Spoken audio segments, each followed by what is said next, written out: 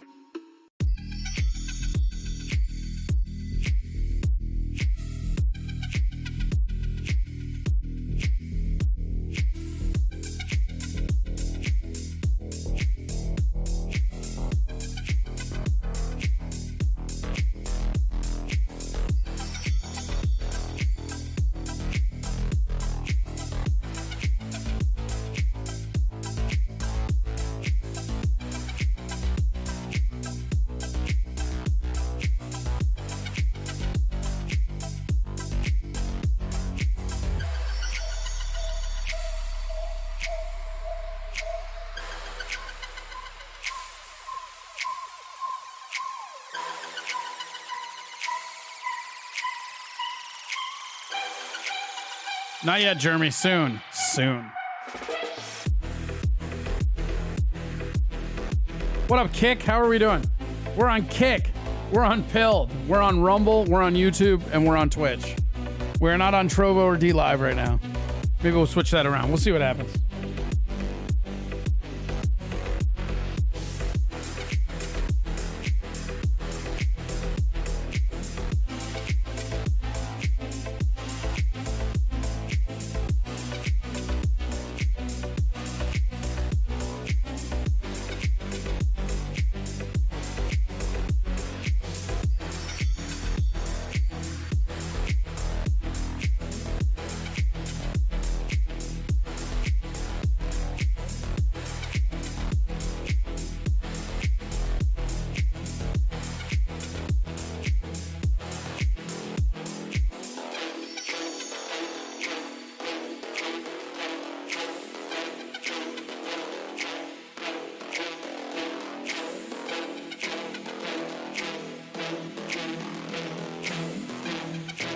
What up, Irish Rose? How are you?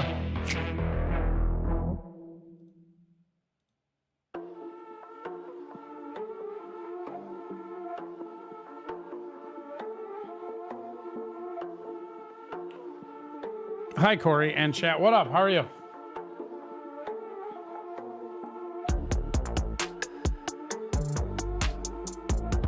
We are live on air. If you got the Discord, hop in the on air. Everybody's welcome. This is just going to be a low chill stream.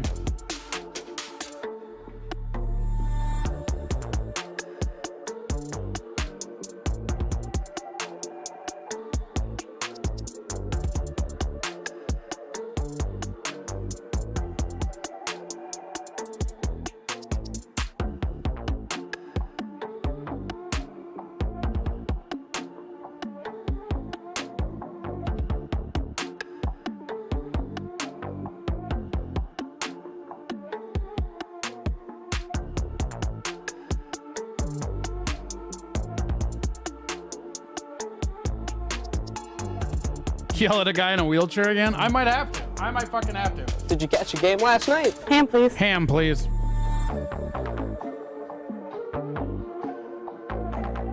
Oh, thank you for the ice cream, Scott Richards Dask. I appreciate it. Welcome to the Cum Zone. Only cum inside anime girls. Quivering clit, double-jointed pussy. Fresh balls. Elegant ejaculation. First the kiss, then the cum.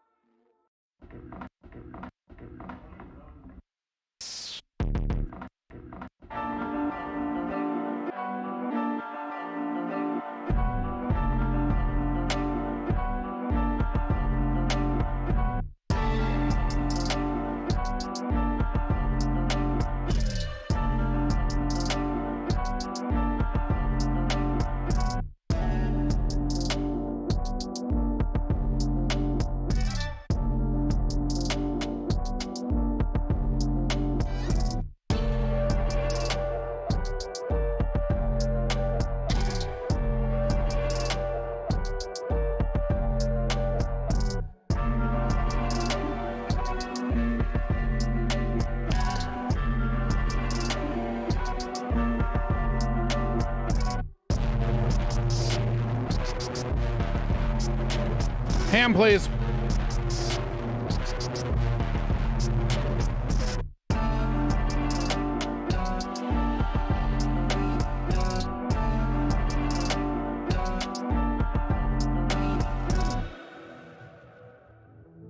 How we doing, everybody? Welcome to a late episode. I just figure we should be here late one day and really interact with people, see what people like on the night side. My week was good. How's your week, Wild Irish Rose?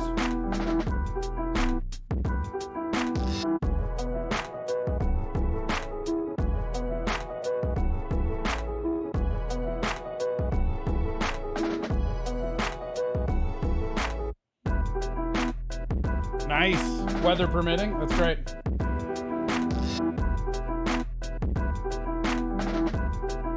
Haley loves karaoke.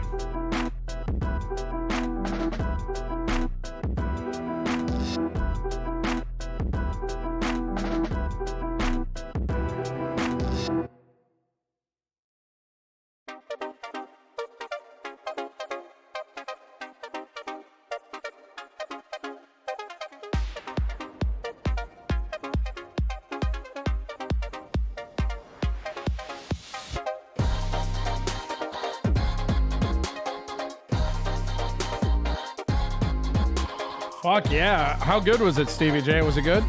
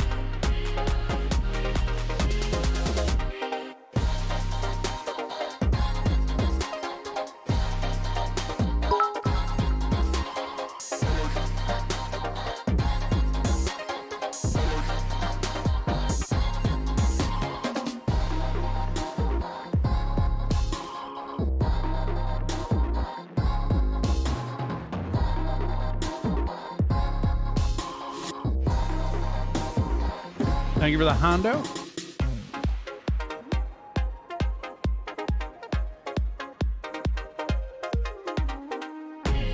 We're fighting aliens? I said it was a theory that I don't think is true. I said that, Scruffy. I don't know why you're busting balls.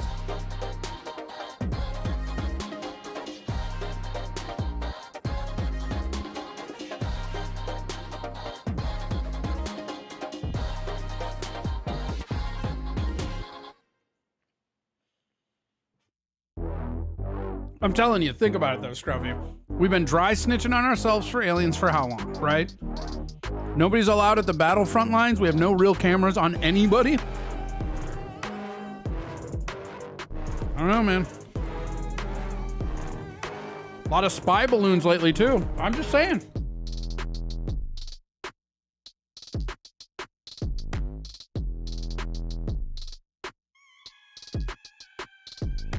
I don't know about that. I mean, shit, we've already proven faster than light travel exists. That doesn't mean we would have the arsenal.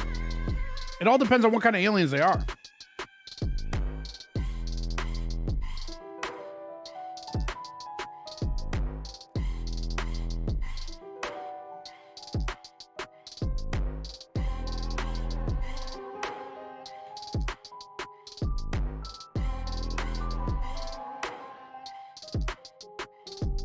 I mean, everybody thinks they own us, right?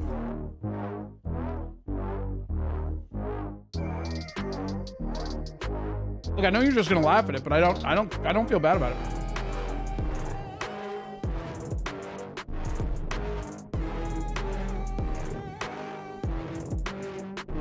Been making stream clips for a show and just moderating. Finally got to Doctor in Prison. It's 2020. Crazy.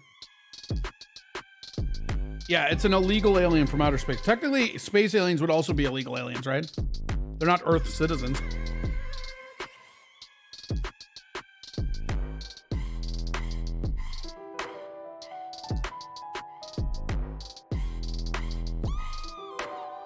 What up, Kick? What up, Rumble?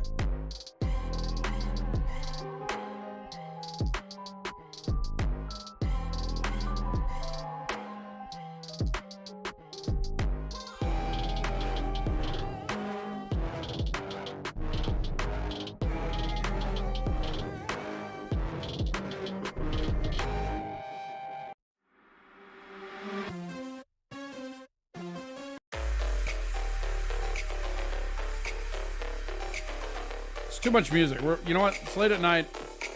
We're having a fun, chill stream. Let's just chill it out a little bit, shall we? Oh, that feels good. Right there. Yeah. Yeah, I like this one. Maybe aliens are originally from here and we have an infestation. Well, you know that. I've got another weird theory about that, right? What if the artifacts we're finding from aliens are actually just us using time travel? And we're only able to traverse it one way. We weren't able to get back, so we just keep finding all this gear, but all the gear we find that we don't understand is just our gear from the future.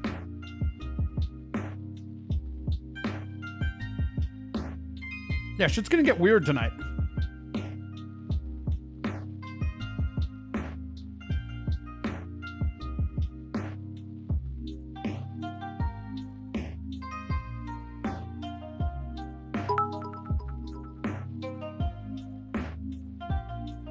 Thank you, Balls Deep.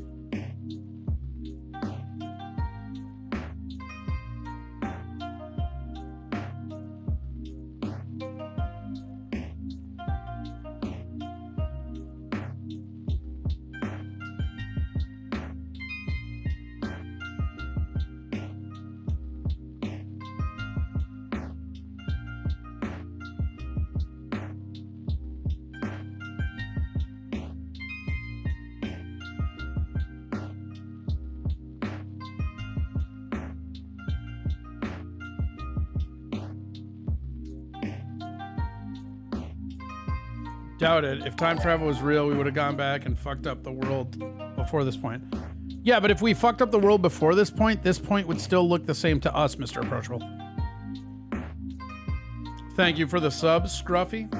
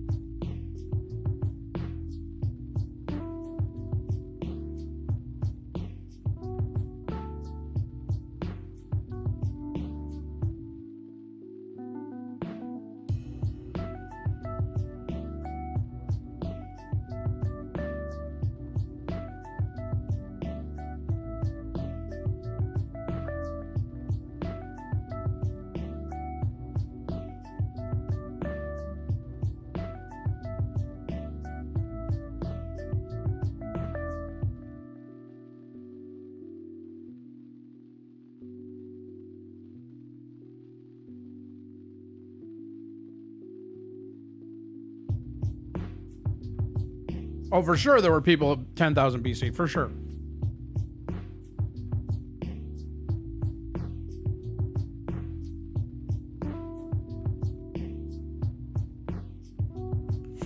Brown Candy says Mexicans were the first real aliens. I don't know about that. I sure said that would make sense, right?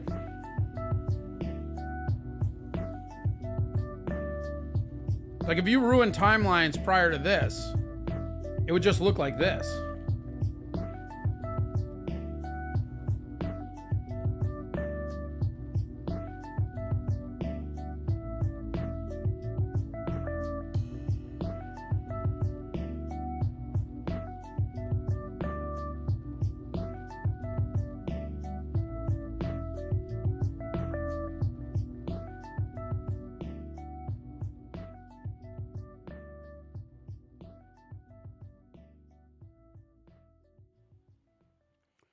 We had pyramids before Egypt. I mean, yeah, but so did there's places in Asia that had pyramids before you, bro. You didn't invent the pyramids, all right? Knock it off. Knock it off.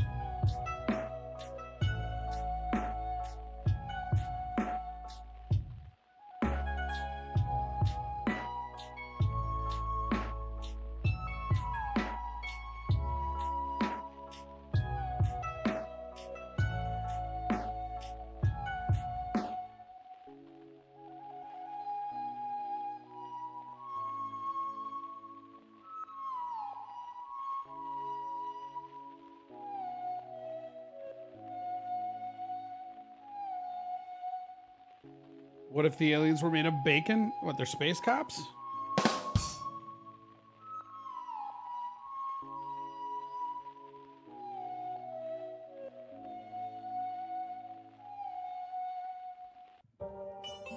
Also, what if the world is significantly larger than they tell us? But we're locked in a small portion of it because we're violent, war-driven savages. Antarctica is the getaway to keep us out of the larger planet? So you're saying like all of our universe is a prison, Scruffy? That's interesting. I don't hate that.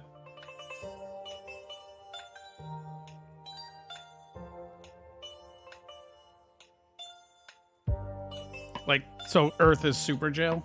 You just want Earth to be super jail. Just admit it.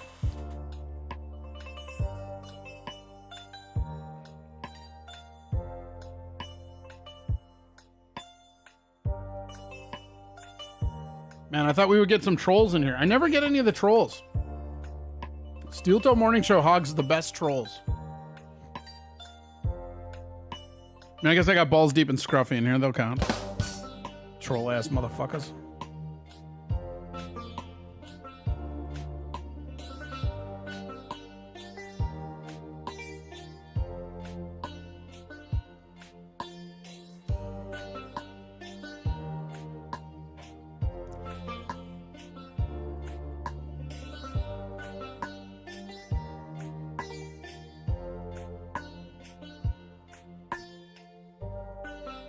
How are the trolls on Pill? Does Pill get good trolls? We can't even get any traction on Kick.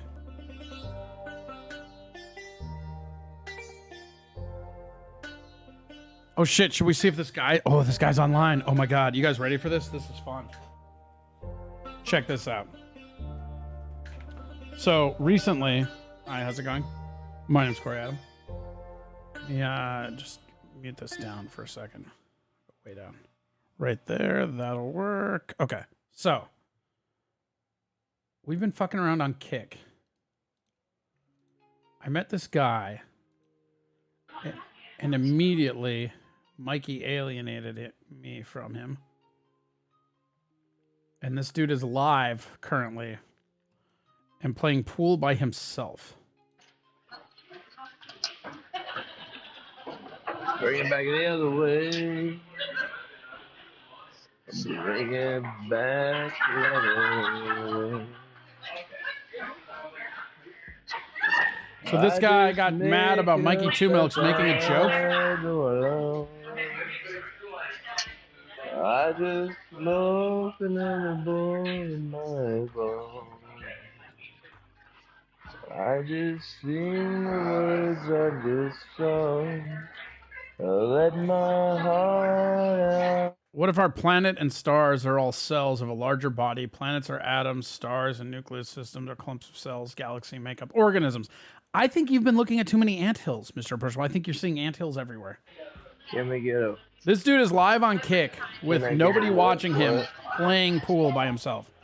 This guy got so mad because he couldn't stand Mikey Two Milk's joke.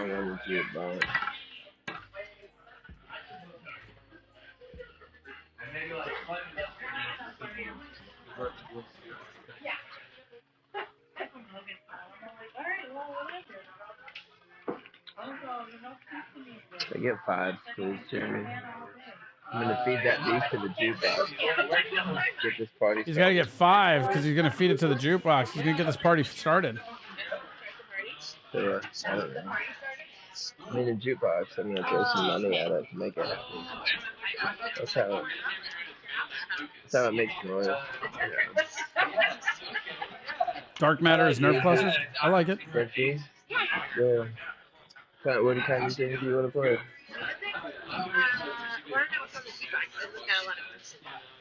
Yeah, I mean, I just push buttons. Sometimes I like stumble and fall, and that's what I can tell how you didn't even want to pick.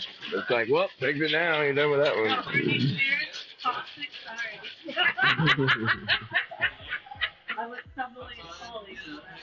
Yeah, dark matter is Nerf clusters, neurons and such, as above, so below. Yeah. Okay, we'll check in with this guy later. But yeah, that's fucking... That's a thing that exists. We're going to keep our eyes on that. See if that gets any better. Now let's go back to weird conspiracy theories, shall we? Boom, there we go.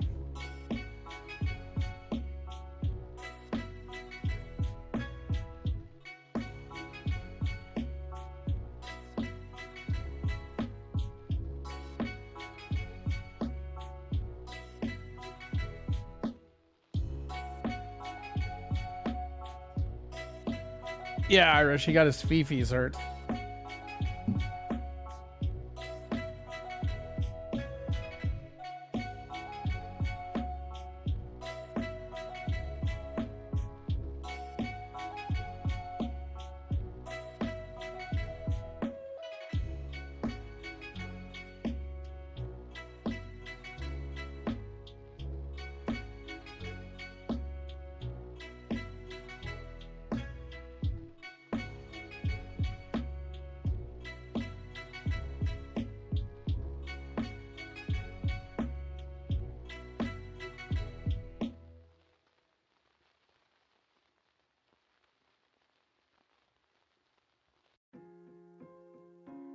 His fifis were totally hurt.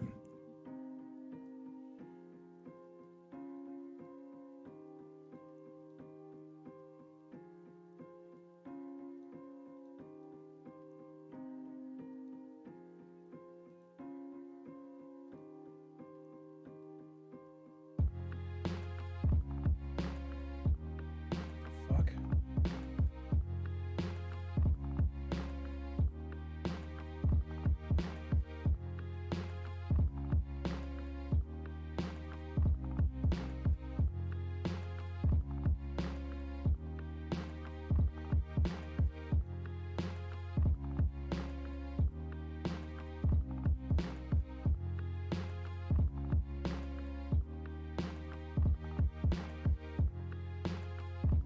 There we go. Now we got it. All the chat boxes are up. Okay. Is that the turd who got Mikey banned? No, Mikey got banned off something different. He got banned off YouNow and Twitch.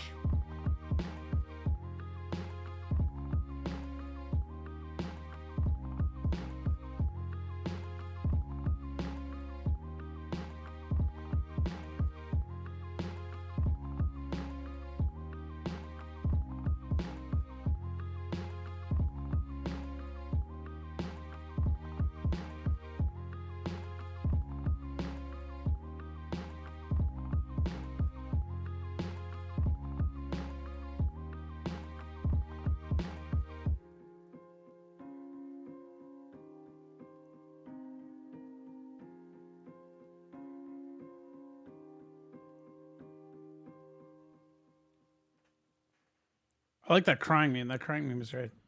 So who was the weird hippie playing pool by himself then? So that was a guy. So there's a new platform coming out called Kick, which we're on right now. Shout out to people that are on Kick. It's basically a better Twitch. It's more user friendly. It's got 18 and above, so it actually has like topless tub girls for people that like that kind of thing. Scruffy, I'm talking to you. I've heard of it. Yeah, it's just a good. It's a better Twitch platform basically. Oh, be right back. Yeah, Corey Adam Comedy on Kick, bro. Yeah, John in SLP has some girl that he like does naked kettlebells that he now pays to do kettlebells, and he tells me about how much better her kettlebells are than mine, and I'm like, yeah, I would hope so. She has boobs. But so we were on Kick for the first time, and it was me, Mikey Two Milks, and I forget who else. And Mikey told his infamous joke at this point, the joke that has now got him banned off 2 platforms. And this guy just immediately shut down. He's like, oh, I don't do that. I don't do that at all, man. I gotta go. And then he just dipped out. And I had him in the... He had called in. He was on the call-in line. It was pretty fucking hilarious. Like, the Kick that all the spam hookers tell me to add them on.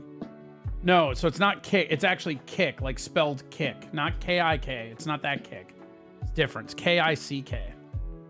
And it's, again, it's just like Twitch. If you like Twitch, highly recommend Kick. It's pretty good. But the big thing for the streamers is it's got a better TOS and all that stuff. But I don't know. Basically, I'm out there trying to find what's going to be the next platform that I like. So far, my favorite platform that not many people have heard of is Pilled. Pilled.net, Corey Adam Comedy. Go ahead and find that. Pilled is great. It's got a great infrastructure. I like that. Kick is pretty cool, too, because Kick is designed from the ground up to be a clone of Twitch, basically. So the cool thing about Kick is that it's designed to be as Twitch identical as possible.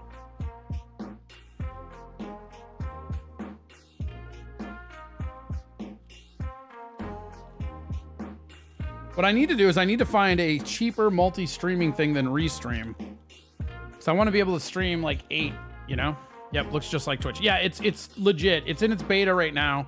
Highly recommend. Come on in, man. Fucking, you can be my second follow. I think that weird creepy guy was my first follow, but you can be my second follow, Scruff. But it's actually, the thing that's interesting about it is a lot of the users from Twitch are moving over, a lot of the big partners and stuff. The cut for the entertainer is better, and the TOS is better. But other than that, like they did a lot of painstaking work to make sure it's just like Twitch. Actually, here, I think we can just do it. We can explore it ourselves. Is it app-based? That's a good question. I'm not sure if it's app-based. Here, you know what? I'll check right now.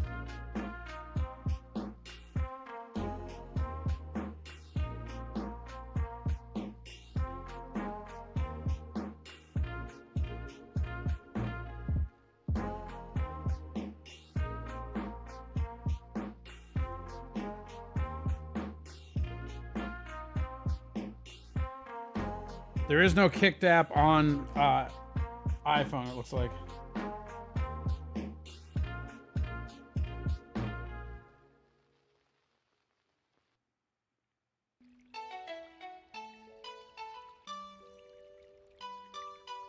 Are my chats not going through? That's weird. I don't see them. Here, let me take a look.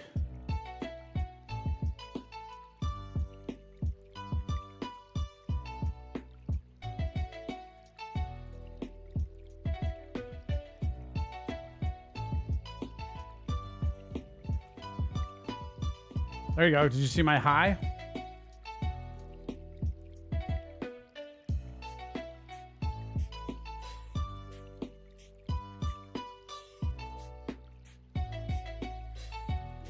So now you type one. Your chat disappeared? Weird. Hold on, let me see if it's a setting.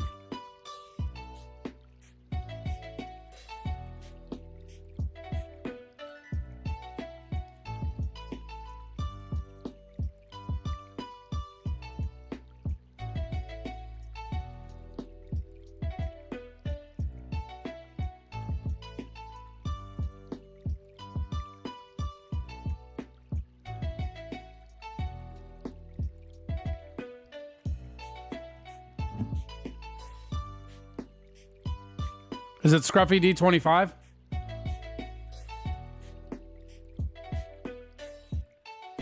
Fuck is going on in here? What up, Whiskey Blue? We're having fun. We're hanging out. We're looking at Kick, and hanging out in Pilled. What's up? How are you, sir? Or ma'am? Or person of a non-defined sexual orientation? And or gender? Same handle? Okay, here, hold on. I'll make you a mod and see if maybe that fixes it. I don't know. It is beta, so it is fucking glitchy as fuck.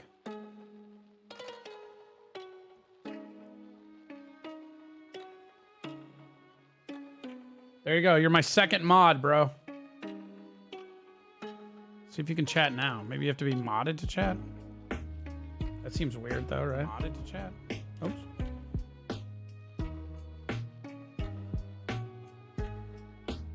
Nope, it disappeared again. That's weird. I don't know. Did you follow the channel? I don't know. That's weird.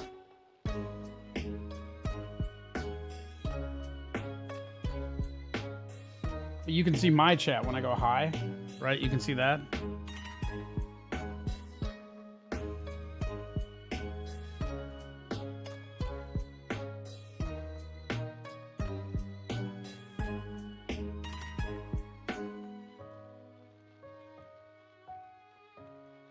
Cybernetic Husky says, sup cunts. Man, watch that language, buddy. Jeez. I'm a dude. You're Sorry, not my dad. You don't know that I'm not your dad. Hey, I do. No, actually, I have some great news about that. Son. Fortunately, you're going back to the orphanage because I can't afford you after all the backed birthday presents I would owe you.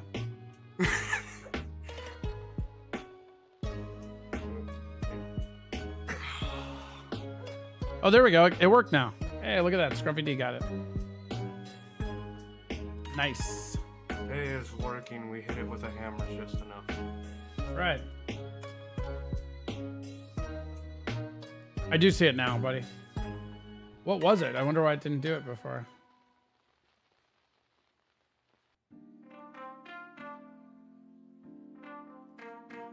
How are you tonight, Cybernetic Husky?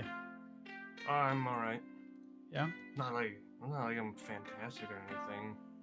I know I have another stream I'll be popping on in like an hour or so.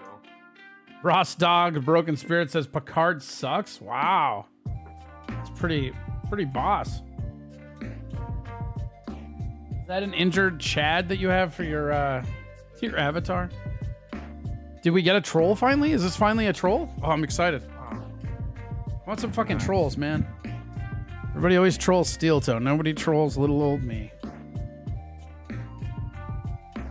You wouldn't consider 990? Nah, 990 is not really a troll. No, are you kidding me? 990 gives me links for like police chases and shit. I love 990.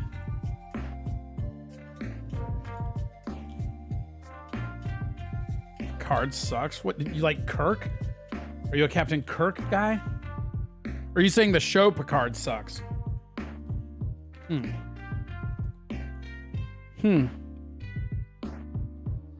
Did you enjoy our little ASMR stream yesterday, Cyber? So, I mean, yeah, I enjoyed screaming about it. Oh. I don't know, that one guy just manhandling the food and everything is pissed me off more than the fact of it being an ASMR. Like if it was like This is such a Twitch, they'll get sued. Yeah, you should see the control panel, Scruffy. The control panel is identical. It's so funny. He took the fucking, especially the Chick-fil-A one. We took the sandwich out and played with it with his fingers when he ate the fries, the nuggets, and the fucking pepperoni on the pizza on that one. See, I don't even. Do you want to watch more of them? Is that what you were saying? No. No? The other thing I hate with the ASMR is when they have those special microphones and then they go in between the fucking ears and you have head. Oh yeah, watching him lick those weirdly covered microphones makes me nauseous. And then they just go back and forth talking into it, and just goes to one ear and the other. It's like fuck, and I almost like that one with the jellyfish. They were doing that. I had to take my fucking headphones off. Yeah, dude, ASMR licking is the fucking worst. It's literally the fucking worst. I just want to know, how do their tongues not get fucking dry licking the microphone? They do a lot of the times. Usually they have like a cup of water next to them or some shit. Pre-moisten the ear. Never ever say pre-moisten again. Gross. Welcome to the foxhole. Yeah, fuck yeah, dude. I don't know. I do like Pilled a lot. Like Pilled.net is fun. I enjoy it a lot. It's like if DLive didn't die and or suck. I like it because it has a couple games, but the best little thing is you can play the snake game while watching a stream. Nibble, or while doing a Nibbler, stream and yeah. ignore your chat completely. Just play the snake game. Is that what you're doing right now? Yeah, it's great. My best is 43 because I suck when it gets too long, and I don't have the patience to do that one trick where people just constantly. Oh, holy shit, guys! I just got an email from one Jake Hudson that says, "Stop putting your name in my mouth." I don't think that's what he meant to type. Should we see what this is? Sure.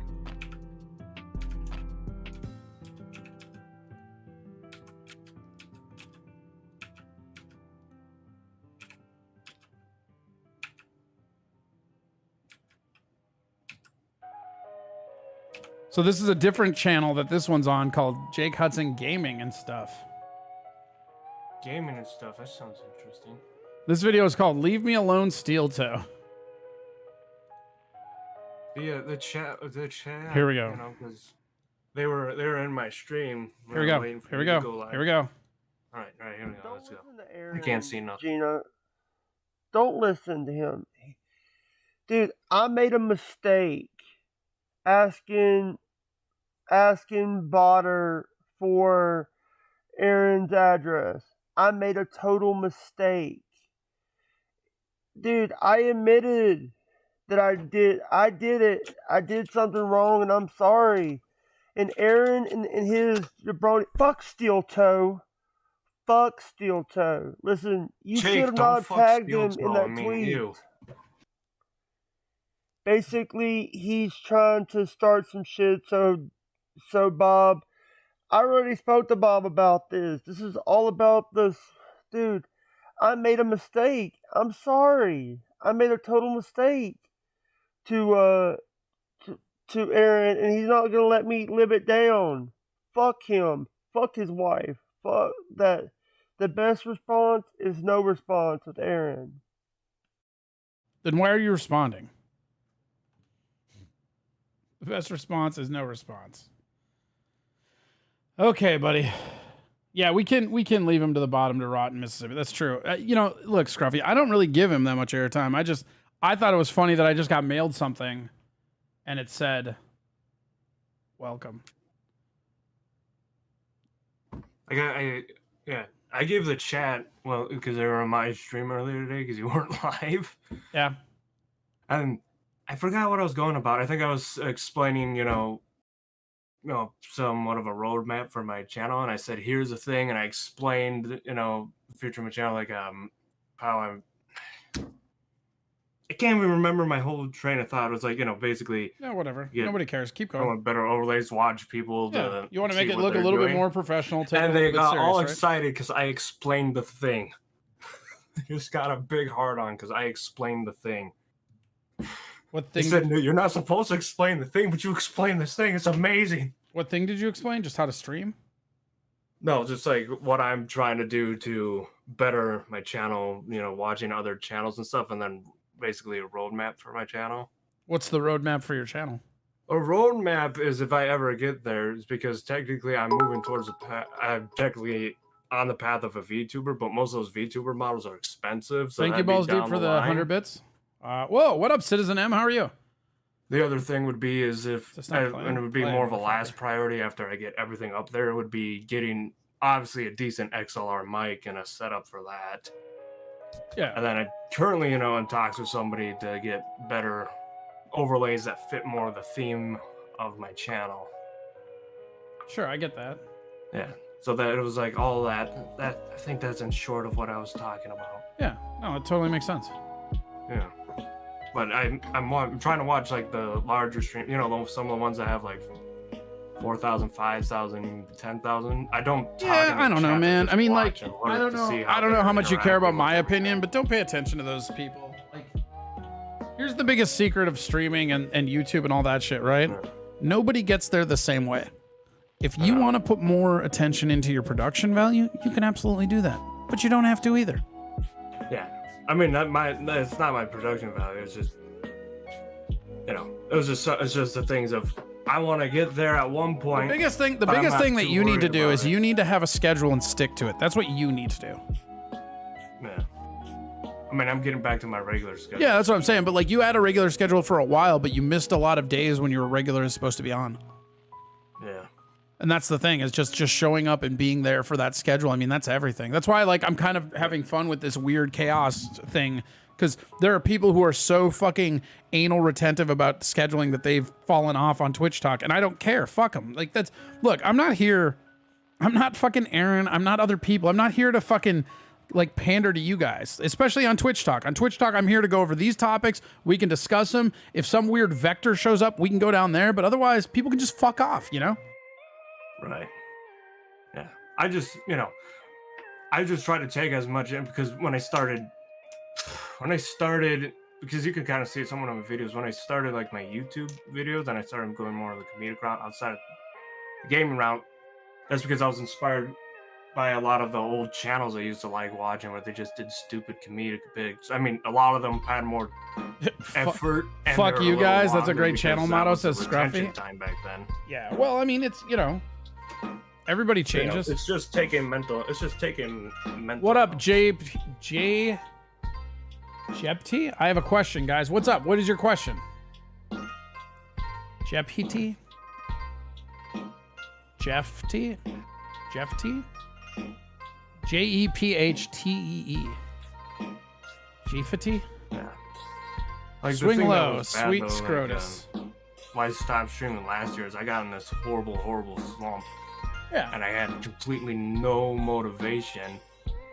I got it back. I don't know what got back, but I know the thing that's pushing me forward is why I pinned it onto my profile is because the VTuber market is mostly dominated by females, and a lot of people say if you're a guy, there's no hope, don't do it. So my I wouldn't say goal that. is to I wouldn't become say the that. largest guy VTuber. Yeah, I wouldn't say that. I would say that it's definitely easier if you're a chick, for sure. Yeah. So that's my motivation that's keeping me going. I'm like, that's the complete end goal, bull straight there. Nice. I gotta find a better like cross streaming thing though, because I gotta like have everybody included. Yeah. I think But fuck you guys something is a more, great yeah. channel motto, Scruffy. What would you rather, like, I don't know. There's no fucking winning with any of you monsters online, right? No matter what you do, somebody's gonna fucking hate it, and then they're gonna convince a bunch of other people to hate it, and then it's just gonna fucking snowball. That's how the internet is. I always love it when I find small channels, and they're usually channels that have hot takes or opinions because I've seen them with movies and stuff. This phase always happens. It's the drama phase. Yeah, it has to. Yeah. Trying to And change then people's minds is pointless. everybody tries to I mean, turn I don't against each know. other. And if you're trying to stand with your friends, So by that other logic, people in the group will go Scruffy, after you and attack you. expressing your own opinion yeah. is pointless. What up, Toastmaster over on Kick? What up? Everyone is a bunch of dicks online. That's true. Everybody's a bunch of dicks because they can hide behind these weird virtual realities. Like it, Scruffy does it, Balls Deep does it. One thing you'll notice about me, all my names are Corey Adam Comedy. My fucking name on Reddit is Corey Adam Comedy. There's a lot of fucking inhumane fucking psychology that goes into not using your real name on the internet. You know my name. I don't know your name for shit, bro. and I don't want to know it. You're a DC Defenders fan, and I don't like you. Fuck your beer snake. My heart wasn't in it. I love that beer snake. Beer Snake is awesome. That's how they won the game against the Battlehawks. They were doing it for the Beer Snake. I know. Ka was the law, Like, they but did like not- we just yeah, couldn't. they did that not have snake. that motivation a couple years It's ago too against the distracting. Battlehawks. Look, AJ McCarron has been gone a while, and it's just too distracting on his rehab for him to just be seeing those beer snakes in the crowd. Like they should be illegal if you want to know the truth. Kind of cheating.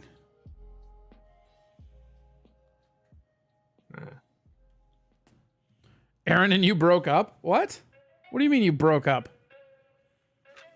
Wait a minute. Oh, sick. We got some Citizen Ebb. Actually, you're a good person to talk. I need to be caught up on the drama, and I don't want to go back and look at it. Here's what happened to me, okay? I woke up today, and there was a shitload of DMs on my Twitter that kept asking me why April is looking so sad. And then somebody dropped the NLO thing, so I got it was a nobody likes onions or whatever thing. So I was like, okay, whatever. But it's like, what happened today that like I got, because again, I got 10 or 11 in my inbox asking me why April was sad. Ben DiNucci is killing it. Ben DiNucci is garbage, and he killed it 1 week. But you know what? Here you go. Ben DiNucci. That's the other thing I hate about when it comes to dramas on channels. A lot of times it happens during some live stream. That's what I'm saying. You're minding your day, and then you start having to ask all these people. That's what what's it is, happening, man. And then you get That's what this half-assed whole- stories with everybody. That's what this whole fucking weird radio triangle of bullshit is, right? People are watching Pat, so they got to get caught up on Steel Toe, or people are watching Steel Toe, so they got to get caught up on fucking Chad, or they're watching Chad, so they got to get caught up on Rico, or whatever the fuck it is. It's fucking garbage. All I say is YouTube algorithm loves fucking drama. Citizen M says like the first 20 Stardust. minutes of the show, April looked like a grieving mother. Wow. Isn't he leading the league in passing? Yeah, he probably is. He's probably also leading the league in fumbles. Ben DiNucci sucks, man. Put your faith in Ben DiNucci. See where it leads you, you stupid Sea. What are you, a Sea Dragons fan? Shut up, Staska. Somebody ban him. I'm just kidding. Don't ban him. I'm too busy playing the snake. Yeah, that'll happen. Jeopardy, did you want to, like, dude's like, can I ask a question? And then never ask the question. What's up, Toastmaster? How the fuck are you? Wild Rose, what do you think about that? What do you think about drama? Is there drama on Pilled? Is there drama on Kick? Is there drama on Rumble?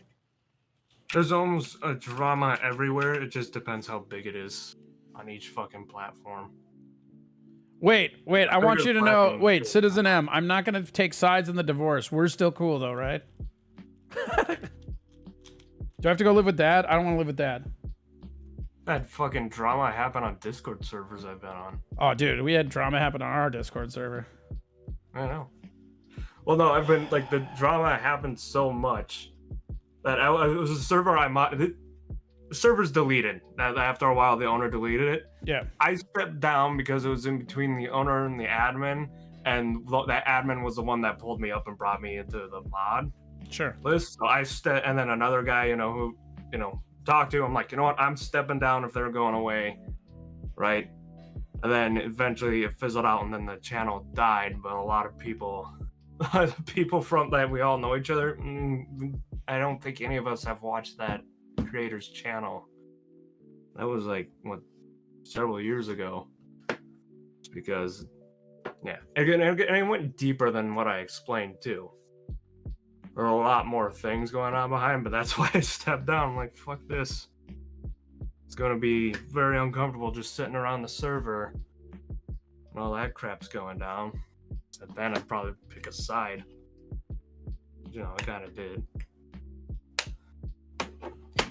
Yeah, one it was time. a soft breakup. I don't hate Aaron or April, but Aaron is lashing out at at all his fans. He wants to change the entire show format.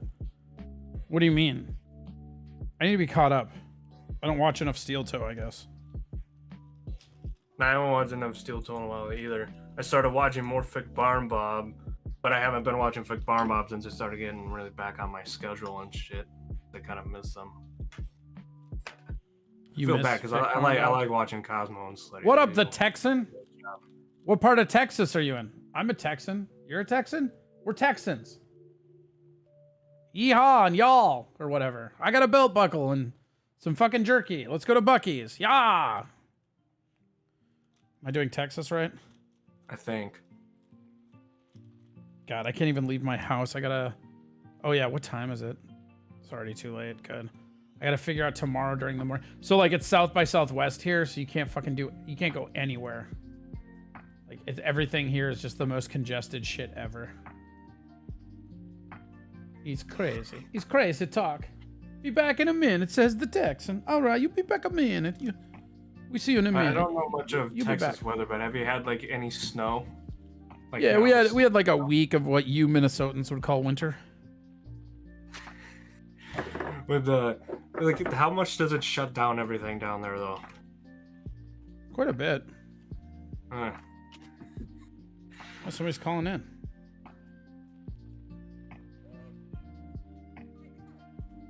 Hello. I always find it Hold funny when on one there's people- second. All right. Call back. I have to connect this to the Bluetooth. All right. Hold on. Got somebody just called in, but I have to connect it to the Bluetooth. There we go. All right, call right back in, people.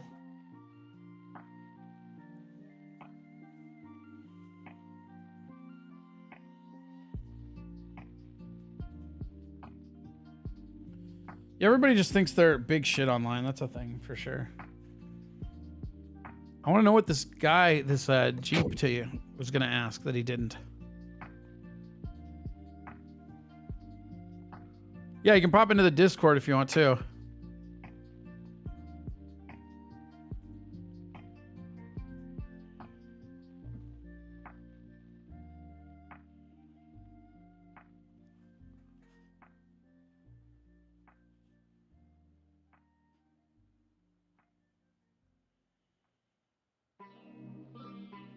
Join Discord.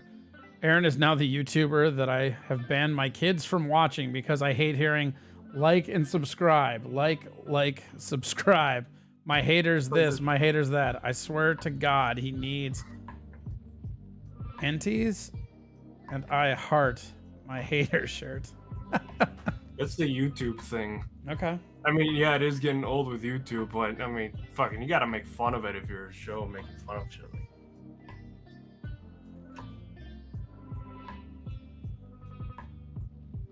I know I'm nobody and I'm fine with it. Whatever, Scruffy. You're somebody. Just stop. You're somebody. Citizen M said he's having long-time followers leave. Aaron doesn't want any more internet drama, even though he's dedicated significant time every day to talking about how he doesn't want to talk about the drama. Okay.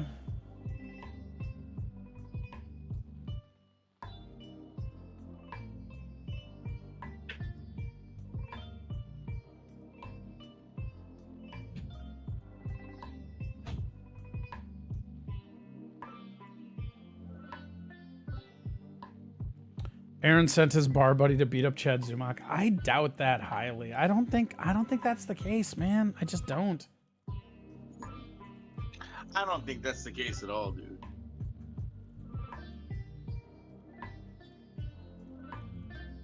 I like it just for how it annoys YouTube viewers. Yeah, for sure. I mean, that's kind of the point, right?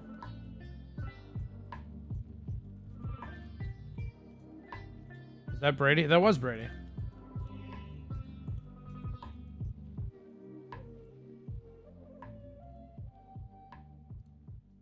Hey, who the fuck is asking? Huh? Scruffy D is asking. Oh, he just wants to come in here and mute me.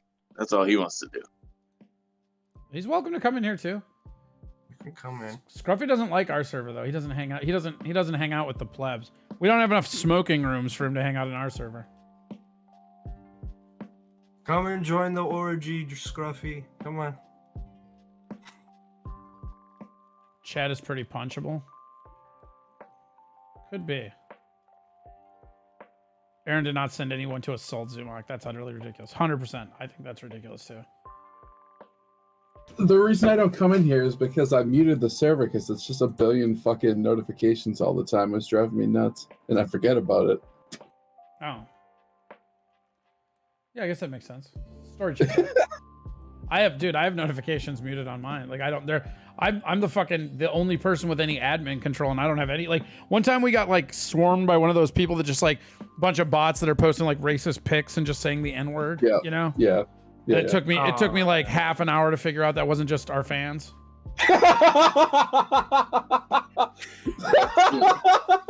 Dude, I turned off all my Discord notifications because it just got annoying. That's outstanding. It's just honest, man. Is this a bot or is this the Spurgs up in Minnesota? Right? Like, yeah. Is it? Oh, dude, Minnesota? Are you kidding me? We got Spurgs all over the place. Yeah, that's a good point. The collection of Spurgs. Like, oh, is this actually happening, or did Granny get some alt accounts? Yeah, no shit, right? Now, if the guys had their balls tied off, then you know it was a Granny alt account. That's what their name was. Balls cut off. Jesus fuck. Yeah, they were robots. It was tying one off, tying two off, tying three off, tying four off, tying five off. It went all the way up to like. I thought that was a Granny thing. One, he's not smart enough to do that, but two, with the evidence there, it's pretty spot on. Arsher says some people love nothing more than to stir the pot. Yeah, no shit. Oh, hey, all right, here we go. Yo, Corey. Oh, yeah. Hello? Hey, it's me, Citizen M. Hi, Citizen M. How are you? Well, I'm just trying to figure out why my genitalia smells like rotted cod. What the fuck? Okay. Why do you think it is? You're asking us? In general, yeah. You should probably wash it. Yeah, you should probably bathe. I feel like bathing would help. Yeah, Make have you sure taken a you shower at all use actual soap on your genitals when you wash them in the shower. Don't Yeah, you just have use to use water. soap. Yeah, in your case, you might want to get something that like has some granules in it. And that's coming from a Cajun. Yeah. Well, you know, my hot water heater doesn't work, so it's real. You can I use can cold only water. take cold showers. The key ingredient here is soap, my friend. You want soap. I used to live in a fucking Citizen oil M field. Citizen M is typing in the chat room, and he's saying, "This guy is not me. This is gross." Why would you type that in the chat room? Oh well, I got ashamed after I called you. I changed my mind. I shouldn't have Okay. told you. So Okay. now I'm saying it's not me. Oh, okay. So, so it's citizen not you? citizen unknown. But anyway, my genitalia does stink. Well, I shower twice a week, but I also ride my bike a lot to work and such. And Like a motorcycle Well, or like a maybe. bicycle? Yeah, what kind of bike? a bicycle. We're just gonna pass over the fact that he said he only showers twice a week. Oh, No, he hung no, up. He I was got embarrassed. He hung up. He got embarrassed. I was getting to that. Like, buddy, you gotta shower at least 5 or 6 days a week. If you skip a day, it's fine if you've done nothing. But Jesus Christ, have some Well, in hygiene. his Got case, it. Yep. in his case, to catch up, he's got to shower like twice a day Yeah. for at least a week. If he's riding a bicycle and doing physical activity, he's gonna have sweaty ass balls, and he needs to shower. Yeah, dude. Yeah, for sure. 100%. Yo, for real, bro. Like I'm pretty dirty, and I'm kind of Euro trash. So like I've been known to go 2 or 3 days without a shower. It's happened. I admit it. Dude, I'm nasty. We've all Eurotrash. done that. No, but I'm just saying, like if it gets to the point where like I can smell my balls, like I'm showering Yes. that moment. I don't even care if I'm Yes. late for something. Like I'm Yeah, showering that moment. exactly. Yeah. When you can smell your junk, you're like, fuck, I don't care about this meeting. I'm going to take a shower. Yeah, dude. There's no way me going into this meeting gotta keep up unshowered with is that going to shit. help me. Yeah, exactly. Even though it's a virtual Yeah, meeting, but- I can still smell myself, and that's all I'm going to be thinking about. Irish Rose says it's called heat up some water on the stove. Right? Yeah, call in. Citizen M, call in. Sound He like a hung girl up, on the didn't he? phone. Bad impression. No, call in. I wanna get to Citizen M. Citizen M is one of my favorite people to get filled in on what's going on, because even though people like to act like Citizen M is, you know, a weirdo or this or that, like really Citizen M watches everything and is pretty fair overall, I feel like. Oh, that's cool. Although We I Bought watched It has some of the quite a Jack bit when shows we there. started, but that's everybody hates me when they first see me. That's kind of how it goes. They hate me because they ain't me, baby. I'm I kind watched of some of the curious Jazz who shows today. Citizen M. I feel like he's somebody's spirit animal, and I haven't figured out whose yet. Probably the guy who didn't wash his nuts. Yeah. Probably that guy. Rubber dub dub. Rubber dub dub, 6 men in a tub. Brady, we're not talking about your dreams here. All right. Anyways, what are we on about? Wait, hold on. I got something for that. Now. Dude, that was easy. Come on, man. That was Did you watch easy. the game last night? Ham, please. Ham, please. Please. So Corey, So if you had a scruffy. clone of yourself and you Yep. had sex with it, is it gay? Well, yeah, because it would have to be ass sex, right? Correct. Gotta be butt sex. Yeah. Granny is convinced that it's not gay. I'm like, Granny, you were Well, I mean, it wrong. might also be masturbation, technically, right? Yeah. Oh, penetration. I think that's the angle Granny's working at it. It's masturbation, not gay sex. I think Granny's just secretly bisexual and afraid You know to what? admit it to You know himself. what? It's Secretly? Secretly. Secretly? Is Granny here? Is Granny here? No, it was just a question I had for non-biased people Why are you here. talking shit? Like, you I'm not talk talking to shit Granny. about him. He's my boy. Calm yourself, Brady. Jesus No, Christ. I thought I was your calm boy. down Here. We say the same things to his face. It's nothing new, Brady. Calm Relax, yourself. buddy. Little buddy. Little buddy. Are you saying that because he's fat? Brady, did you get that haircut? Or did you still like your mom give you a bowl cut in like 3rd grade? What? Yeah, exactly. Shut up. Anyways, Corey, Yeah. please move on. No, that this was is just a terrible joke, dude. no, it wasn't a joke. terrible. Your haircut It is a wasn't. joke. It wasn't a terrible joke. He just lost the conviction to tell it halfway through. Like you like started out fiery in the tone, and then it's kind of like, oh yeah. Well, I think sometimes you're just not that cool. I guess if I'm being honest. Pretty much. Yeah, Granny's busy. He's hiding in a bush outside of Tomic's place. There you go. Balls saved it. Balls knows what to do. Granny is in a bush waiting for Chad. Yeah. Scott, when are you coming down here? We're going to that fucking brewery.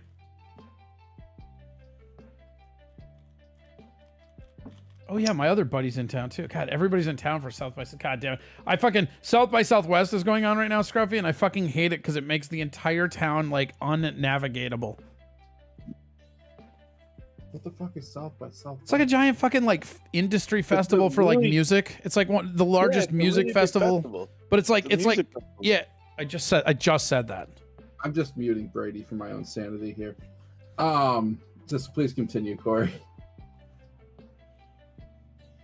No, that was it. It's just a- No, it's like Woodstock.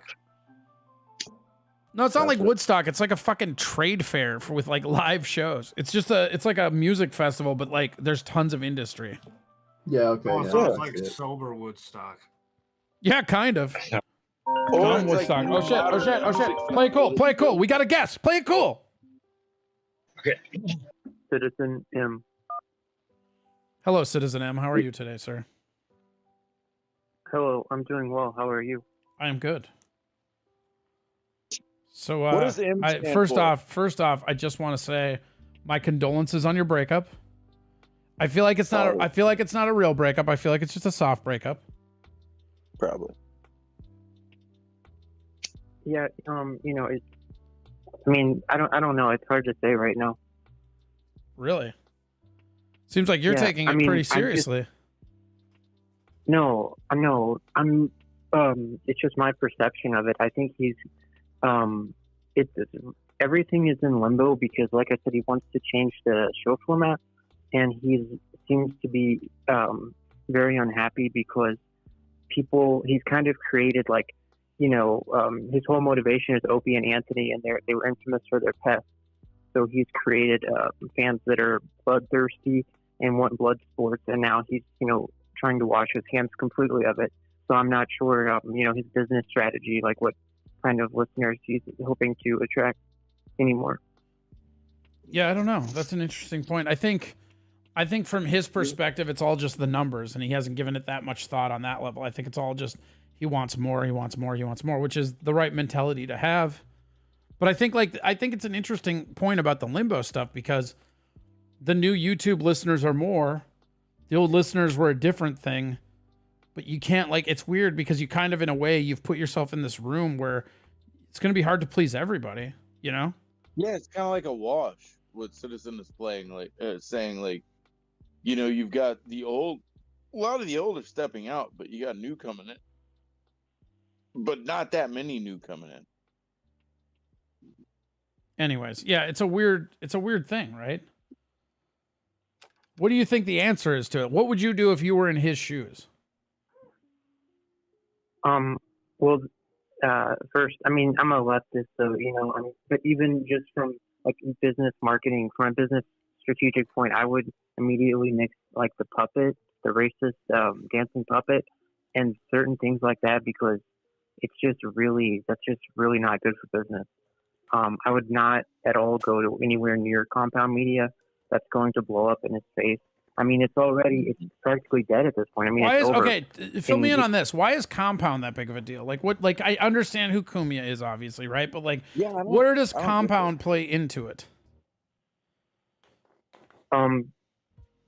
Because it's like a cancer, and everything that it touches, kind of fades away and gets destroyed.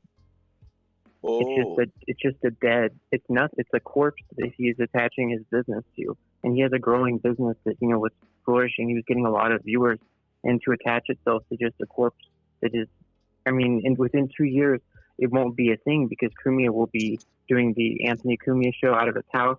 And then in another 2 years, there won't even be that, because it'll be, you know, Cumia in a geriatric home. So I don't know why. I genuinely don't know why he's even attaching himself to it at all. It's just ridiculous. Well, do you think like maybe it's like the idea of there's more listeners there to find out about him, because he's looking at like how many people are on Compound? Is that what? Yeah, Compound, right? Like how many users do they have on Compound, right? Very, very little, and Melton is finding this out right now.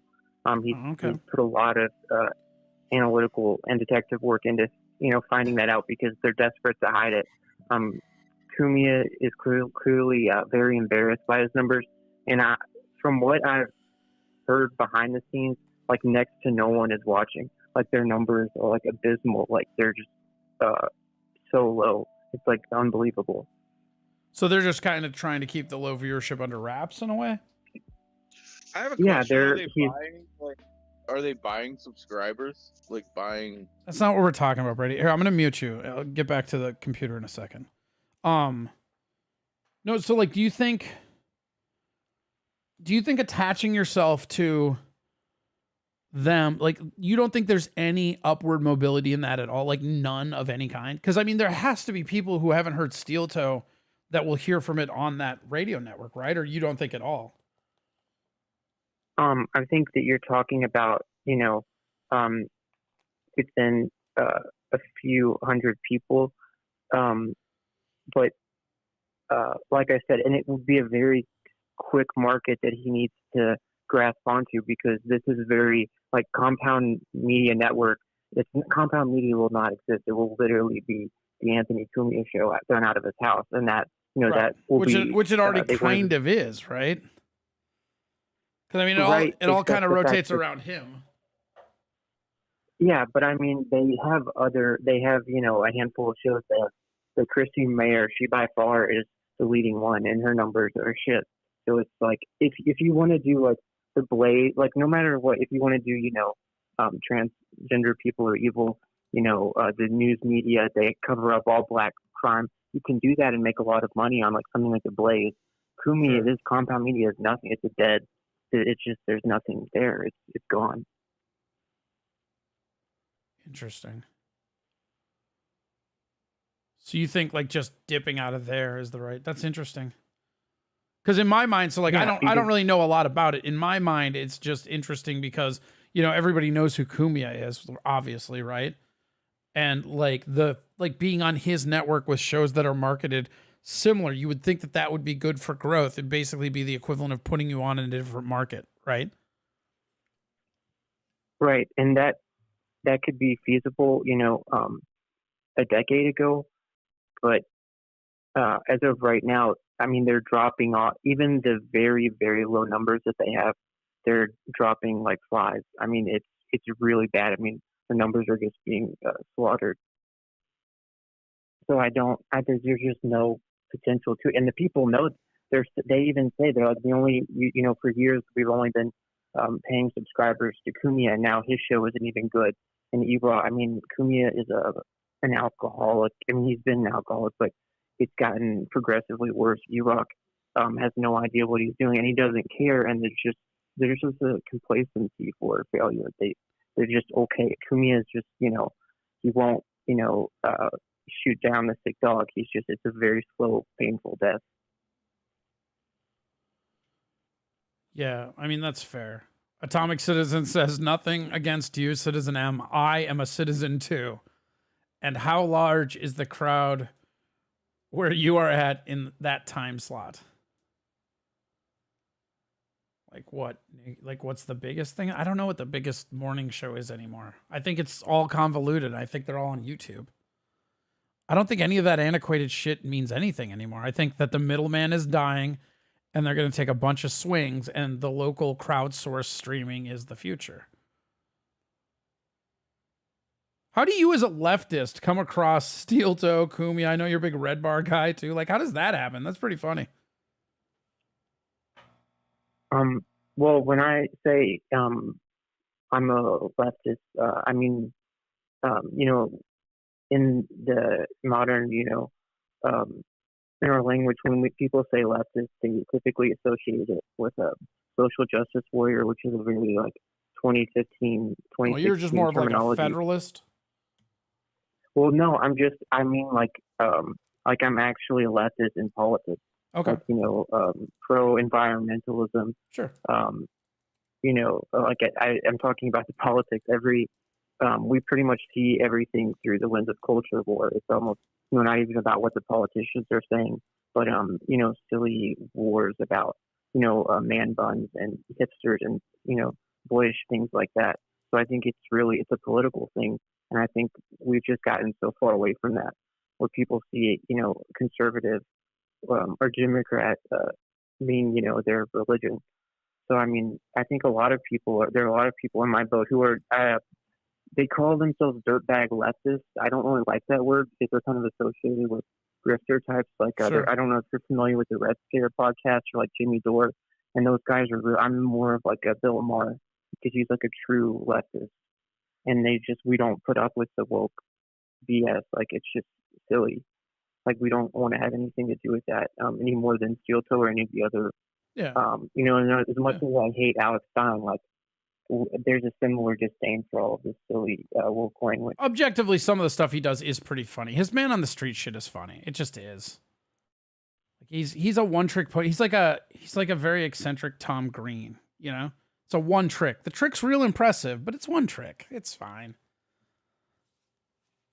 I think like. Yeah, I mean, I'm not pretending to be a critic of comedy or anything. I'm not. No, one of the things I like about you, honestly, and here's like, I remember when you first started coming around and you and I butted heads, but it was always civil and there was always dialogue. And like, I've always respected your opinion. The thing that I like about you is that you're pretty analytical and you're pretty honest to admit when you've done something wrong. And I always look for that when I'm looking for people that are like just going to give me information or just like, interact with. Cause like that's all you can do is be honest with yourself. That's it. That's the only thing anybody can do. Consistency is absolutely the key, Ball Steep. He's been very consistent. I like you, man. You know that. Yeah. Well, it's a gift, a God-given gift called autism. So, I'm blessed. I'm a hero. Yeah, maybe. I mean, hey, Not all heroes wear capes. Some of them are just born on a spectrum, you know? I mean, it takes, you can still have autism and be dishonorable though. I mean, I've met a few, like, you can go either way. Like you can be a good dude or a really good bad dude. You know what I mean? And that's the path. You're very honest with your opinions across the board, I feel like. That's all I'm trying to say. And I really like that. I think that's cool. Yeah, that's a very kind thing to say, and I appreciate that. And I think you're an interesting weather mark to how the show's going, because you're kind of one of these people that slipped in midway before it made this transition, you know? It was like it was starting to when you came in, but it hadn't transitioned yet. Citizen is odd. He is intelligent and articulate, as you said, but he talks shit about everybody everywhere, then comes to those streams and pretend he didn't. As I said, a friend to all is a friend to none. I don't know about that. Like, I feel like he'll say whatever he said. Like, I've seen him talk shit to me when I'm not there and then say the same thing to my face. Like, I don't feel like that's fair to him. They're circling around. Yeah, you said leftist, and now they're going to aim for you. That's what they do. No, and I totally understand where that person is coming from. But I can have awful takes, but when I'm commenting, it usually is a failed. Like, I guess it is. Red Bar has rubbed off on me more than I care to admit. So I am trying to be entertaining. Yeah. But I will say, I try very hard to put, a solid line between that and then the things that Chrissy Mayer does that I really disagree with, like the Sandy Hook and the grift, just this grift.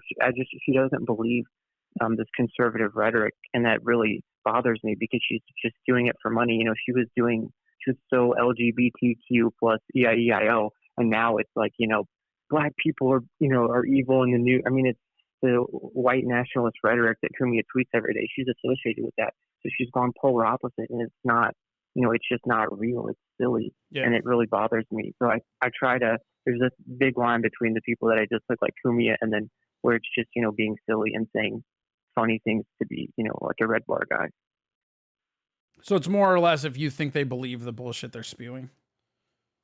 Well, I think that's a big part of it. And for her to, for example, the Sandy Hook thing really bothered me because there's such a potent and crucially. What is hold on. What is the Sandy Hook thing when you say, I don't even know what the fuck you're talking about? Well, she, was she like one of the Alex Jones crisis actors people or?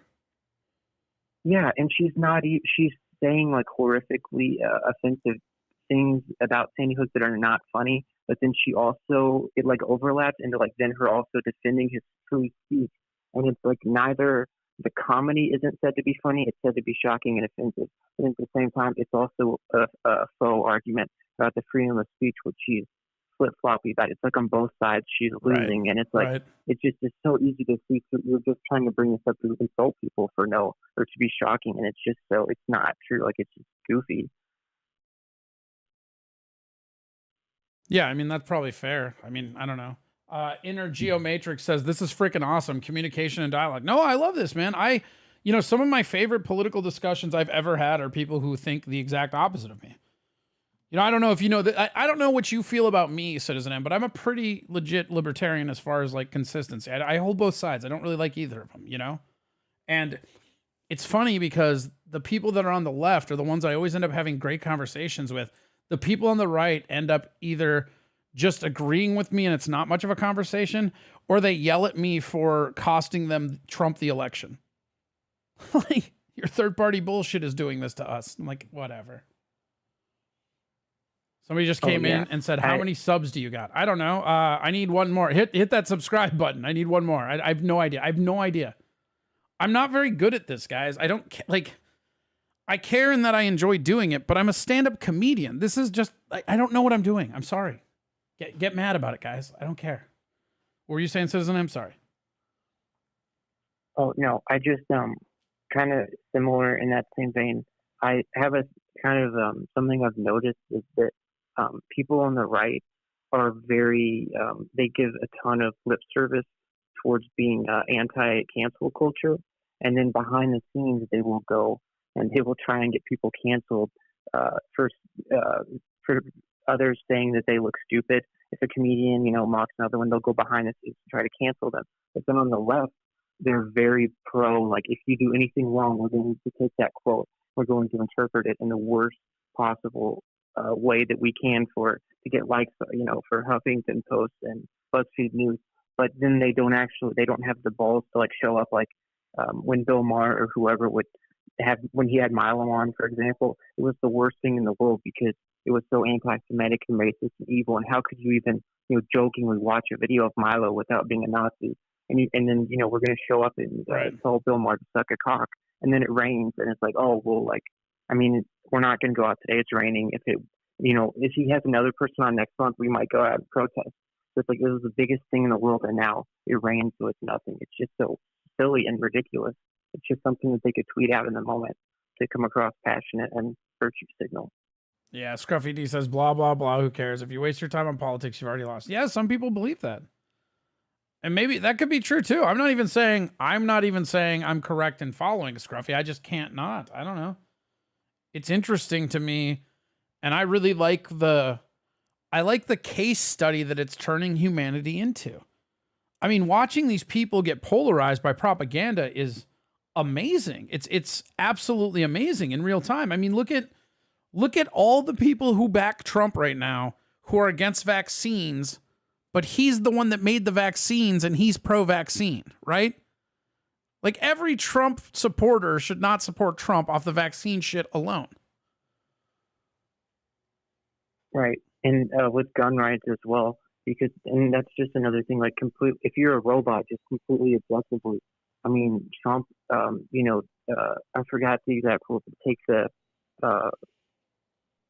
he wanted to take the guns away first and then ask questions or something like that. It was, the opposite of like shoot first, ask later. And it was like, that is so much more radical anti-gun than any contemporary that Democrat has ever said, and mainstream politician. So the fact that they supported him nonetheless, I mean, that just truly blows my mind. Like, I don't understand that.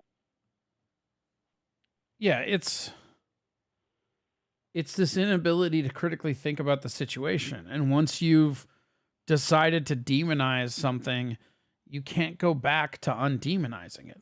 That's the problem. You look at like one of the things, it started a long time ago. I'm not going to say it started with Trump or whatever, but it got hyper exasperated with Trump, and Trump derangement syndrome is a thing for sure. And the thing about it is that, you look at like coronavirus is a great example. There's a lot of stuff coming out now that says, oh, it might have leaked from a lab, which is something that like everybody knew. It's just the moment Trump said it, everybody had to cover up and do all this shit because that guy can't be right no matter what. And it's interesting because like you get to this point where you get polarized so much that any reaction isn't the truth because you're just reacting with your polarization. Yeah, I'm the farthest thing from a COVID expert, but did we? I didn't think that we did know that it came from a lab originally. I thought Trump kind of pulled that out of his ass, like 1,000 other things, and then people jumped to say that wasn't true when in reality we had no idea. Well, we had nothing to substantiate. In my personal experience, right, and there are episodes of Twitch Talk back when this started. One of the things is my godson, my best friend's kid, who is my godson, lives in Taiwan, right? So paying attention to Taiwan is kind of a low-key hobby of mine because I have family out there, right? When the pandemic first hit, there were a bunch of sources out of Australia. Epoch Times was one of them. There was another one that had this study, and they were all talking about it. And in 2000, I think it was like 12, there was a report on this lab that was public by Obama, like during Obama's reign, where they're like, yeah, this is going to have an accident happen in the next 10 to 20 years if we don't do anything about it. But the moment that people were saying that Trump said it, it just had to be like because now what's coming out now that we know is that the NIH and the CDC were issuing reports against what they actually knew. So they were telling people there's 0% this came from a lab when they knew it probably came from a lab. And that like, no matter what side of the like, to me, it's weird that the story that Americans aren't following, and I don't care if you're left, I don't care if you're right, but we have an actual chain of proof that links the Democratic Party, not to say that the Republicans don't do it, I'm just saying in this case, we have a link to them censoring stuff on social media, interacting with the FBI to suppress some shit about like a pandemic that's happening. Like, the fact that that's even possible should be the most alarming thing that Americans take out of this. But people can't stop going, oh, I fucking love Trump or I fucking hate Trump long enough to see the truth of what's going on. I think it's Frank Zappa says that politics is the entertainment division of the military complex. Because it's just kind of a weird puppet show in a lot of ways, right? Right. Yeah, I do remember, like I said, I don't pretend to know the details of that, but I do remember at the time, the people jumped on Donald Trump for his comments then. And I remember like, Samantha Bee came out and said, like, this isn't China's fault, China had nothing to do with it. And I knew, and even though I didn't have to have the facts to know that the culture, eating puppies on a stick and having an open meat market like that, to without us having the facts at the time, to come out and say they had nothing to do with it. Even I understand what she meant. She's saying it's not right. Chinese, their fault, but as the government, like the fact that they have virtual. I mean, in all practicality, they have no animal rights laws, and the way that they the things that they put in their mouth. I mean, that's not politically correct to say. But I remember it really infuriated me that she would go on and say that China had nothing to do with it. It's like we can't. There's no in between. It's like China had nothing to do with this, or we jump on, China. Or they had everything to do with it, right? I mean, in reality, the people that were responsible for it are probably China and us. That's probably what happened. It sounds like we had a doctor that was doing some tests that we made illegal here because they're not safe, and China had some different guidelines. So we kind of funded it to do all this research that we weren't really allowed to do here, which is a great hustle if you don't get busted. Right. And you just can't. Everyone is so entrenched that they... Right. Like one of the things I remember, one of the things I remember was when I was telling people, yeah, I came from a lab. Because again, they had a documentary on it. It's so weird because I covered it all. When it was happening, I was like, look, this is probably from a lab. But like, the moment that I said I thought that it came from a lab, people were like, yeah, they were making a weapon. I'm like, I did not say they're making a fucking weapon. This is a lab accident from a rinky-ass lab that we've known is a problem for at least a decade. And it's just funny how, it's both rhetorics get hijacked, right? So like if you think that maybe this was a lab accident, all of a sudden you think, China was making biological weapons against us, which they might have been doing, but that's not what I feel. I feel like, hey, this weird ass fucking lab that we've been warned about as a safety threat ended up being a safety threat. Weird. Turns out the only thing China does better than the rest of the world is espionage. They're the best at that. Yeah, right. It's that thing. It's the same type of anxiety that I think, journalists felt when Trump, because he said so many ridiculous things. When he goes out and says that it was caused by a lab, it was like, it was immediate. It was like, shut the fuck up. Like, you're the president. Like, I don't know that that's true, but you're a stone's throw from World War III here. If you fuck this up, like, just like shut up and let's figure this out first. I think it was just, the anxiety was through the roof at that point. Yeah, no, I 100% believe that's the case. It's just looping it back around to like the radio shit we were talking about. It's just, in a weird way, everything is so polarized. There's no way to succeed across the board anymore. Like, the capacity for success is nearly halved for almost every endeavor because of how we politicized everything. I mean, it was a global pandemic and we made that a political thing in America. We politicized the fuck out of it.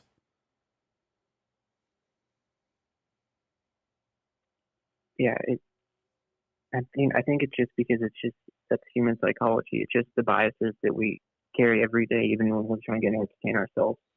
Going to work, listening to podcasts, And then, it just truly shows itself when, on a massive scale, when we have the most important problems in the world, those biases don't go away. Like, those psychological weaknesses are still there and they're still in play. It's just, it's not significant when we're talking about steel toe or red bar. I think it is, though. I mean, like, obviously it's a different scale. I'm not saying it's not. But I think that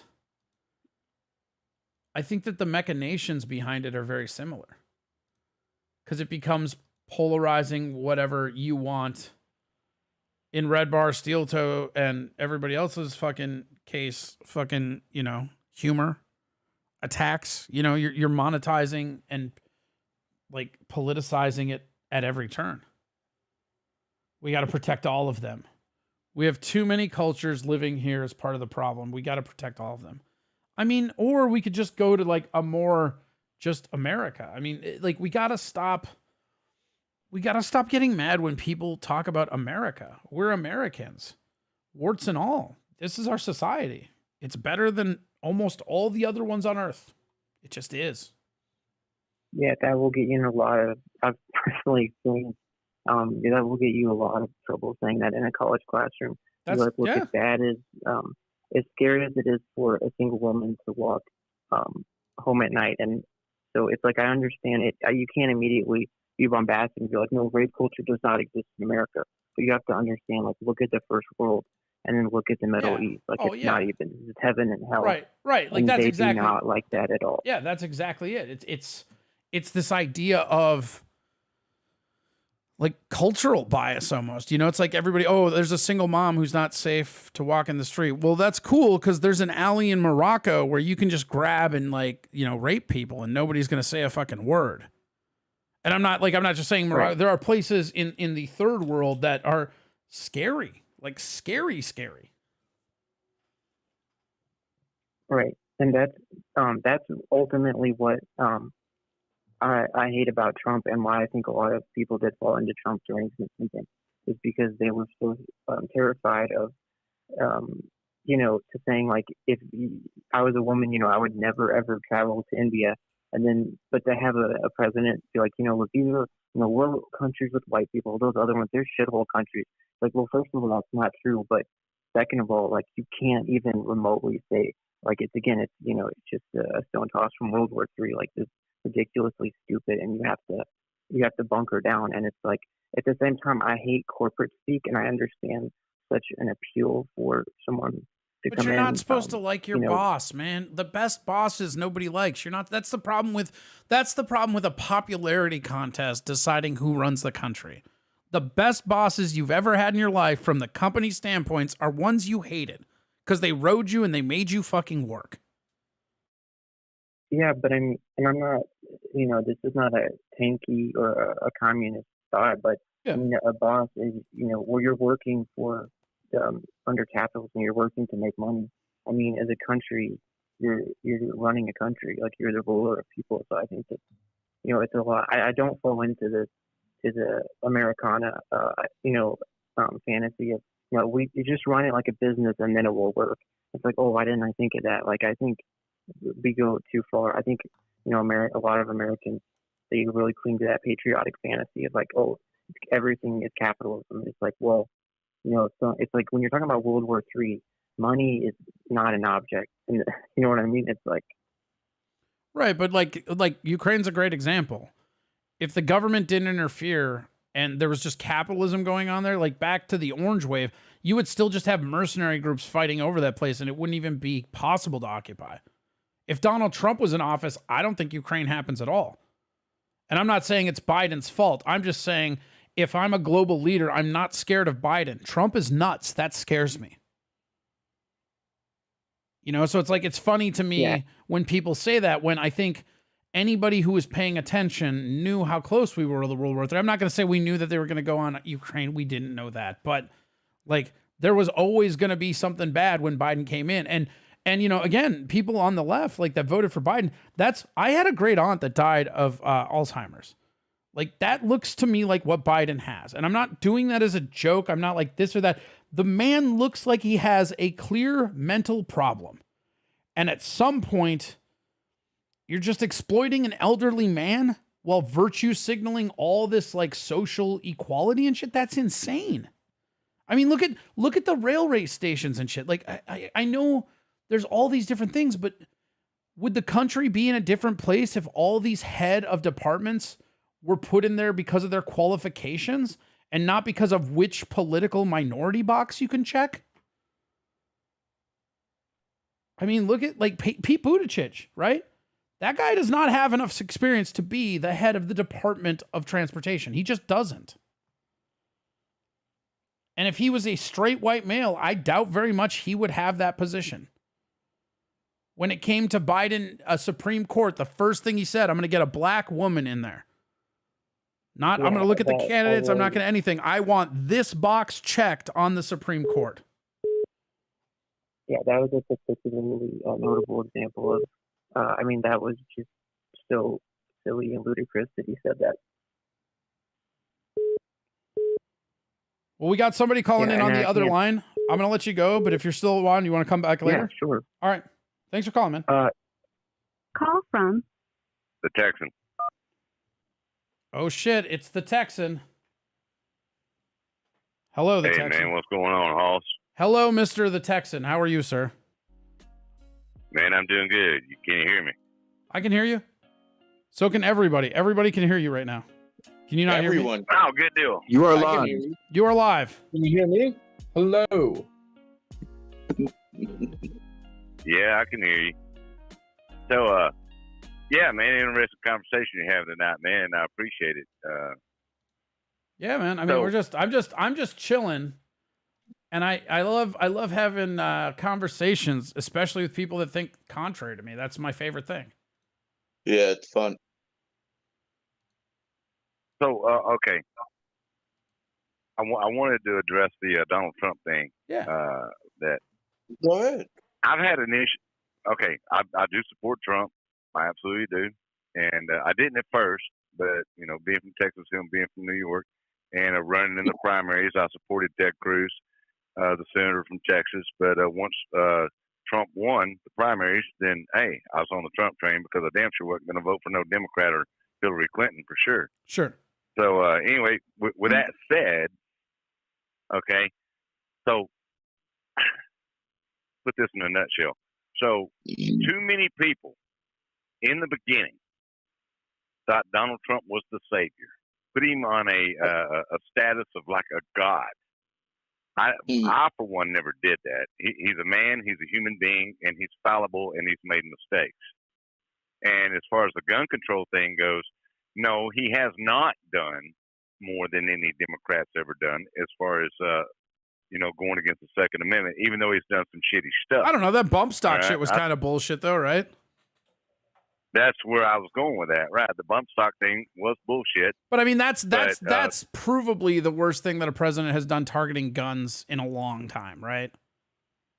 No, I disagree with that. I really do disagree with that. If you look through the history of the Democratic Party and what they've done, especially Joe Biden, you know. His name's all over a bunch of shit. Gun-free.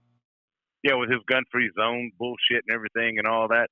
That dude, no. Donald Trump's not even close to that. But Donald Trump did the bump stock thing, and then the Supreme Court overturned it. I had a bump stock. I had to destroy it because of Donald Trump. Okay? Motherfuckers. Those New Yorkers, man. Motherfuckers. Wow. Yeah, so anyway, the Supreme Court overturned his executive order, which that pissed me off that he did it through executive order anyway. But I think, you know, you got to give Donald Trump credit for what he did with the economy, foreign policy, and America First and all that. The man is not perfect. So if you're putting him up on a deity status, you're really fucking up and you're being an idiot. Yeah. Because the man is fallible, and I agree with that. And the red flag laws. Yeah, that kind of started with Donald Trump there too, which was bullshit. But I think the man has learned his fucking lesson about screwing around with the Second Amendment. It's because he being who he is, even though that he is the most pro-union, pro-worker president that there ever has been, still is not in touch. Is still not in touch with the working man on the level like you and I are. You see what I'm saying? Yeah. How could he be? So He's a rich dude from New York. Yeah, exactly. So to demonize him for some ideologies that he's had that are wrong, hey, Donald Trump's a quick learner, okay, and he learned real quick, that America don't play that shit. And as far as the vaccine goes, all right, now I'm not defending him on this, but I'm looking at it from a logical and realistic point of view. All right, what the deep state was trying to do to us and what they were poised to do to us, he avoided it. Okay, I don't agree. He pushed it off. I wouldn't say we avoided it. Yeah, he did. Yeah, he pushed it off. We're going through it now. If he hadn't have done what he did, okay, then we would still be locked down today, and we would be under draconian laws like nobody's fucking business. What specifically are you saying? Like, if he didn't not do what he did, what specifically you're talking? What piece of thing or whatever? Yeah. If he had not have fast tracked that vaccine and got a vaccine out there the way that he did, then that was the only cushion that we had. Can I ask you a question? Not a vaccine. Sure, absolutely. Are you vaccinated? No. Okay. Which is fine. Hell no, I'm not. I've never taken the flu shot. I will not take that bullshit shot. I just no. I'm not vaccinated. But you got to stop and look at it, man. You got to stop and look at it. What was happening and what they were trying to do. Okay, if he hadn't have done that, then there would have been no cushion, for people. We would still be screwed today. Donald Trump didn't plan on losing his second term. I honestly believe that he planned on putting the vaccine out and doing the right thing by it. But once he lost, then they used that as a weapon against us. Is what they did.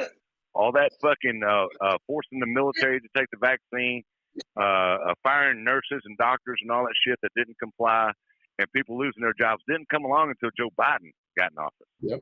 That was not Donald Trump's fucking fault, okay? Mm-hmm. What did you say, Scruffy? I can barely hear. I said correct. There you go. All that shit was Biden. The one who cost all these people all their fucking jobs because they didn't take this fucking bullshit pharma thing that they made record profits on that's killing people now. Fucked a lot of people's lives over. But hey, we don't want to talk about that. It's all Trump's this, Trump's that, Trump's everything. It's like, well, that's what I'm saying. It's the derangement system behind it. Like we took, like again, I don't give a shit what you believe. If you're a right, for me, full disclosure, I am a libertarian, and I'm just kind of a middle of the road libertarian. This is why I'm a libertarian. This is for me, right? I think that our government is corrupt and broken. That's what I think, absolutely. Right? No question. So it's been so put in everybody's face in the last 4 fucking years. Right. So 8 years since Trump came around, honestly. And so if the government is broken, right? Yep. The answer to it cannot be more government. And the Republicans and the Democrats both abolished. Right, but both of these fucking parties that are in control, they keep growing government at the exact same clip. Yeah. Like the Republicans will say we're the small party, and they will. They love to say that. But they grow government as much. It's fucking tough. There are no real Republicans anymore. The closest one to an actual one is Rand Paul, who you're not even a huge fan of, who's more libertarian than anybody else. Like him and Massey are the only actual Republicans around, and they tend to lean more libertarian. The ones that exist now, fucking 15 years ago, would have been fucking Democrats. They're for sure. For sure. Shit. They all suck. They're all a bunch of fucking shitheads, and they all need to go. Yeah, they are. They're fucking protected by people, and the people here are too fucking scared to do a goddamn thing about it. It's like going back to January 6th. It's kind of been proven now that, one, it was set up by the FBI. The whole thing's fucking bullshit. Nobody actually got hurt. It was very obvious that it was a setup when Pelosi refused to allow fucking, the National Guard to come in and protect people. All those footage they're trying to hide that's been coming out showing that, hey, right this way, guys, please come run in and allegedly. I just have to say, I have to say, 9/11. Hey, you can keep talking. I just have to say allegedly right now. Allegedly. Yes, allegedly. There you go. Sorry. Well, I disagree. A lot of people got hurt. Allegedly. Yeah, let me tell you something, Texan. We're actually on a couple different platforms, and I wish we were just on Pilled right now. There was something that Texan said that really go ahead. because he said that Trump is fallible, right? And he agreed with that. Caller, you still there, bud? The funny thing about that is that no other presidential candidate has ever been fallible, according to the media. Unless they're against him. I don't know. Do you, Texan, do you come across a lot of people who think Trump isn't valuable?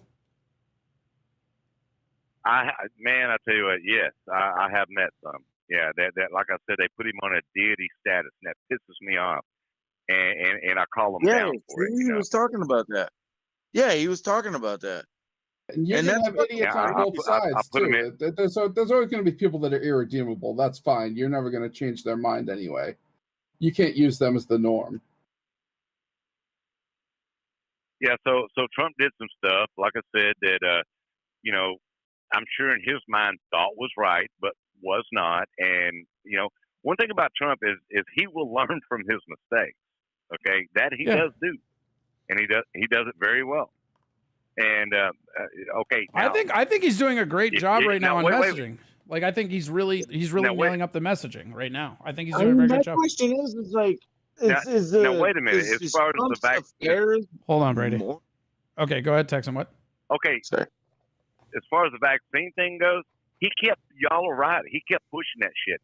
And did you not see the rallies where people would turn on him and boo him and cuss at him? 100%. Yeah. Okay. See, and he wasn't getting the full aspect of it because in his mind, you know, he did do a great thing if you really break it down and look at it. Because like I said, if it wasn't for that, today we would still be so fucked and screwed. And let me tell you something. Maybe not us. We're in Texas. Everybody else, though, for sure. No, even in Texas, okay. I was born here, raised here. All right. Now watching the cops pull preachers out of churches and stuff and arrest them didn't happen under Trump. It happened under Joe Biden's administration. You know, freedom of religion was totally wiped away. Churches were shut down. You know, and all this crazy shit these cops were doing, and these authoritarian governors and mayors were doing was not under fucking Trump. Okay, I don't think Trump saw that going that way, but it did. And then when he kept talking about the vaccine, people started booing him and turning on him. And then I think he finally realized, like I said, oh shit, I fucked up. And so now you don't hear him talking about it so much now, do you? No, I don't think he talks about it at all. Like his whole thing is retribution now. That's his swan song. It's all about gaining back the public fucking sympathy. No, it's about taking back back America. That's what they're doing now. It's retribution. I am your retribution. That was from his CPAC address or whatever. Mm-hmm. Yeah. That's the brand message, and it's good. It's a good brand message. The thing that I worry about though, and I want to get your opinion on this, Texan. Okay, so I have it through a local news source in Florida, which take that for whatever it means, right? Okay. Where is it? There it is. So apparently DeSantis is going to declare May 6th, which is the end of the Florida legislative session.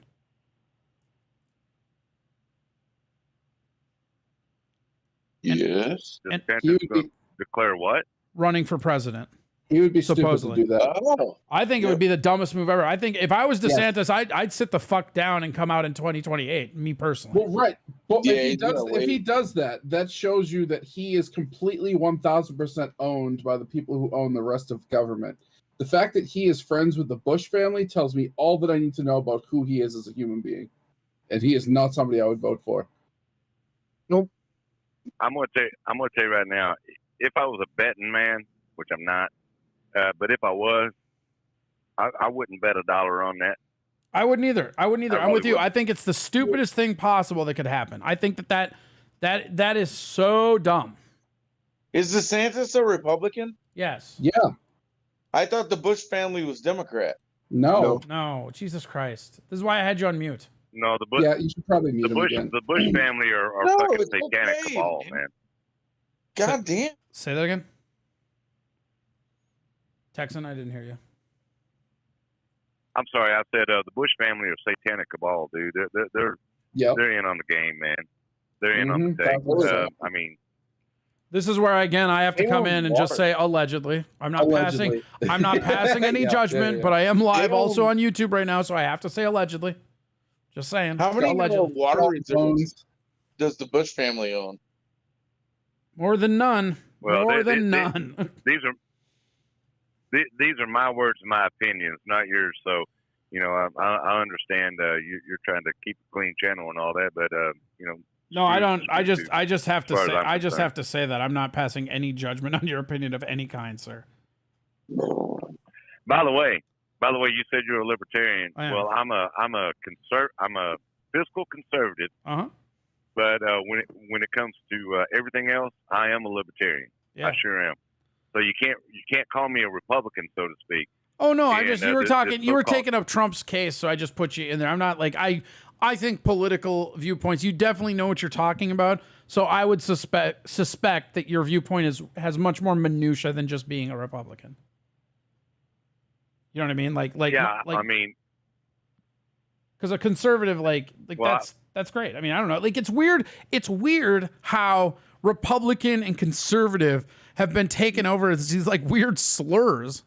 And it's like, no, I was just using this descriptive noun. It doesn't mean anything. You know, it doesn't matter. Yeah. Well, I'm the worst nightmare. It goes nightmare. back to controlling language. If you control the language, you control society, you control the world. That's why it's so important to fight back against this bullshit and not take labels, because you're letting that fucking idiot leftists win. It's the same thing as black or white, dude. Like, it's the same exact thing. There's no gray area. Like, black and white. Well, that's it. That's all you get. I can tell you right The now, world doesn't work I'm like that, their Brady. worst nightmare. They hate me because I'm a There you go, Gray Duckling. middle-aged Texan, you know, that's blue collar. I believe in Jesus Christ, and I'm a libertarian when it comes to the Constitution, and I believe in small government. That's where I'm conservative on the fiscal side. I'm the worst fucking nightmare. Shrink they hate it, baby. Shrink it, baby. Shrink that government. Exactly. Fuck it. It's awesome. I don't want to make you feel bad, America, but your government makes you look fat. Yep. Yeah. Thin it out. Where are you in Texas? DFW. Dallas Fort Worth area. Okay. Yeah. Dallas, Fort Worth. I'm in the mid cities in between. Yeah. All right. He's got the Renegades, right? Is that what's up there? Yeah, you're a Renegades fan? Am I what? Renegades, the XFL. We've been following the XFL quite a bit this year and having fun with it. You know, that's something I'm probably gonna check into and pick up because look, now hear me out. Yeah. Being born and raised right here, Dallas Cowboy fan all my life. I didn't turn my back on the NFL. The NFL turned its back on me. I haven't watched one fucking down of football, not one hike, not one anything in 4 fucking years when they started disrespecting America and its values. I don't watch sports, anything anymore, and that was so hard for me because, you know, I'm like I said, I'm from here. I played that beautiful sport of football from the time that I was 8 years old all the way up through high school and was a Dallas Cowboy fan. But when I saw the tides turning and the political bullshit happening and the infiltration of the satanic cabal into the sport, I was like, I'm done. I can't do it. I'm not going to do it. They can kiss my ass as far as I'm concerned. So I think that I can put you in an XFL team that's going to feel right. They're called the Arlington Renegades, and originally they were in Dallas, and they have this dope ass logo with a fucking bandana over their face that looks like a fucking cowboy, and their colors are blue and black. You know what's funny is I was on Discord the other night. I got some friends over in Australia. Yeah, and they were on Discord. Wait! Stop! Hold on. You have friends in Australia, so you've been on D Live then, huh? No, I got fans that I built around the world, man, Nice. with my show that I do on Fox Soul. But anyway, promote your show. anyway. No, promote your show right now. Do that. I didn't know that. Promote it. Oh well, I didn't come here to do that. I know you didn't. That's why you get hang to. on, let me let me finish what I was telling you before I do that. If you don't mind. Yeah, go ahead. So I got it. They got a team over there called the Cowboys, and the letters are exactly the same. The logo's different, but it's blue letters. I mean, exactly the same as the Dallas Cowboys, and it's a fucking rugby team. And I was watching this, and I was That's like, awesome. They were explaining the rules to me and everything.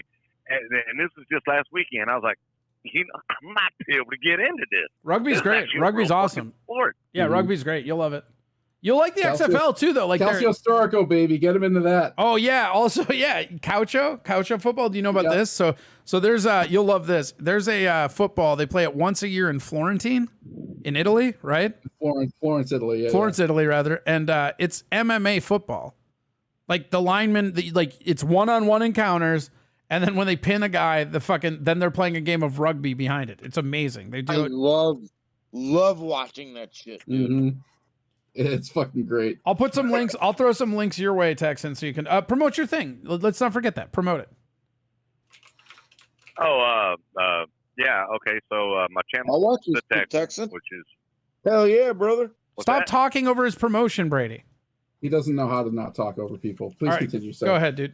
So you can find me on the Foxholes, the Texan. I do the show, and I do it on Saturday nights. Usually on Saturday nights. I got one scheduled for this Saturday night. It's country music, southern rock and roll, anything that sounds good. I'm just not into rap, not into death metal and stuff like that. But I mean, it's been said before. You can't pigeonhole my show because I play everything from Beach Boys to Merle Haggard to Waylon Jennings to I mean, if it sounds good, then I definitely put it out there. Do you know Do you know who Charlie Crockett is? Yes, I do. As a matter of fact, yeah. Nice. And not only do I only just DJ the music and stuff, I look into their backgrounds and research stuff and talk about the history of the artist. And That's like cool. the Outlaws just have an amazing the Outlaws, like Waylon, Willie, and all them. They have such an amazing history, man, and what they've done for music. So how are you not going to mention? How are you not going to mention Terry Allen like that? How are you going to gloss over Terry Allen like that? That's disrespectful. No shit. What about Bill Gloss Withers, over who? bro? Terry Allen. I love Terry Allen. Did you say I like Bill Withers. Terry Allen or Gary Allen? Terry Allen. Do you not know who Terry Allen is? Gary Allen, not familiar. No, I know Gary Allen. Dude, I'm dead serious. Do you have a pen or something near you right now? You like Absolutely, old all the time. Okay, check it out. Terry Allen, and the album is called Lubbock on Everything. So good. Always digging, man. Always digging. Yeah, you'll love this. This is probably my top. Maybe, I don't know, man. I recently discovered Charlie Crockett because I'm not from Texas. So I live in Texas. I live in Austin, Texas, right? I'm a stand-up comedian and I moved here from Minnesota. Minnesota was closed during COVID, Texas less so, right? So as I came down here, I started to kind of like really enjoy it and really kind of fall in love with Texas. You know what I mean? Like it's Texas is weird because you hear all these things and you have all these assumptions. And then when you're here, it's like, no, this place makes sense weirdly. Like I can't explain it. Like it just makes sense. And it's fucking awesome, bro. And so when I got here, a buddy of mine, we were talking about country music. And I showed him Terry Allen and he showed me Charlie Crockett, who I had never heard of before. And I've just been down this Charlie Crockett hole for damn near 2 weeks, 3 weeks now. Yeah. And it's just crazy. And I love that older stuff though. Like Willie Nelson's Redheaded Stranger might be my favorite country album. Gun Against My Head. That's a good one. See what I do. I hate Nashville. Nashville is exactly like Hollywood. Yeah. Matter of fact, this Saturday night I got some stuff. I'm going to prove it to you. And where Nashville pushes the LGBT bullshit and child predator bullshit. I don't play the stuff that you're going to find on FM radio. I play like Red Dirt country music from the Red Dirt scene. Just like almost like the B side of everything, but yet. Back in the day, back in the 70s, when Waylon went on a rampage and just took RCA Victor and just destroyed their ass. And, he was Waylon Jennings, by the way, was the very first one country artist to ever sell over 1 million records. Is that real? I didn't know that. Man, even the DEA set his ass up. The corporations came after him, and they set him up on cocaine charges and stuff, and they arrested him, and he beat it and wrote a big song about it. See, I go in depth in all this stuff, man. That's cool. You're And, like a pop-up video for like music history. That's sweet. Well, some people say that, but yeah, man, I'm exposing Nashville for what it is and the bullshit these kids are listening to, man. What I'm gonna do tomorrow night, I got a couple songs gonna blow your fucking mind, man, and then you'll look and scratch your ass and go, son of a bitch, because everybody thinks country music's all wholesome and everything and all that. And fuck no, it's what's not. out there today is bullshit. It's brainwashing. Dude, you like is what it Sturgill is. Simpson? Sturgill Simpson, bro. I love Sturgill Simpson. Fuck yeah! Hell yeah, I love Sturgill Fuck Simpson. yeah! His last one is just okay. He's okay. He's all right. Well, Sturgill Simpson's from Kentucky, and he was going to do 5 albums, from the dark to the light, and that's what all 5 albums was supposed to be. In the lake of fire. What do you feel about Hank Williams III? Yeah, Sturgill Simpson is was a heroin addict, still a recovering heroin addict, and he did a little time in the army and stuff. And yeah, I know a lot about him, man, and that's what I'm talking about, the backstories and the real artists, not the fake bullshit that you hear on FM fucking radio. He's such a great artist, bro. Like, he'll talk about that shit. He don't give a fuck. Like, he's kind of like me. Like, he'll talk about, like, all his bullshit and tell everybody. But then his music is just like, wow. Well, they call me King Tut up here on Shit Mountain. If you want it, you can have the crown. Like, it's so good. Yeah, he created what's called a meta modern music. Is what is that what it is? And he created that sound. Yeah, he created. It's like because he's like so many genres, right? And he just basically just does his own thing. And he sounds country. He can do country, but he's great. Yeah, he's country, he's hillbilly, he's southern rock and roll. He's an original sound, and that's what I'm always looking for. Yeah. That's what I love about the dude. And then what's your top? Jamie Johnson out of Alabama. What's your top 5 country albums all time? I don't have a top 5. I got a 1. What's 1? Wanted, The Outlaws by Waylon Jennings. I should have saw that coming. Yeah. Because that's Waylon Jennings, Billy Joe Schaefer, Tom Paul Glazier, and oh my God! But then that's the album that actually broke 1 million, and then it actually ended up going platinum.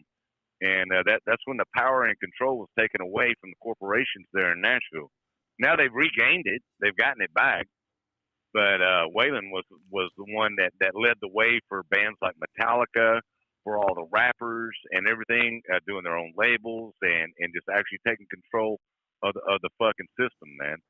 Well, you know, that's why they're called the Outlaws. Waylon got that from Waylon got that from Led Zeppelin. Say again? I said Waylon got that whole concept from Led Zeppelin.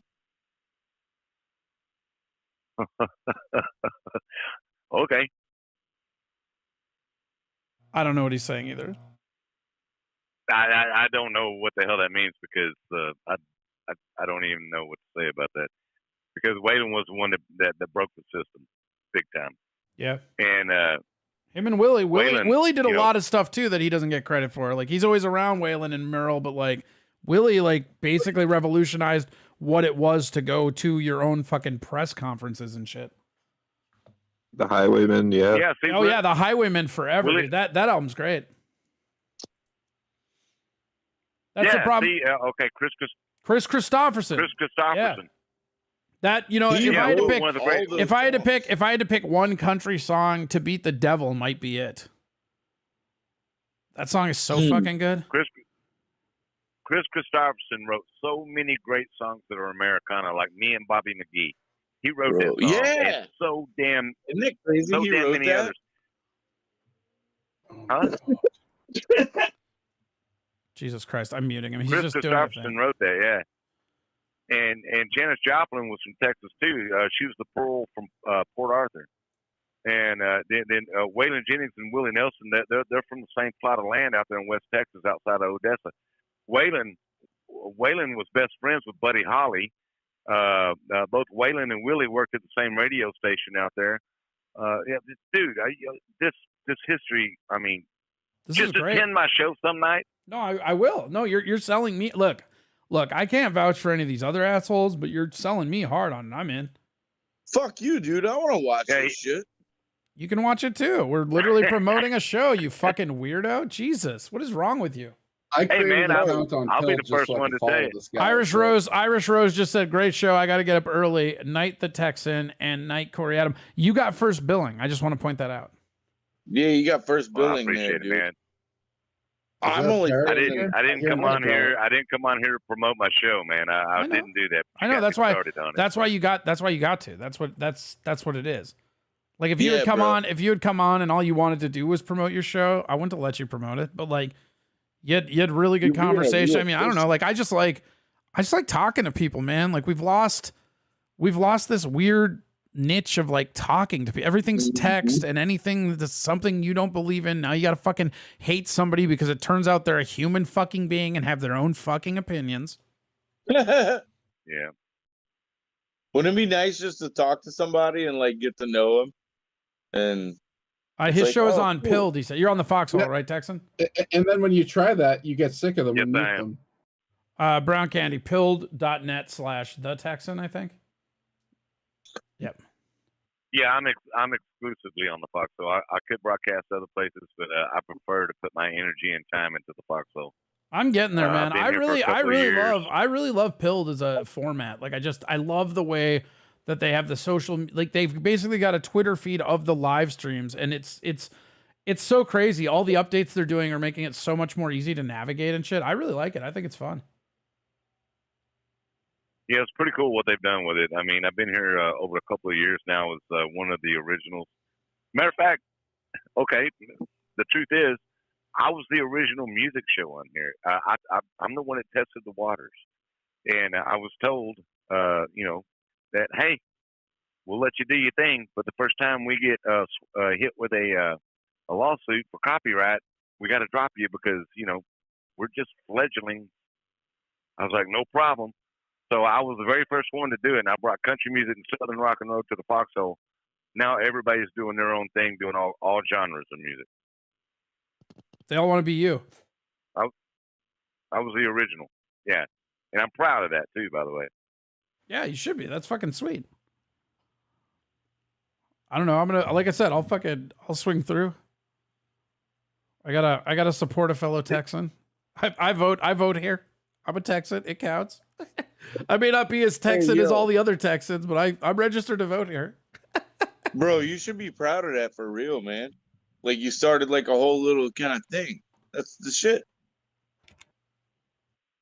Yeah, well, like I said, I am proud of it, and I appreciate it because when it started, I think that when I got in, there was like 20 shows, 20 or 23 shows, and they offered me a channel. I told them what I wanted to do. They offered me the channel, but they let me know right up front. Hey, man, the only two rules are no hardcore pornography and don't try to put together a militia to overthrow the government. Besides that, you're all good to go.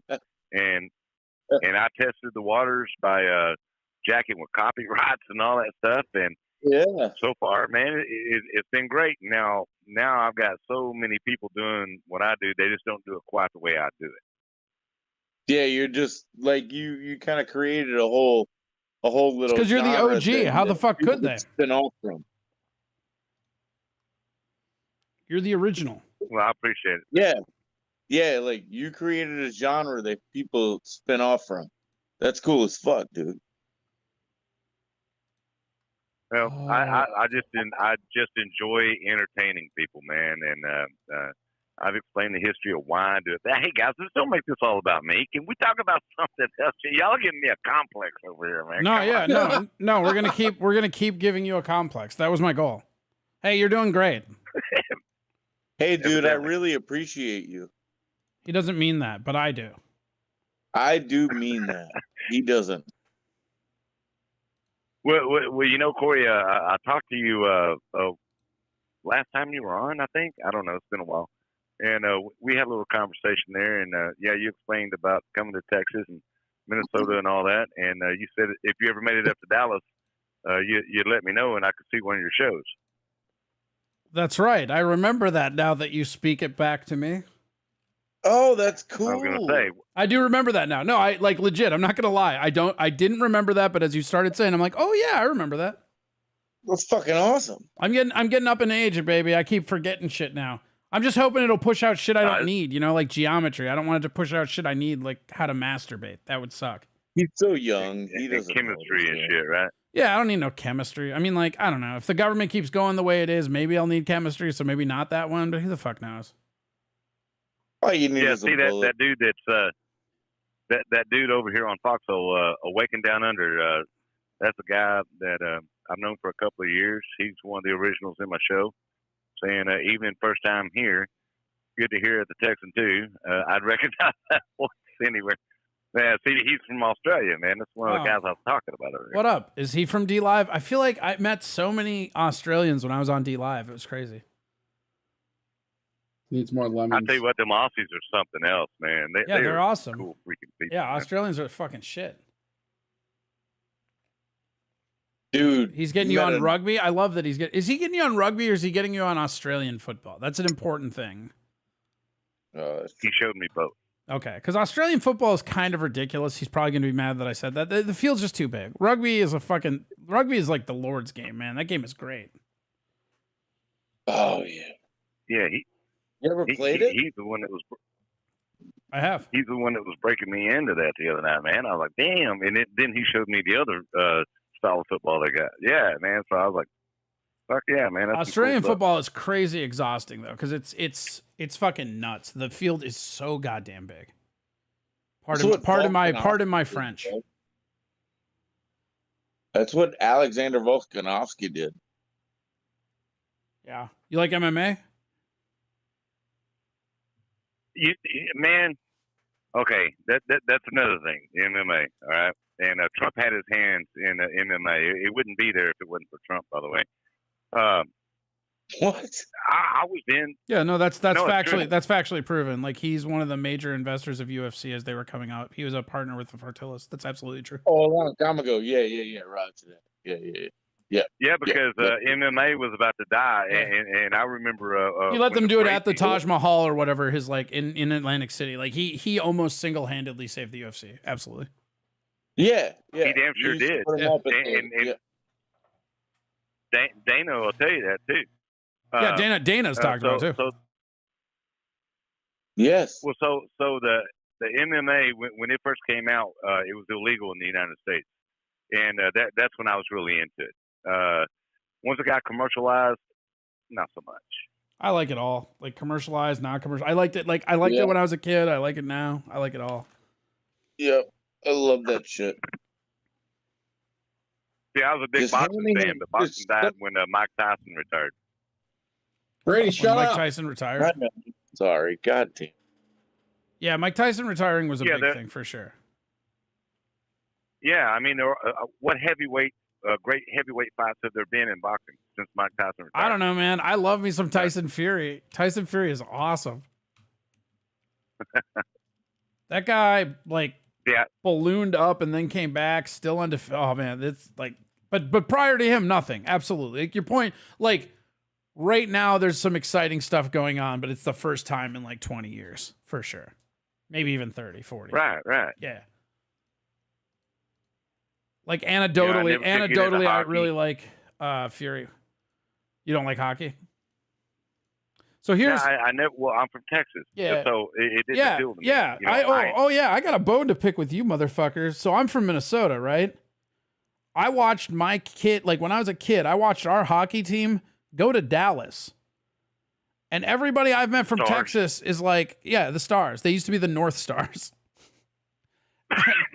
The thing that's so funny about it is like everybody I meet in Texas doesn't like hockey. And it's like, you took this away from us to put it somewhere where people don't like hockey. I hate you the most. Well, cool. We're used to being hated and envied at the same time. By the way, Yeah. So it's really no, conflicting when I I've moved been down to here too. Like, because it was like the Stars. Can I root for them? Because I live here now, but I can't. Like, I don't know. It's tough. It's you laugh, but it's tough. It still fucks with me. Like, especially the first year I moved down here, Parisi was still playing for the Stars. No, I understand that. I just think it's funny that they moved a hockey team from the state of hockey, Yes. Minnesota. We have the Hockey Hall of Fame to a of place where America. If they see a snowflake, they shut the fucking state down. Yes. It's like, what? yeah, yeah, you know, it's like, you know, like I said, it's just not my thing, man. You know, there's two sports I've been into all my life: football, boxing. Yeah, and I've done them both, and I loved them both. Have you ever been to a I never live played hockey baseball. Yes, I've Okay. actually been to a Sidekicks game. I watched them when they were in the what they call it, playoffs or whatever, and then they won their championship. I saw the Stars when they. I've even been to basketball games. Don't Fair give enough. a shit about none of it. I've been there live. I try to watch it on TV. It's just not my thing, man. It's I can relate if to that, somebody dude. ain't out there Like- fucking kicking somebody's ass, I'm just not into it. Fair enough. I can relate to that. The only two sports I've ever been good at is gymnastics and fighting. Yes, we know you're a gymnast, Brady. Jesus Christ. Yeah, I was just trying to relate to the fella, bro. You know you can like not talk at some point. That's also an option. Whoa! Texas, this has been boiling up for a while. This is hilarious. Oh my god! Well, all right. Damn. Just Did not you, talk. do you have an inner voice? Like, are you capable of having thoughts without voicing them through your mouth? I think it's funny that you. So the answer is no. Okay, cool. So, asked me anyways, that Texan, what question like sports you was knew. it? Was football? Obviously, the Cowboys. Boxing. You don't watch. Who's your anymore favorite 'cause they went boxer? woke and the Who's your whole favorite thing went boxer? Stupid. A boxing, yes. Okay. See, he doesn't like give me a chance. To We're answer bringing his it back away from you, Brady. Yeah, that's funny. Stop bringing me in, then, you fucking asshole. You don't stop talking ever. Just shut up. No, now I'm not going to shut up because now I want to piss Sorry, you off. just mute him, please, for everybody's sake. I'll just mute you guys both from the board. There. How are you, sir? That was a lot of something right there. Some people are feeling a kind of way, my friend. Oh man, It's a cool zoo. night, man. It's it a really zoo. is. I don't know if appreciate you. having me on. I don't. Well, like I kind of. So like, tell me what you think about this. I kind of want to like start creating this like interactive thing like this, where it just kind of veers off, veers back in, and just does whatever it wants, like a Coast to Coast used to do, but maybe with like less Bigfoot stories. I mean, I'm not opposed to Bigfoot stories, but you know, sometimes you get a lot of Bigfoot stories. So are you talking about Scruffy when you say Bigfoot stories? What the fuck is Skunky. Bigfoot anyway? And Poor guy. that motherfucker got 2 feet. Wayne had big feet. Yeah, right. He does. Yeah. What the fuck, Bigfoot? Yeah.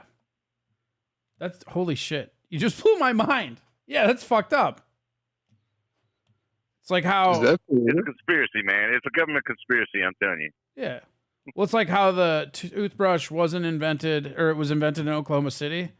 Because if it was invented anywhere else, they would have had to call it the teeth brush. It's a good Oklahoma City burn.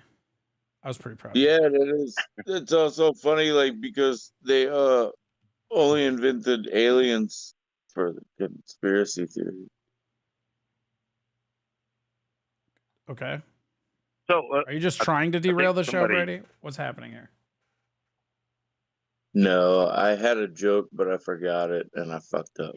I'm muting. Okay. What, Texan? You go. I can't deal with these people anymore. Every time I lay off that mute button on the soundboard, they make me regret it because I want them to be part of the conversation. I'm like, here, like, hey, we're having an open, fun conversation. I'm like, except for you guys. Shit. I think it was you. Everybody started talking over each other, and we were talking about boxing, and you asked me who my favorite boxer was. Yeah, who's your favorite boxer all time? See, that's like impossible to say. It depends on what era it was. People make these comparisons, like could Muhammad Ali beat Mike Tyson? Fuck, who knows? That's never going to happen. Probably not. You know, I know. See, so Like It if like depends on what era. You wanna go back- low key. If Muhammad Ali let Tyson rip his body like he did with Lewis, who has a very similar style, Tyson would have chopped him in two.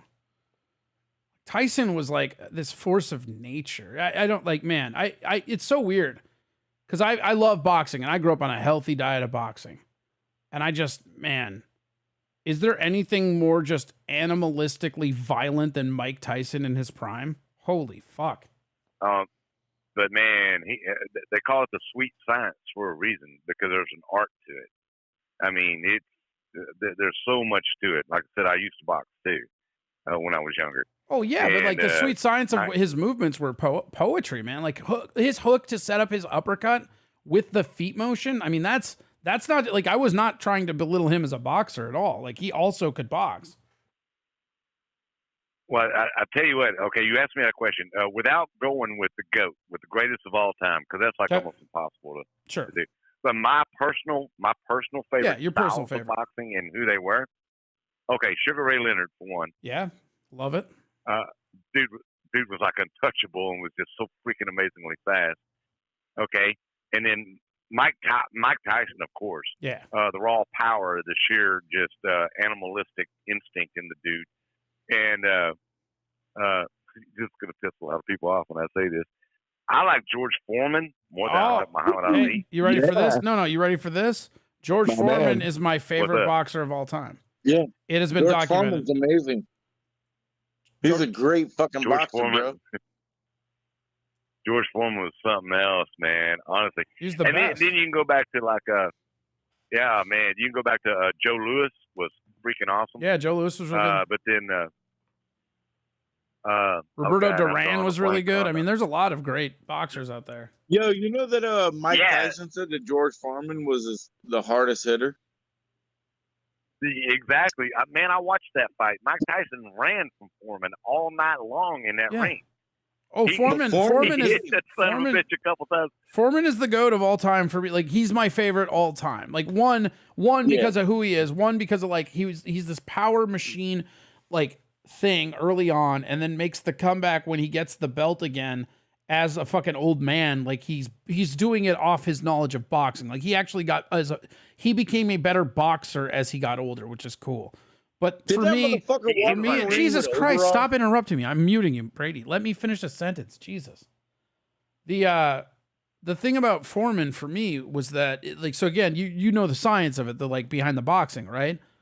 What's crazy is that Foreman, when he was early on, when he was in his like down goes Frazier phase, which that's a fun piece of trivia. You can win bar shots off of people. A lot of people think the down goes Frazier was Muhammad Ali. It's not. It's George Foreman. And the thing about Foreman was that in that thing, he did the straight up, but then he also did this boxing style called mummy. So do you know mummy style boxing? No. So mummy style boxing was invented in like the 50s, and like Daniel Cormier in MMA used it. Foreman used it, and it was what I got taught loosely by a friend of mine. And it was like, I have these long ass arms, and the whole theory of it is you have your arms straight out, and you're basically changing which hand is up and not, because you're trying to wrap them up. And then when you wrap them up, you're releasing them and you're just hooking to their body and or head. And Gotcha. Foreman, when he was in his berserk phase, he did that better than almost anybody. And it's one of my favorite styles. And then on top of that, he just was just a force. And then he comes back and wins it as an old man. I mean, it was just unbelievable. Yeah, he was in his late 40s when he regained the title. Yeah. And the thing about Foreman, though, the thing about Foreman was not only his style. That son of a bitch could take a hit from anybody. And when he fought Mike Tyson that night, he proved it. Dude, not even Mike Tyson. I mean, yes, Mike Tyson, but like that Evander Holyfield fight. Do you know the shots that they both took up for that fucking old? And Evander Holyfield's another guy that's way better than people give him credit for. Like that dude is underrated as fuck. That guy is fucking Evander Holyfield, dude. Evander Holyfield and Mike Tyson, they were on the same Olympic team for boxing for the United States. A lot of people don't know that. God, how would you like to fight those guys on a team? That is true. Man, the only thing I'll fight them with is a 9mm. I ain't fucking with. I don't know karate, but I know crazy. No Check way. out my gun. Cuss had to Right. tell Mike, now, Mike, you don't kill anybody until we get in the ring. But see, that's it. People try to condense it down, the greatest of all time. That is totally impossible to do that. But the styles that I appreciated was Rocky Marciano, Joe Louis, George Foreman, Ali. Rocky Marciano, though, like that guy got a lot of hometown cooking. There's a lot of film of a lot of refs saving him out of a lot of situations. Yeah, but that the guy thing was about back. That guy was Marciano- backed by the mob when they could fix a fucking sport. Here's how Dude, I but feel about greatest of all time. There's of all times. Marciano never got knocked out, and that's the deal. He was one of the original tough guys. Right, but You there's know, I video mean- of him clearly knocked out as the refs carry him to the stool. There's like 4 of those. Yeah. Okay, so you can go with some fixed fights back then, I guess. But No, I'll for tell sure. you, And I'm not like I'm he- he's still fixed good. guys. You're fixing. You he's never. still a legend, man. Yeah, he's the legend. He's the original undefeated. I mean, he's the pre fucking Mayweather, right? He's if I don't know if you know wrestling at all, but he's like if Mayweather was a babyface. That's who Marciano was. He was the babyface undefeated. Yeah, see, and now you're talking about Mayweather, which Mayweather, the fights that he fought and everything. I mean, because a lot of fights are set up. That dude ducked in the Pacquiao. Fuck that favor. dude. Fuck that dude forever. That dude Hey, ducked can I- Pacquiao. Yeah, I don't that care dude about that dude ducked Pacquiao till Pacquiao's speed went down, and then he's like, "Now I'll fight him." It's like, "Oh, now you'll fight him, Mayweather? Cool." Can I ask anybody here a question? Have you ever used the Philly shell defense or Philly shell style in a boxing match? Because it works, dude. What do you say? He's asking if you've ever done the Philly shell. No. Yeah. I mean, it's whatever. You brought up Mayweather, and I mean, Mayweather's going to go down as one of the greatest of all time, also. Oh, I hate that. I but- fucking hate that. I get it, but I hate it. That's what he uses. He uses a Philly shell. That's why it was relevant. I didn't ask why it was relevant. You know, It was relevant because we're talking. Jesus I Christ. was- You're going back on mute. All right, go ahead. I was a big fan of the Golden Boy there for the longest time until he turned out to be a puss. And I mean, God, what a letdown he was. And then to find out later on that a lot of his fights were set up in his favor, you know, and billed as big time. And if you look into that, you'll see what I'm talking about. And now he's a promoter for fights. He even tried to get into the MMA and all that. Turned out to be a freaking shyster and a fake, man. And that dude is just so freaking a disappointment. Yeah, no, I agree. I like, for me though, like You know, Mayweather, like his evasive defensive boxing is impressive and it is cool. And that Philly shell is nice, but like for me, Yeah, the best at that was Sweet Pea Whitaker though. Like that's the guy that I watch and I'm like, wow, it's like watching a guy in the Matrix. Unbelievable. Sweet Pea. Is that who you said? Yeah, Sweet Pea Whitaker, baby. That guy is good. Yeah. Boxing, man, it's lost its mystique. Like I said, it pretty much thought he died was a after secret. the last great heavyweight, and that was Mike Tyson was the last great heavyweight. I don't think you can say that anymore though, because I think Tyson Fury is a great heavyweight. I think the Tyson current. Fury is I think the probably current. Stop the- interrupting me, dude. Seriously. Jesus Christ. Back on mute. I think Tyson Fury is a great heavyweight by the annals of anything that you could document. I mean, the dude's. I mean, he took the belt from Klitschko. First of all, he's never lost. He's in exciting fights again, and he's about to fight to unify the title again. I mean, he never lost, and he's the one, like he's the what is it, lineal or whatever, perennial, I forget what it's called, but he's the heavyweight champion. And the belt that he doesn't have, he's had before. You know, so it's like the one that he didn't have because they created it after he stepped away, he already got. You know what I mean? And the ones that the other guy, those are his belts. Like he never lost them.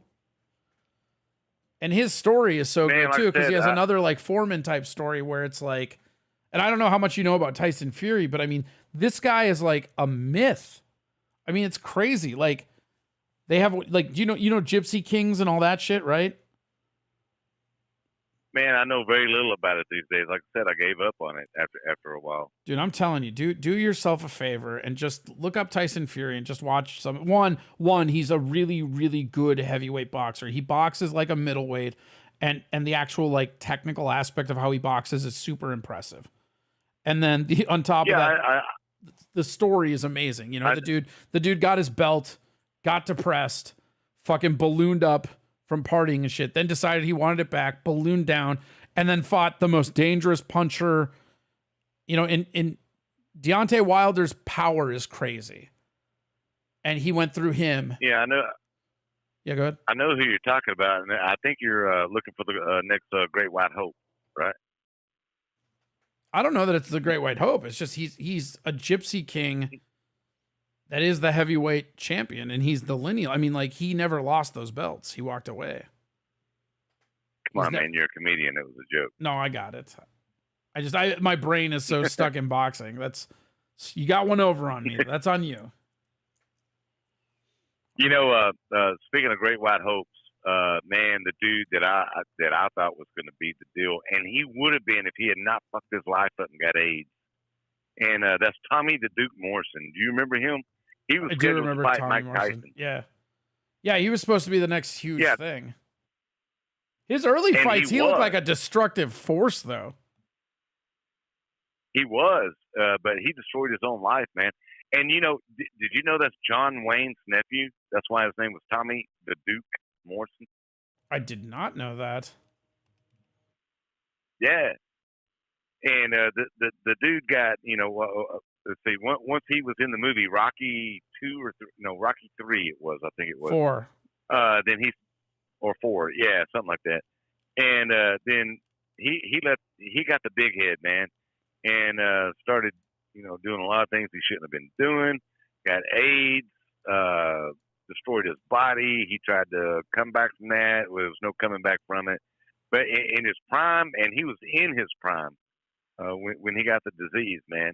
And I swear to God, that guy, if he hadn't have fucked his life up like that, he would be up there with the greats, man. That's damn sure. I wanted to see Tyson and him fight so bad, but it didn't happen. As a matter of fact, I bought the fight, and that night, and they said that okay, so that night, right at the last minute, they called Tommy was not going to be able to fight, and there was a big controversy about it and all that, and he was still trying to hide. You know, what he had done to himself. And, you know, you can't have AIDS and get in the ring and fight because of the blood, you know. Yeah. So, yeah. Then later, years later, the truth came out, and the son of a bitch died. And I was like, motherfucker, that's the last Great White Hope, man. That's crazy. Oh, man. Boxing is a trip, man. Wow. Yeah. No shit. It's crazy to think like that he could keep it hidden like that in that era. Fucking dude. Yeah, when Tommy failed that physical, he failed that blood test. It took a while for the truth to come out, and that's what it was, man. That's crazy. Man, this has been a great conversation, man. I appreciate you having me on, dude. Yeah, fuck yeah, dude. Thanks for calling in. I love this shit. It's interesting. People don't interact enough anymore. I'm telling you, like people they stare down at their phone and they judge people. This guy's awesome. Right? Like I enjoy talking to him. And he's got a podcast. He's got a show on Foxhole. Yeah. And watch. He does music stuff. Yeah. That's fucking awesome. Send me his link, bro. I'm a history buff, man, and you know I just love history. I mean, from world history, Texas history, wars, boxing, especially music, though, man. I've been falling into some Texas history because I love history too, and now that I live here, like Austin has like a bunch of really good museums and shit too. Yeah. Texas is really, really rich in history, more than you think. I've been finding that out about Louisiana too, bro. Like there was fucking natives and Spaniards here before there was Cajuns. Fucking crazy. Yeah, but I don't want to get all into that, but yeah, I know the formation of this country is not what people were taught in school. That's for sure. Yeah, Well, there's BLQ like a whole gifted you a thing. cookie there, Hoss. A cookie? What's that? What's that? A cookie's a buck. Oh fuck yeah! Thanks for the cookie. I love cookies. Yeah, here on Pill, Where's the thing? That's there, nice. There it is. That's Oh yeah, look at that. It That's sucks because really like I have nice. a The, bunch of different. I have a bunch of different fucking chat things going, so I'm not seeing it. So, thank you, Blonde Black. yeah. So Thank you. a cookie on Pill, the cookie is $1. Uh-huh. Can is $2. The shade, that's $4. A phone is $8. Oh, what is it? A ship is $16. A fleet is $32, and a EMP is $100. Oh, that's cool. I didn't realize. What game is that? That's interesting. That's on Pilled. That's cool. Well, thank you for the cookie. Yeah, that's sweet. You can make a legit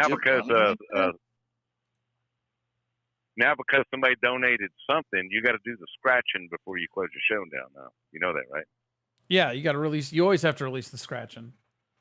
What are we even? What are we even fucking doing if we're not releasing a scratching? Yeah, You gotta release the scratching. that's my favorite thing. Like that's one of the things that brought me over to Pilled, if I'm honest, because I loved the idea of giving back to the audience on D Live. They had the treasure chest, and I thought that was a great idea.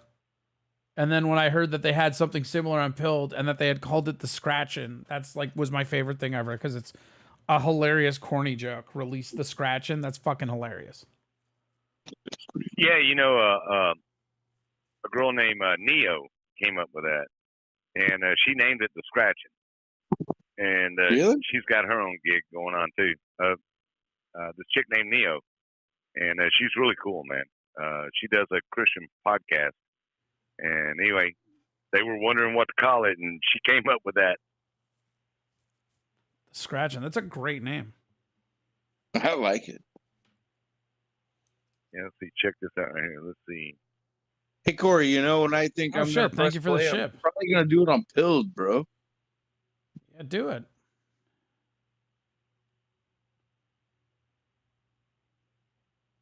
So let's see. There. Oh shit, a ship. Thank you for the ship. Nice. Yeah, dude. It's it's $16. No big deal. Thank you. And so anyway, those are basically Wow. the increments. That's cool that they have the increments with the objects like that. Mm-hmm. Yeah, it's got something to do with the Matrix. I have a question. How does that $15 like get distributed? It goes into the scratching pool if I put it in there. I have to put it in there though. Which is And so you put it in the Say again? scratching pool? So you don't get that $15. no, I give it back to the listeners, bro. Oh, that's No, fucking here's the awesome. okay. No. Here's the I deal. like that. Okay, so Blonde BLQ gifted A a cookie. cookie, which is $1. Yeah. Okay, so you as the content creator actually receive 75 cents of that. They will take Foxhole takes 25% or 24%. So they'll take that 25 cents. You get 75%. Okay. Oh. So whenever you hit the scratching, it does not take away from what they donated to you. It's some type of algorithm, and it just disperses, money out to. I don't know. Let's see. How do I say this? But you still Say- get your say- 75 cents per dollar. The content creator is going to get their 75% Yeah. no matter what. Okay, so is that 75%? So is that like 75 cents on the dollar? Yes, dude. Jesus Christ, I'm muting you again. Stop asking stupid questions. I'm just trying to make sure. Yes, that's correct. Yes. You're not. You're just Okay. reiterating the Yeah. information given to you. You've done it like No, 3 I'm times trying now. to just make sure. Hold that on I one sec, understand Texan. No, you're fully. doing that thing where you just keep asking questions that you've already heard the answers to. Simmer down. Just chillax. Yeah, it's one of the most simple formulas out there, and from what I understand, it's one of the higher rates compared to YouTube or DLive or whatever. They just take somebody donates $1, you get 75% of it. So it's a good deal, man. But then you also get to distribute like that amongst the players or the. No, the scratch offs are a separate algorithm, right? Huh? Yeah. Say again? How do you load the scratch? You just have to hit release them, right? Yeah, go up there and where it says go pill, it should say 1,700 right now, 1,700 go pills. A pill is a penny. That's why 100 pills is $1. Yeah, that makes so sense. So if you hit the 1,700, if you hit that go pill thing, and then was all the way to the left, it should say release the scratching when you're ready to release the scratching. There it goes. It's released. And then give it And its so- delay. You don't do it until your show's ready to end, though, do you? Oh. Unless you're ready to end the show. Well, I already did it. Now you can't re-release it, but people still donate. Oh shit! All right. Well, sorry, I'm bad at this. So you make 75% on the dollar, and then whenever you release it back, those people get more points and stuff. Yeah, well, the more watch this. So I'm hitting it. I'm hitting it. I'm not watching because nobody else is doing it. Pretty much. I'm gonna quit hitting it, but it's got some type of algorithm I don't understand. I just won 5. And yeah, see, even you can jump in there and grab a few yourself as a content creator. Yeah. And anybody out there, I've never actually. You don't have scratched to these donate off. to win.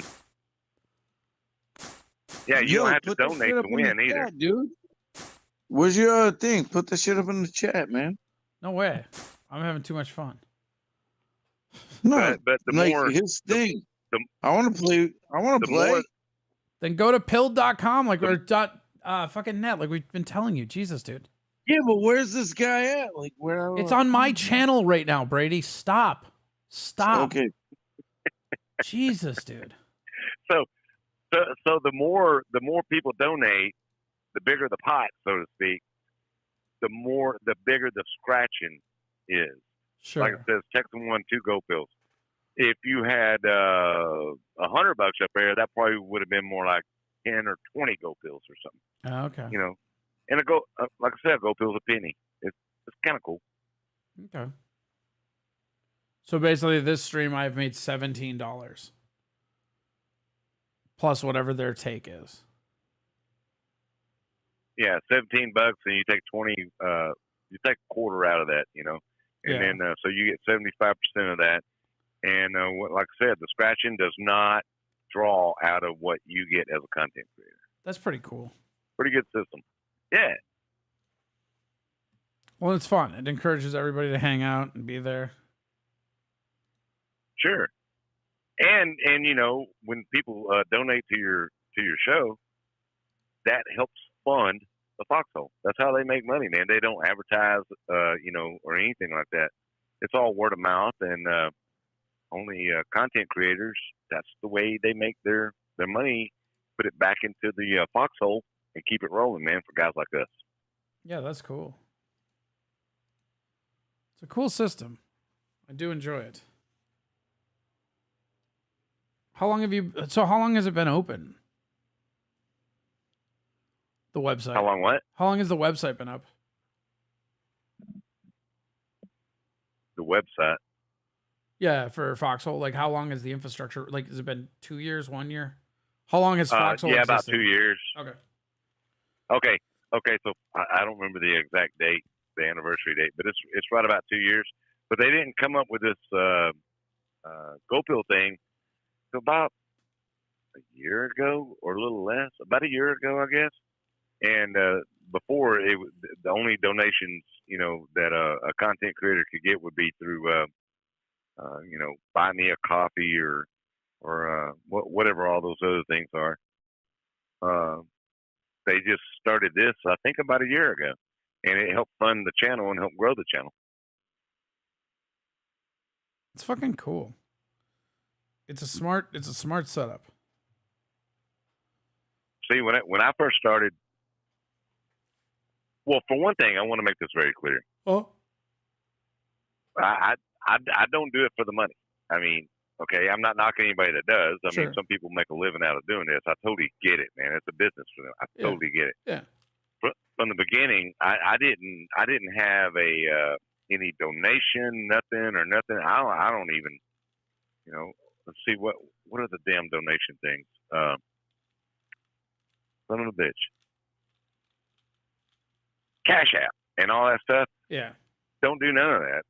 I don't care. I do this to have fun, Yeah, so you would have no way to donate. You would have no way to donate to Corey Adam Comedy at Venmo, Corey Adam Comedy at gmail.com at PayPal, or Cash App Corey Adam Comedy. There you go. Or crypto cointr.ee/Corey Adam Comedy. Or streamlabs.com/Corey Adam Comedy /tips. Tips. Yeah, man. So the nice. Brady's in there now. It's What really up? cool. That's why I put all my effort and energy when I do a show. It's just Foxhole only, man. Because I want to see this grow. I want to see it continue to go on. Yeah, I mean that's pretty cool. I like that. I like that mentality of this is what I like and interact with. I mean, I like finding all the different platforms. I'm a stand-up comic, and this is all promotion and me getting out there.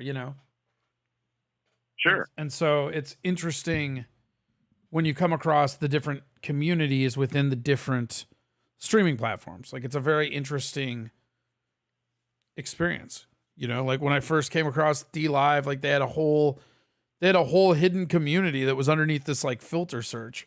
And if you knew how to toggle it on in settings, the whole platform was a completely different place.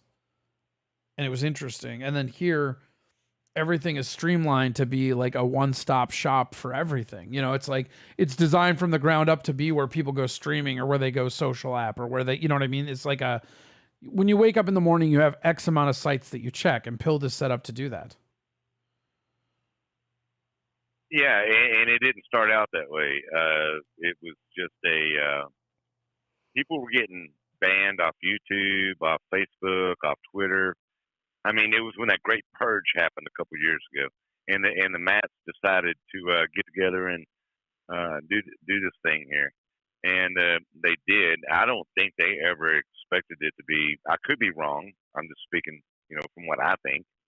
I don't think they ever expected it to be what it is today, and so they have reformatted this and put so much into this money back into it, upgrade, reformatting it to where it's at today, and they ain't done yet. Yeah, they ain't done yet. This is like the shit, man. It really is. See, me being a cross country truck driver, I appreciate these podcasts. I appreciate the freedom of speech platform. What I do is for a hobby, and I love music. I've always said this: if I've got one or I got 1,000, and I've had both on a night, one person or 1,000 people watching my show, I'm going to do it anyway. I'm going to listen to good music. I'm going to sit there and drink beer. I'm going to have a good time and join the party. Simple as that. But I make a living by driving a truck. Yeah. I mean, it makes it more able to be whatever you want it to be, which is freedom, man. That's great. Yeah. And if that's what you're doing, of course you want to be on a platform that's going to just fucking let you do whatever you want to do, Right. Oh man, it's amazing. Yeah, it really is. But see, remember, you can only release the scratching once. I've never figured out how to do it twice, because that's why you kind of wait till the end of your show, then release it. But people can still donate. I usually do, but I have no idea what I'm doing. Yeah, see, people are winning though. Well, Waking Down Under just won 2 gold pills. I think I'm gonna start. Yeah, tomorrow. you're doing a great job, man. Do you have to go live on the pillow, or can you like upload stuff for Foxhole? No, you can pre-record stuff. Yeah, you can pre-record stuff in your studio. I use very cool StreamYard. Because I'm looking at my I'm an OBS man myself. I'm growing myself a little garden, bro. And I want to like show the progress. And I also want to go walk around in the woods and like get to the river and show you that I'm only wearing like little shoes, but I know what I'm doing, you know. What? Like, alligators. What are you talking about? In the woods, only wearing shoes with a little alligator? Yeah, what the fuck are you even talking about? Nah, for real, dude. What? I went and walked down to the river the other day, bro. There was a fucking alligator right there. There? Is that why you're saying there? Right there? Throwing on your accent for size all of a sudden? My accent comes out sometimes. Over there. So you weren't wearing Crocs, were you, when you ran across the alligator? Because that'd be a crocagator. Shut up, both of you. Shut up, both of you. It's not okay. I don't like it. I don't like what you're about anymore. I don't like it. I was wearing Crocs like and the Croc. Less of that, please, caller. Thank you. The alligator came after the Crocs.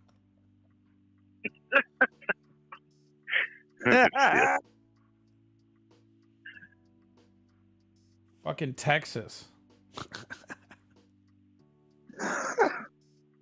No. I can't believe I live in Texas. That's crazy to me.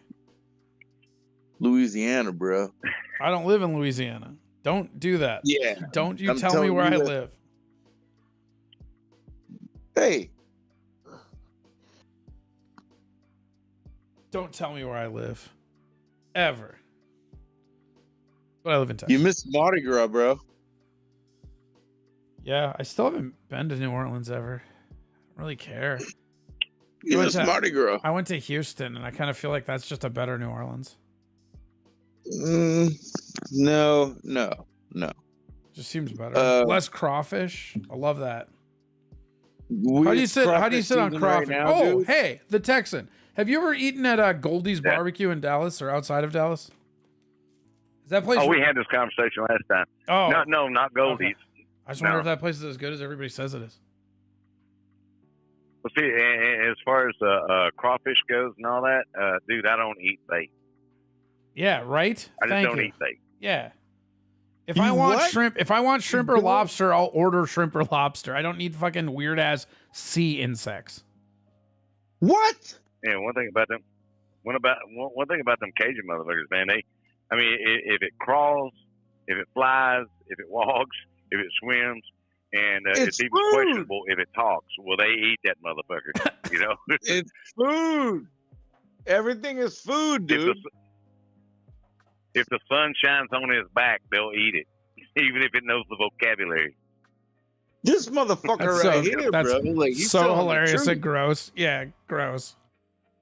No, he's telling the truth though. Like, yeah, but the truth is really gross in this case. You got crabs, you got crawfish, and people call them mud bugs. But whatever, dude. Like, yeah, the mud crabs bugs and crawfish and scallops and mussels and oysters. What?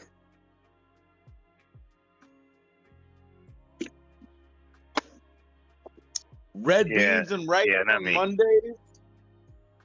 Oh man, now red beans and rice, man, with that Louisiana seasoning. You know what the fuck I'm talking about? Red beans and rice, bro. Huh? You got to know what I'm talking about. I can get down with that. Hell yeah! And you know one thing I will eat. That's a fried catfish, red beans and rice, and some hush puppies. Shit, yeah, man. Now you talking. Yeah, you want to hear something funny? Because you know it's Lenten season. And I'm not like Catholic or nothing, but we went. It was my assistant and I. And we were like, "What do we want? Crawfish?" And she was like, "No, I want a plate." I was like, "All right." So I got me a fried catfish plate. So good, dude. So fucking good. Fresh.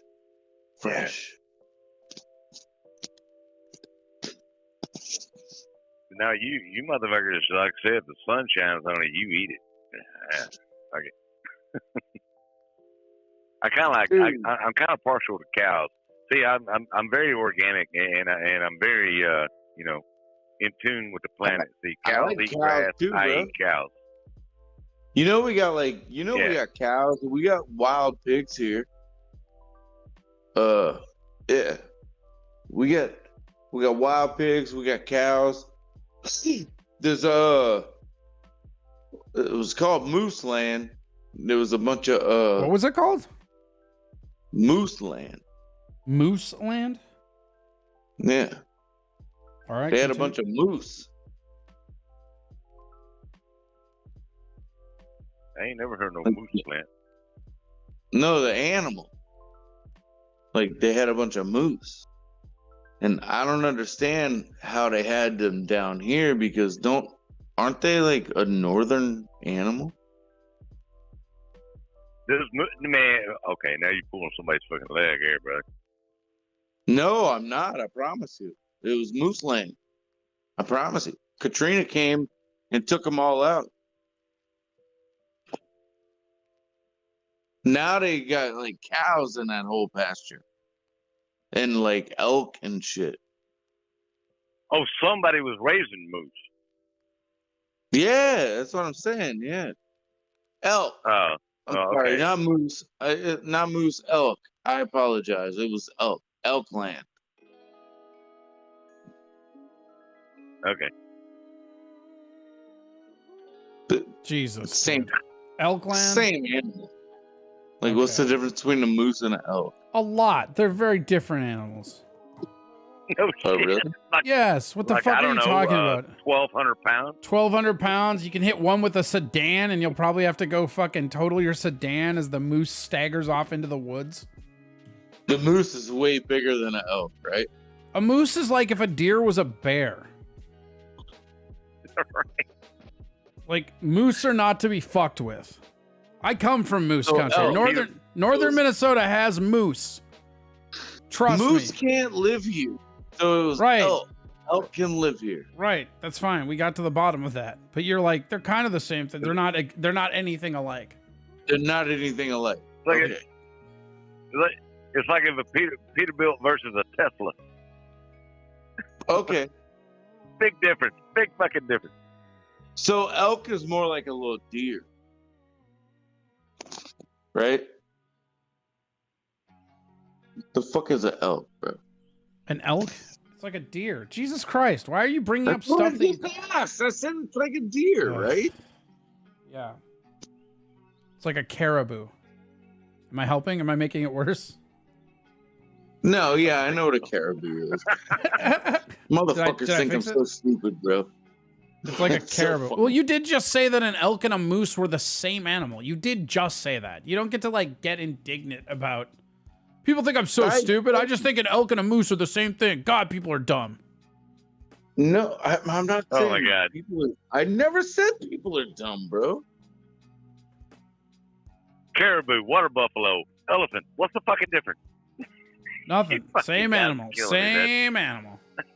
I just didn't realize that the difference of an elk and a moose, I guess, as far as like the height and everything. But now I do. Like I can see it. I was wrong. Would you say you got caught up in your own moose tracks? I probably got caught up in my own elk tracks.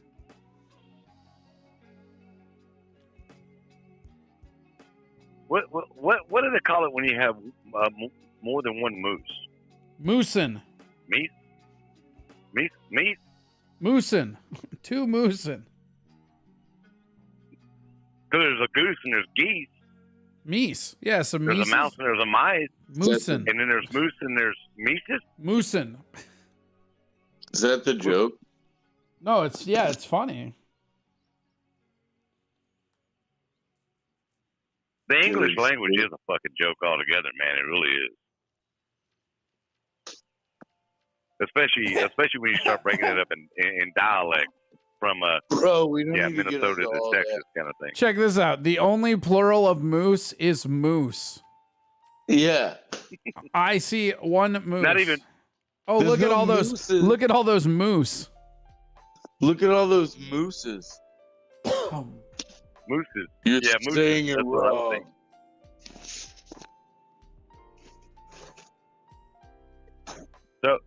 So if you're at a restaurant, right, and you say you and your date or you and your wife want 2 chocolate mousses, or you want a chocolate, how do you convey that point? You would like one moose, but you would like 2 chocolate mousses. Maybe? No, it'd be you'd Okay, want so one 2 moose, chocolate but you mousses. want 2 Like a chocolate moose. dessert? I would say we will take one of each of the chocolate mousse. You're writing this shit down for material, right, dude? God, I should be. I'm recording it. I'll go back over it. Come on, dude. That's a great way to say it. It's all right. I'm We'll not take I'm not one of gonna each lie. of It's the not your, chocolate I'm not gonna mousse. lie. It's not your worst work. Well, that's how you say that, though. Moose. It's pronounced moose.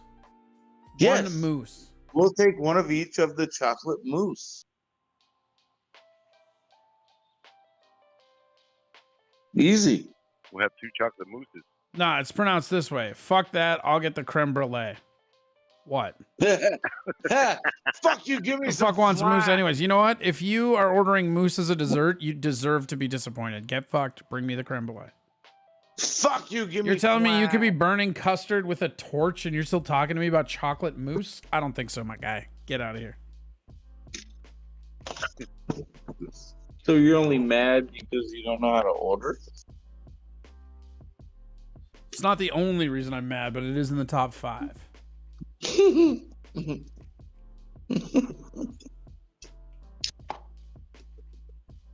I fucking love you, Corey. So funny.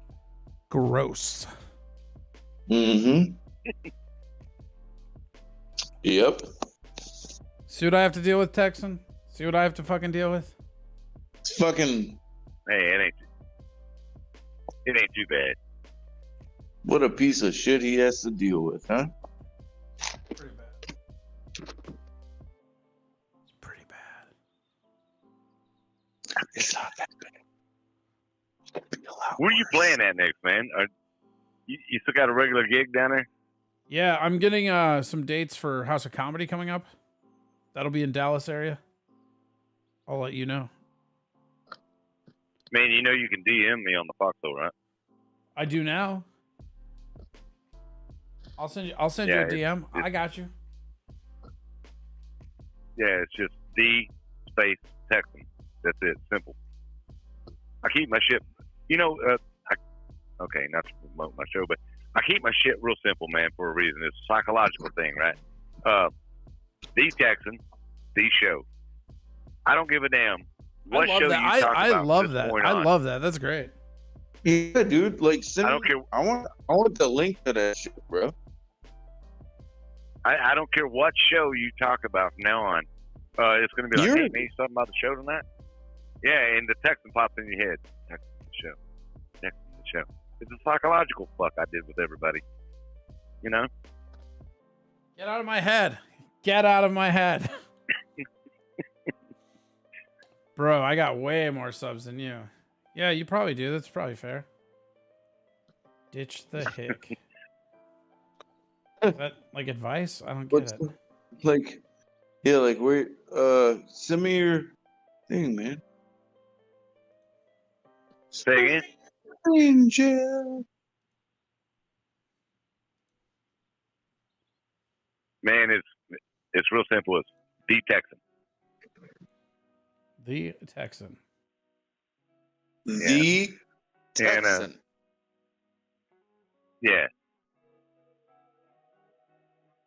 Hey, Just Josie, how are you doing out there tonight? Good to see you. I don't find you, bro. On YouTube or on what? Where you at?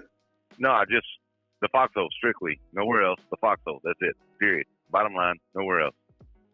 I fight from the Foxhole, man. No, the pill. Pill.net, yeah. Right? All right. See that's another transformation they made.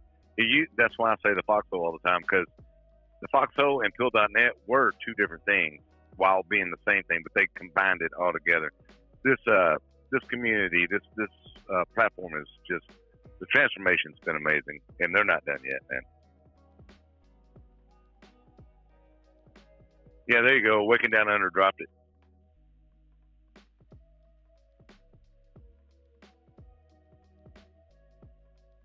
But anyway.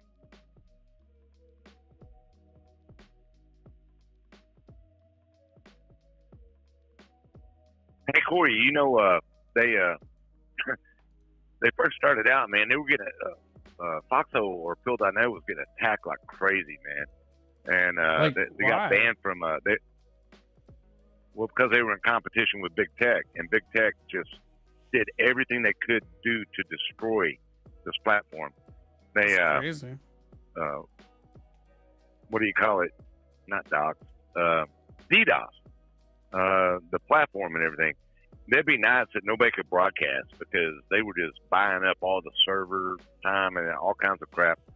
And they had to go with extra security. And I mean, just, dude, it's been crazy, the journey of this platform. And they were in the Apple, what do you call it? The Apple store and all like that. The App Store? They got banned from, they got banned from there. Just everywhere. They did everything they could do to destroy this little platform here that the Mats put together. And I am so proud to be a part of it, to be honest with you. Yeah, it's cool. It seems like a lot of bullshit was fought. I don't know. It's so weird how close knit the community is on here. And everybody I've interacted with is super cool, you know? Yeah. Yeah, I mean, you got a lot of cool people on there, man. You really do. But yeah, they did everything they could do to destroy this, and it's prevailed. How many shows you done so far? Let me go into your archives. On here, I don't know, 5 maybe? 6. I do them on Wednesdays, typically in between the Steel Toe show and my show on Twitch. 9. Yeah, you done like 10 or 12, looks like. Okay. Anyway.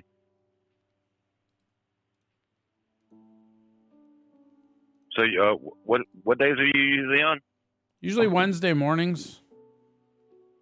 Yo, what's that's Kick, why I don't bro? see it. What'd you say? Wait, who said what, Brady? What's Kick? Kick is another platform that we're on right now. It's like Twitch.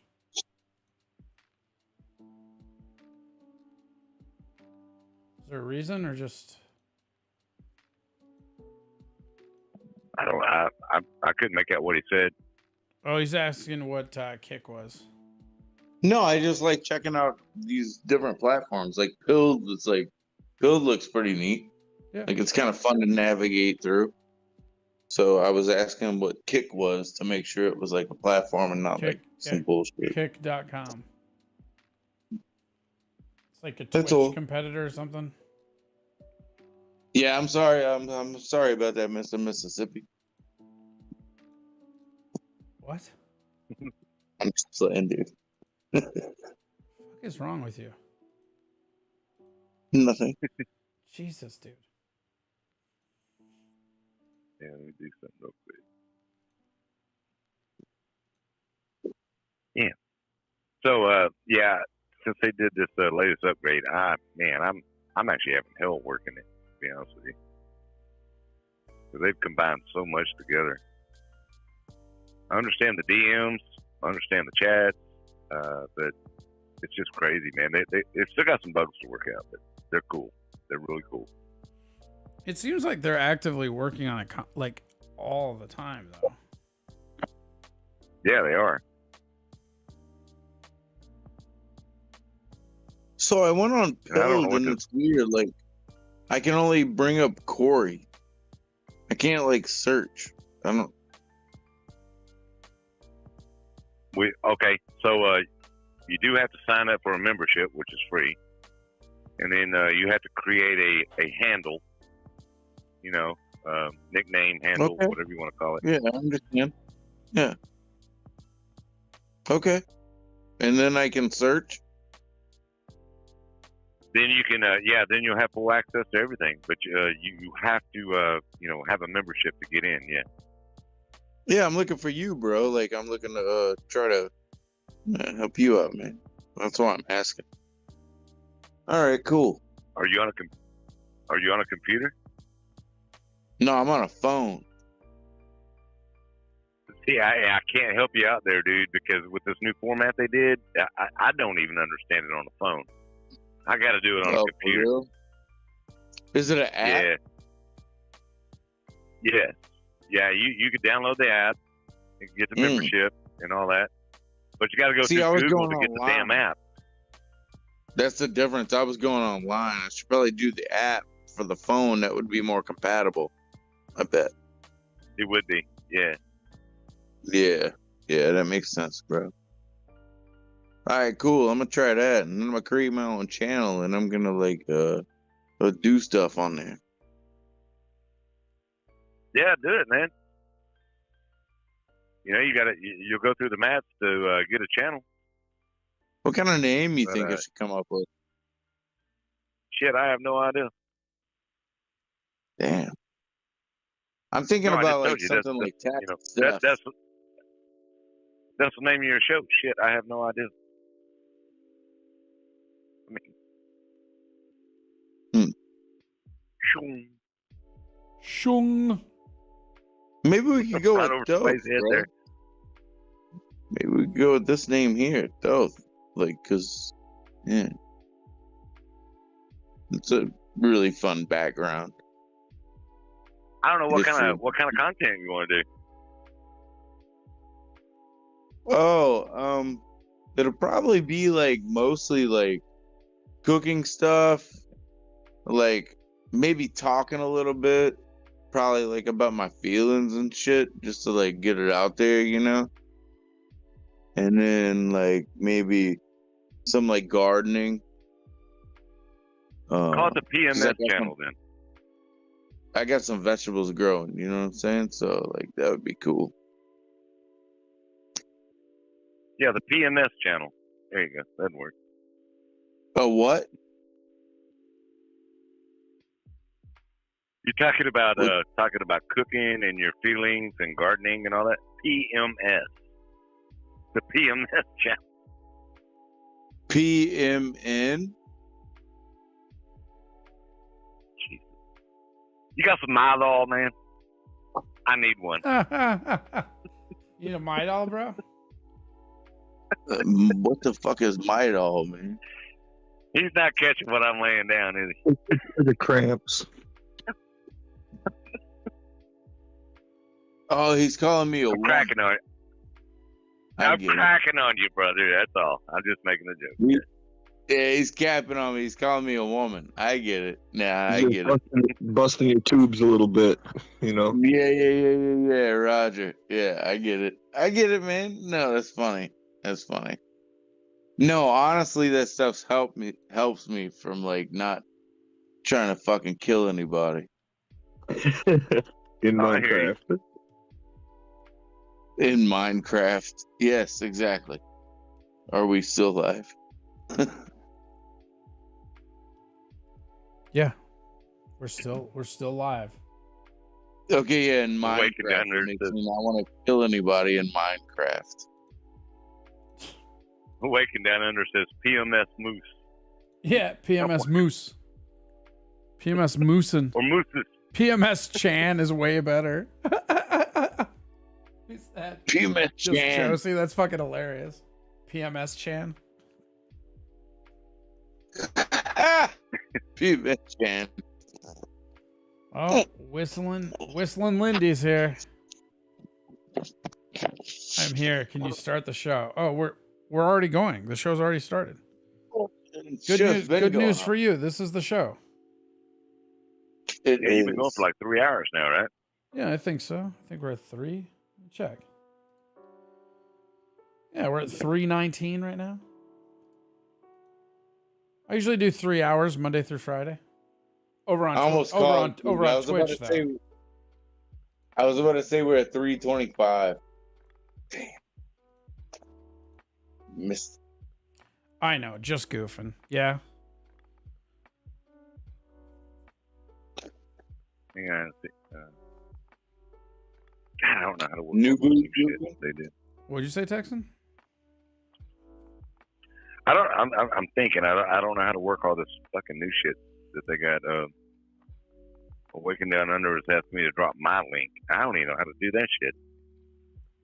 He says, text him, give him a link above. I don't fucking. I'm computer illiterate, man. I mean, I'm computer stupid like nobody's business. Yeah. I mean, fuck him. Who cares? If it wasn't for Miss Texan, I would not actually have this show. She's the one that she's like IT person. She's like crazy. She works from home and on computers and stuff. So she set it all up and said, hit this button, hit that button, and talk. Okie dokie. Thank you. That's about it. That's nice. That's pretty fucking awesome, man. Like, you got a lot of fans right now. Yeah, there's a lot of cool people out there, man. I tell you. Yeah, you're just very wholesome. It's cool as shit. Did you say wholesome? He did say wholesome. Oh. Yeah, I know. He does shit like that. He just kind of. It's not a bad thing to say about a man. He does that shit too. See, look at the Waking Down Under. I dropped you a link for you.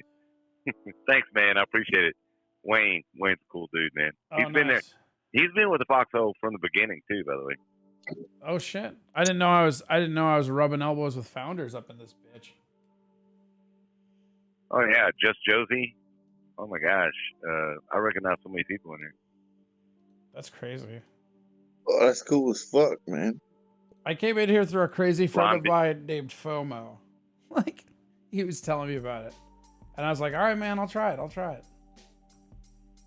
End up being pretty sick. Blonde BOQ is and still, or was and still is, one of my moderators. Oh, there we go. Two Wild Irish Rose. I mean, yeah, man, some good folks out there. Okay, I have a question then. All your listeners are out there. How many of them feel like that you're a wholesome fucking fella, bro? Probably all of them. That I'm a wholesome So why fella? is it so goddamn weird for me to say that? Jesus Christ, you're still on that?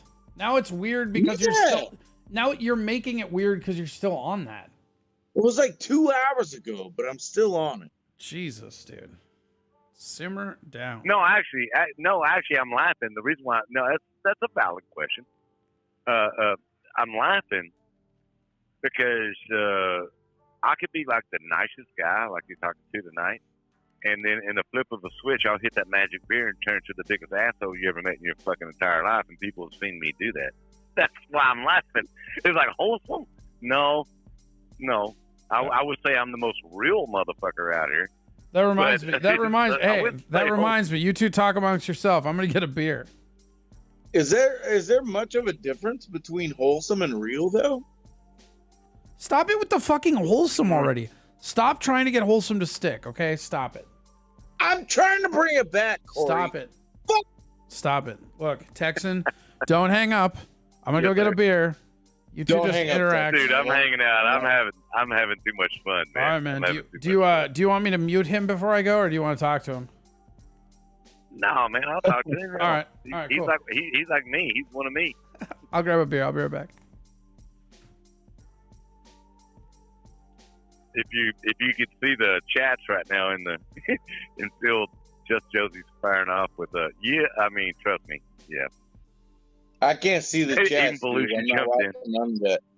I'm like literally chilling right here, fucking smoking some weed and drinking a beer, man.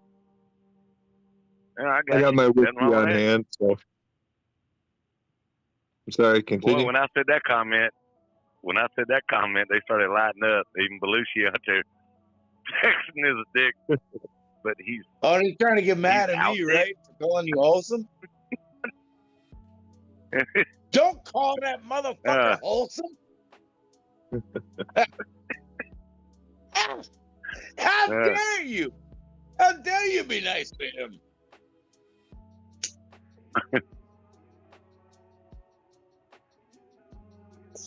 Nah, like I said, honestly, I mean, I just am who I am. I'm kind of like Popeye. I am what I am, man. I can't do nothing else. Okay. No, I'm the same way, bro. And like for me, it's like whenever I say wholesome, you're just like real.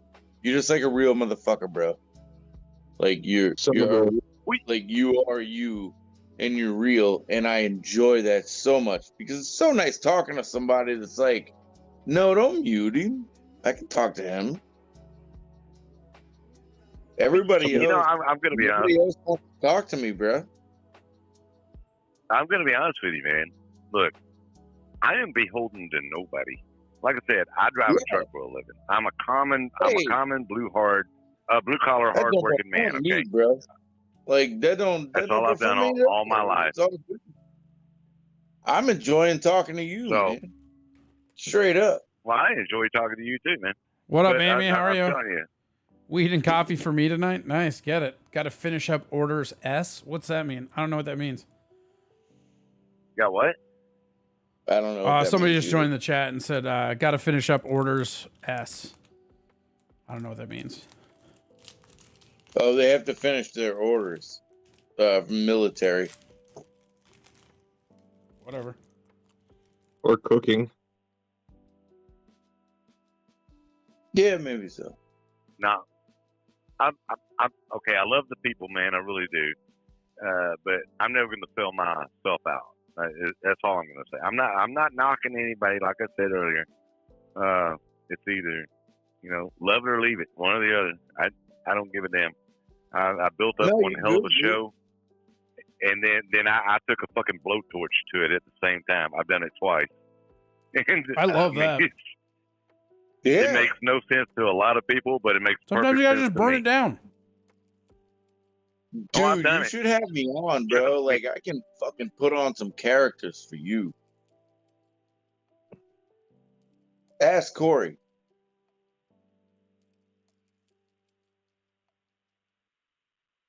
Ask me what? I can do a bunch of fucking hilarious characters for a show and get people to do it. Maybe. Yeah, you know. Uh-huh. You know. What if Meatloaf called in to a show? Hey, I just noticed something, Corey. Uh-oh. What's that? What's this queer ass shit with the heart and stuff that what's his name? Aquaman's doing.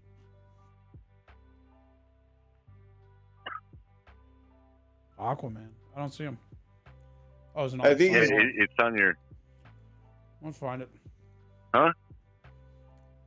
It's right here on your Foxhole on your pill.net. Oh yeah, I Late don't know. night is all right, and then you got this queer ass fucking Aquaman. No, man, that's Jason Momoa giving the heart symbol. I just noticed. Show some respect. That's Jason Momoa. All right. That The guy was man fucking- we all strive to be. Oh, I wouldn't say that. I thought it was fine.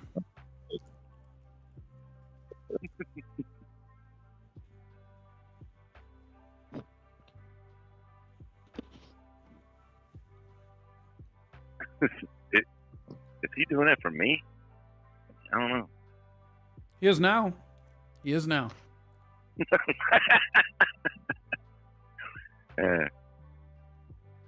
shit, man. You started this show when I came in on a serious topic. We were talking about some politics, Trump, and all that stuff. Now we got all off in goofy shit like alligator tail and Cajun food and barbecue. What? You want to talk about? That's Trump? that's how it goes, man.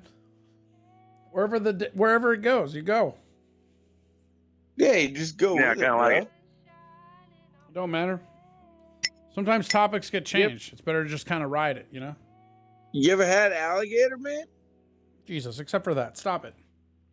Okay. No, I'm just kidding. I have had alligator. It's medium. Yeah. You said you went to get a wasn't beer. What kind of beer are you drinking down here in Texas? I was asking your guest, Corey. I got a Founders All Day IPA. I'm from the north, and we drink IPAs, and we always have, and I don't give a shit, but it's like 5%. That's a nice one. I wish it was more, but it's 5%. Trying to find a decent IPA. I do like Hopadillo.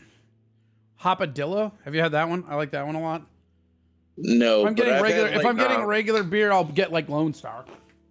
They have space dust here, bro. I was gonna say, man, you didn't have to get all like defensive about it. I'm just asking what kind of beer you were drinking. Shit, I drink Miller Lite myself, brewed in Fort Worth, Texas. Is it really? Yeah, I get it from right next door. I just had beer explode all over the place. Oh no! Oh no! Oh no! Oh no! Hold on. We will not be holding on to anything, Corey.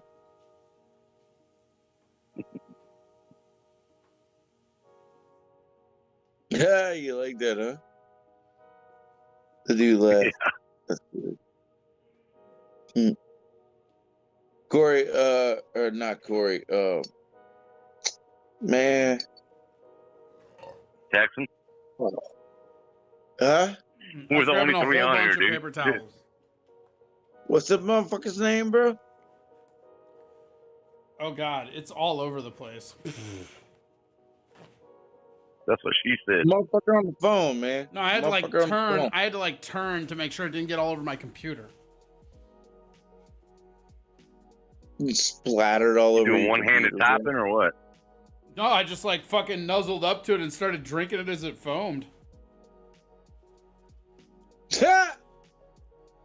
But I grabbed Did it you and drink- got it away from the computer as it was doing it. So like I think it just went How on the much- floor. How much of it did you get? bro? You're It was like half full now. Flat, right? No, not flat. Tastes flat. Tastes like beer foam. Tell me I'm wrong. It doesn't taste Tastes flat as fuck. No, it doesn't. It tastes like beer foam. What are you talking about? Nah, it tastes flat, dude. What are you talking about? When you spill a beer and you fucking knock it over like that and you pick it up, it's all foam and it's gonna taste flat. Amy's leaving. Bye, Amy. Come back later if you would like. I'm cleaning. Oh this up. goddamn, I'm Have sorry. fun, knuckleheads. Shut up, Belushi. Thank you.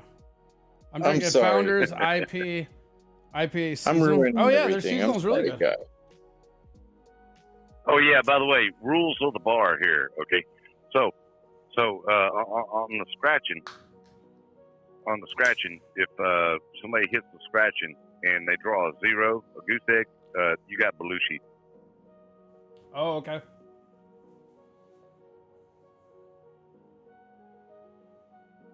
That's a good term to know. Belushi had a string of zeros for some damn reason when scratchings were released.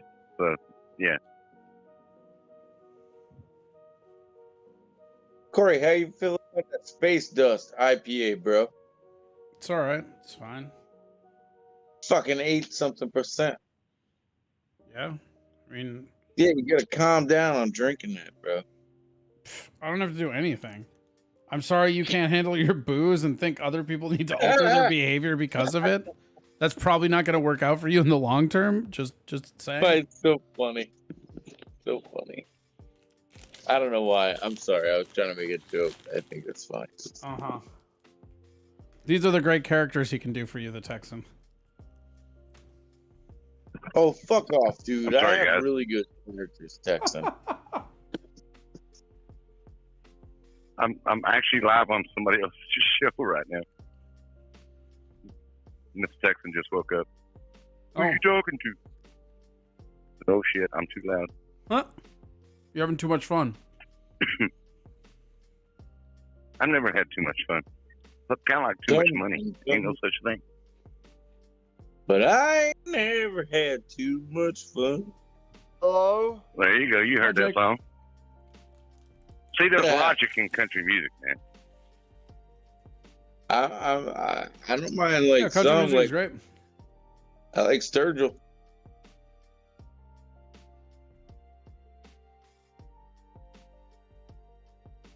I like Sorry, Hank what did you Williams. say, Corey? I like Hank Williams 1 and 3. I'm not a big fan of Hank Williams 2. Is that weird? You ever went to a Hank 3 concert? I have. No, but I've been to a Hank Jr. concert. So Hank 3 does Hank Williams third, and then like another set, and then they do Ass Jack. You know what Ass Jack is? I'm not a Hank third fan.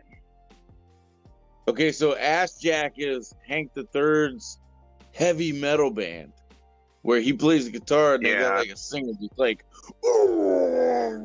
you know. But like that concert was amazing. And see, I don't play heavy metal, and I don't play rap. It's just not my thing, man. No, but that's I know all I've heard him good. do it, and I just think the it was amazing thing really about cool, like I think it's cool that Hank 3 can like play like his old grandpa's type style of music, and then he can play like a rockabilly step, and then he's fucking heavy oh metal. yeah, man, Like that's for cool sure, as fuck, for sure, man. Like, yeah, that's all. He Like even that's looks all. he even looks like his grandpa. Yeah, he does, He looks bro. just He sounds he like his looks just grandpa. like Hank Senior. Yeah. He sounds way more like his grandpa than his dad does. You damn straight on that, dude. Right, Yeah. and therefore I'm amazed by the guy's talent. I really am. And man, looking at that dude is like looking at a ghost. But hey, man, you just gotta when you live, have though, bro. hang on a second. When you got a legacy like that, you have to create your own thing and do your own thing, which is what he's doing. And but it's just not, a lot of his stuff is just not my style, you know. But you're right. He can take it back all the way to the 30s and 40s and sound exactly like Senior. But he really can't pull off his daddy's sound. Well, you know, at the same time, like for me, I'm not really like I'm not like going in there because I'm a huge Williams family's fan, right? Like my friend told me about Hank 3, and I was like, and he was like, we got a concert coming up whenever we're off on these 7 days, and I'm like, fuck yeah, dude, let's go. So we booked tickets and we went. I was not expecting what I saw, dude. It was fucking amazing. Yeah. It was fucking I know, dude. amazing. He's a hell of a talent, that's for sure. Like yeah, man. That motherfucker went from fucking old style Hank to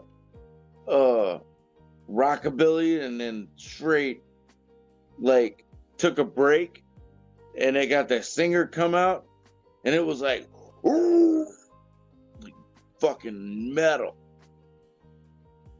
We were like, huh. Yeah. I What's know your it's hard favorite? when What's you your carry a favorite name like concert? that. What's your favorite concert you've ever been to? Who, me? Yeah, either of you. Like, what's one that left a distinct like impact on you? Oh, Jeez, man, it's gonna sound kind of fucked up to you guys, but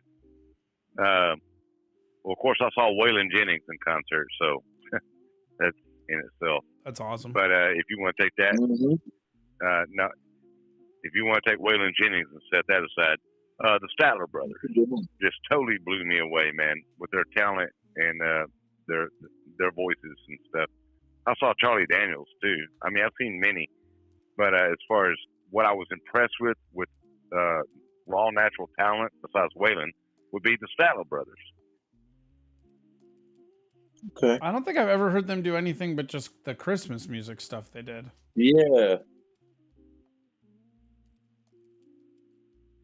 The Statler brothers, they did a lot, but man, they're like old timey old. Yeah. They're from like the 50s, right? Oh, they started out even before that, I believe. And And you it saw was them just live? something that Like, I when grew up on. How old were they when you saw them live? Let's see, I was a teenager, and that would have been back in the 80s, mid 80s. I don't even think I had my driver's license yet. Oh, but wait a minute. Okay, so ask that question again. What was it exactly? Yeah, what concert? What live performance is your favorite? Okay. Yeah. that Okay. you've Now I'm been thinking to. back. That you've actually been to. So the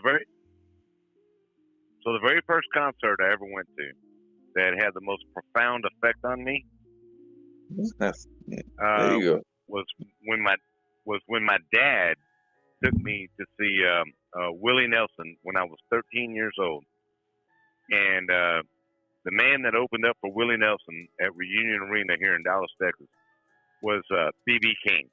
I'd never heard the blues before. Nice. And Wow. B.B. King opened up for Willie Nelson, and so yeah, that was the one right there, man. Absolutely, man. I'd never seen or heard anything like that before in my life. Dude, I've got like at least 3 top. Like, Corey, you can't ask me like what my favorite one is. I've seen way too many. Okay, cool. I won't ask you then. Okay, I know you don't want to. What about You just told me what not about to. you, Corey? What the fuck are you talking about? Well, so like you're gonna hate this, and that's fine. My favorite band is Guar, like heavy metal band. They do like foam rubber shows and stuff. It's kind of like Alice Cooper, but it's like I know. I love the I know stage who show. Guar is. Yeah, He's a goofball. yeah. Ever since I was a kid, like that was my favorite band because but I remember the first time I ever saw them in concert, like because they do the like they spray you with like fake blood and stuff, and it's just like it's like a fucking it's a fun weird metal concert, and it's just like one of those things where it was just like whoa. That's crazy as far as just the music and everything. And then the other one that really blew me away was I saw Metallica once, and I was really impressed with how much they sounded like their record. Like they do. I'm not the biggest Metallica guy, but they were playing really complex music, and it sounded just like the record. And you could tell that it was them, and they weren't like piping it. Like they were definitely doing it, but it sounded just like the record. It was crazy. They were just as good live as they were in the studio. Yeah, and that's what I ultimately remember is because I was I played bass as a kid, so I was big on Primus and stuff, like Les Claypool. And I saw them live. And I saw him live a couple times, and he did this one. I had a buddy of mine who was really big into the band Fish. He liked the jam bands, right? Yeah. And we we drove to Chicago to go see this band Oysterhead. That was Trey Anastasi, Les Claypool on bass, and then Stuart Copeland from The Police was on drums. It was unbelievable. What was the other band? Mindless or something? Like, what was the other band, dude? That was like Fish. That was like way big. Grateful Dead? No. Like after them. We're current. Fish is the biggest jam band right now. Ween? I guess Ween was a big one. Oh. I have no idea what you're talking about. Because, even Grateful Dead had some jams. Never was a Grateful Dead fan. You know, I never was either, and I had a buddy of mine who we loved. So what's funny is I have a buddy of mine, his name is Charlie, and he was really big, like he's a big pothead, and he was really big into jam bands, right? And I was always more of a metal kid, you know, I just liked, like, you know, Megadeth, I liked Gwar, you know. And him and I both like came across like outlaw country at about the same era of our childhood. And so like like it was just kind of cool because like him and I could never really agree on music, but then we ended up listening to country most of the time we hung out because everybody else hated it. And we're like, well, fuck you. You know, I don't care. Like, all right, dude. Mindless Self-Indulgence. You've never heard of that band? That's an electronic band, not a jam band. What are you talking about? No, they're a jam band. They're like, no, they're not. They're all synthesizer. Their entire act is synthesizers. They have that Rush cover of Tom Sawyer, which they put synths on, and then everything else is Euro dance. That's their Euro dance industrial band. They're fun. Really? Yes. Okay, I'm not thinking of the same thing.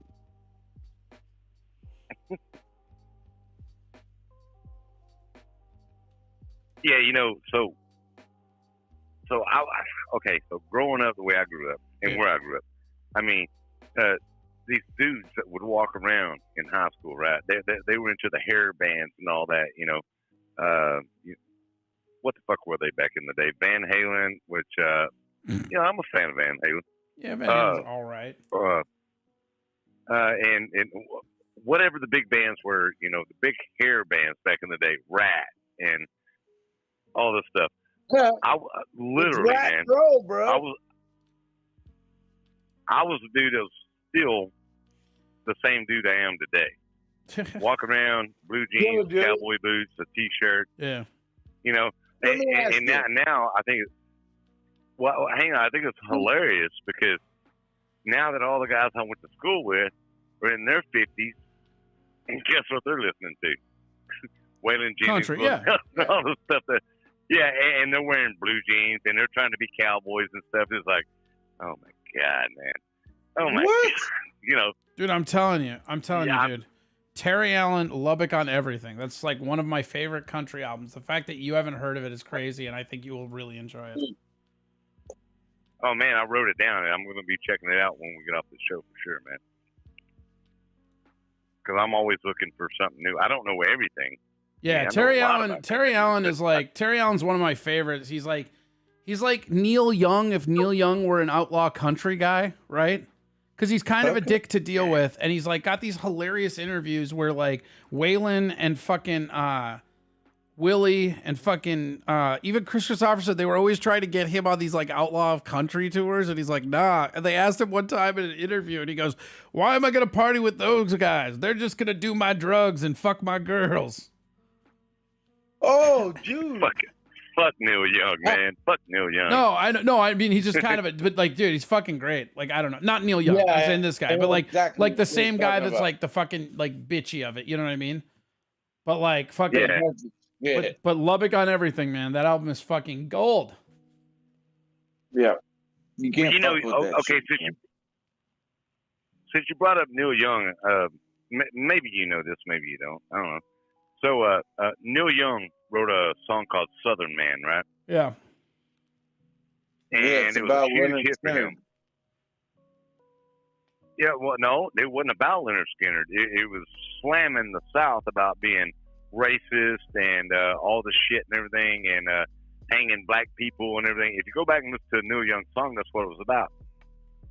Leonard Skinner wrote Sweet Home Alabama in protest to Neil Young, and Leonard Skinner's song Sweet Home Alabama became the most recognized guitar riff in the world and the number one freaking That's why the lyric. Southern rock That's song. why the lyric is a Southern gal don't need you around anyhow. Yeah, everybody knows that.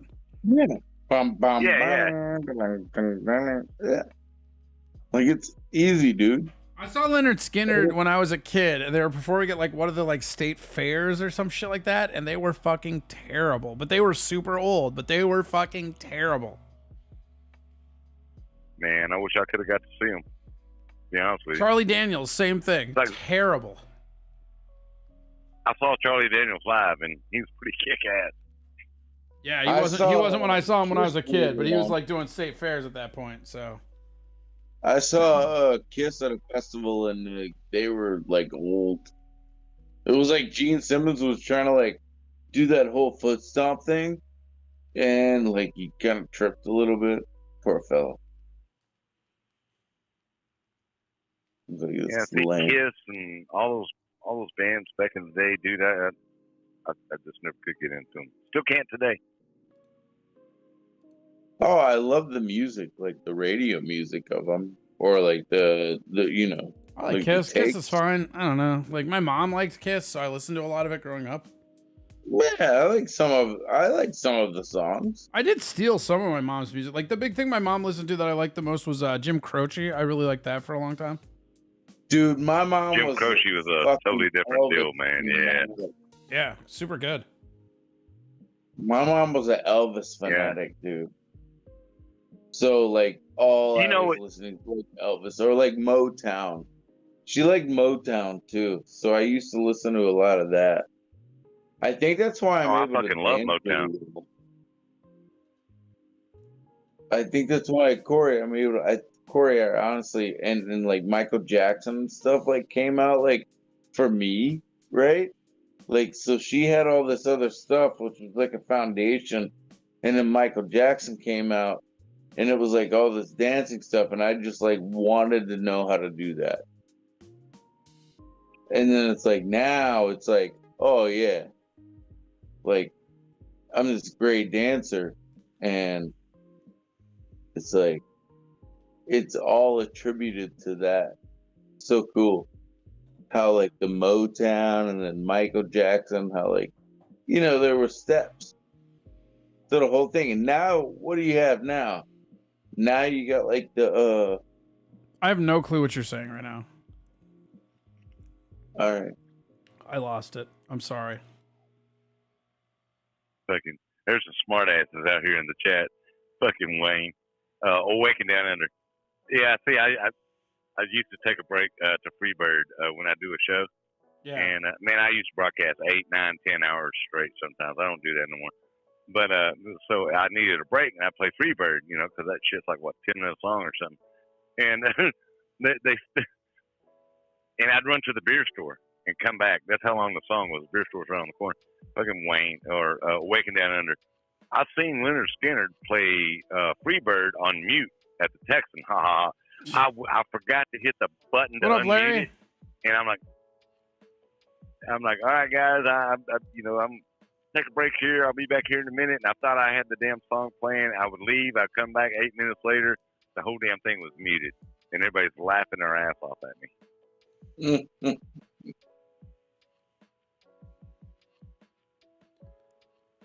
Needless to say, I don't play Freebird anymore.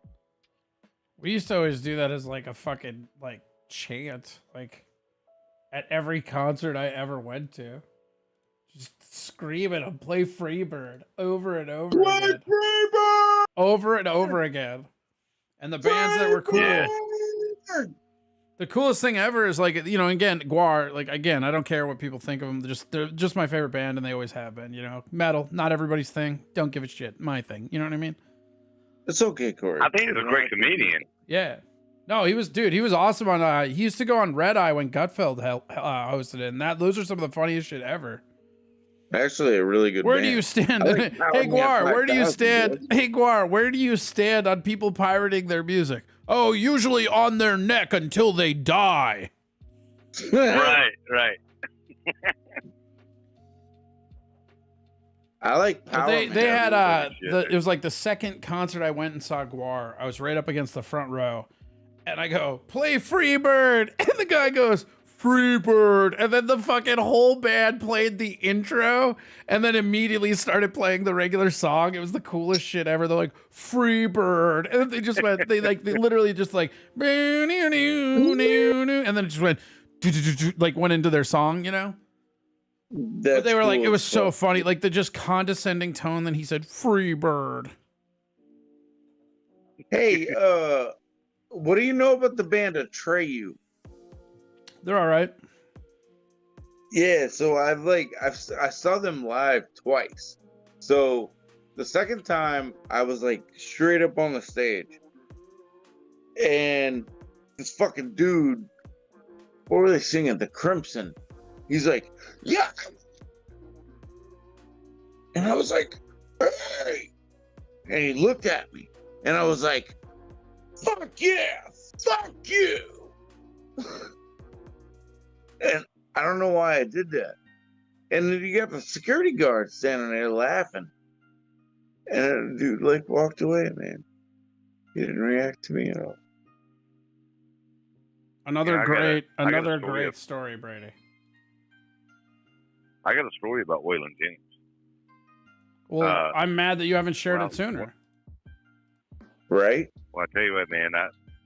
When I saw him in concert, okay, so I'm 6'2", right? And I got some really long arms myself. And it was general admission, and we got there early. So I was front stage, right there, hanging out to the right side of the stage. And the stage was perfect level to where I got my arms up there. I got them crossed. I got my chin, on my arms. And I'm watching Waylon do his thing, man. And these big, huge stack freaking speakers right in my fucking ears. And he's just jamming, man. And he's doing his thing, walking all around the stage. And evidently, he didn't realize how long my arms were. I told the story 1,000 times if I told it once. And so he's walking all around, and I'm a kid. I'm a teenager. And he comes walking up to our side of the audience there, and he's jamming and just doing his thing. And I reached out, and I touched his boot. I slapped his boot with my left hand. That dude did a Texas two-step backwards quicker than anybody I'd ever seen in my entire life. Bullshit, and yeah, he did not realize that he was in arm's reach of the audience. Because, like I said, I got some long ass arms. He was like, and he felt that, and he was like, nope, fuck that. Yeah, I touched Waylon Jennings' boot. But what's crazy is that was back in the 80s, and even back then, the Hells Angels were his security.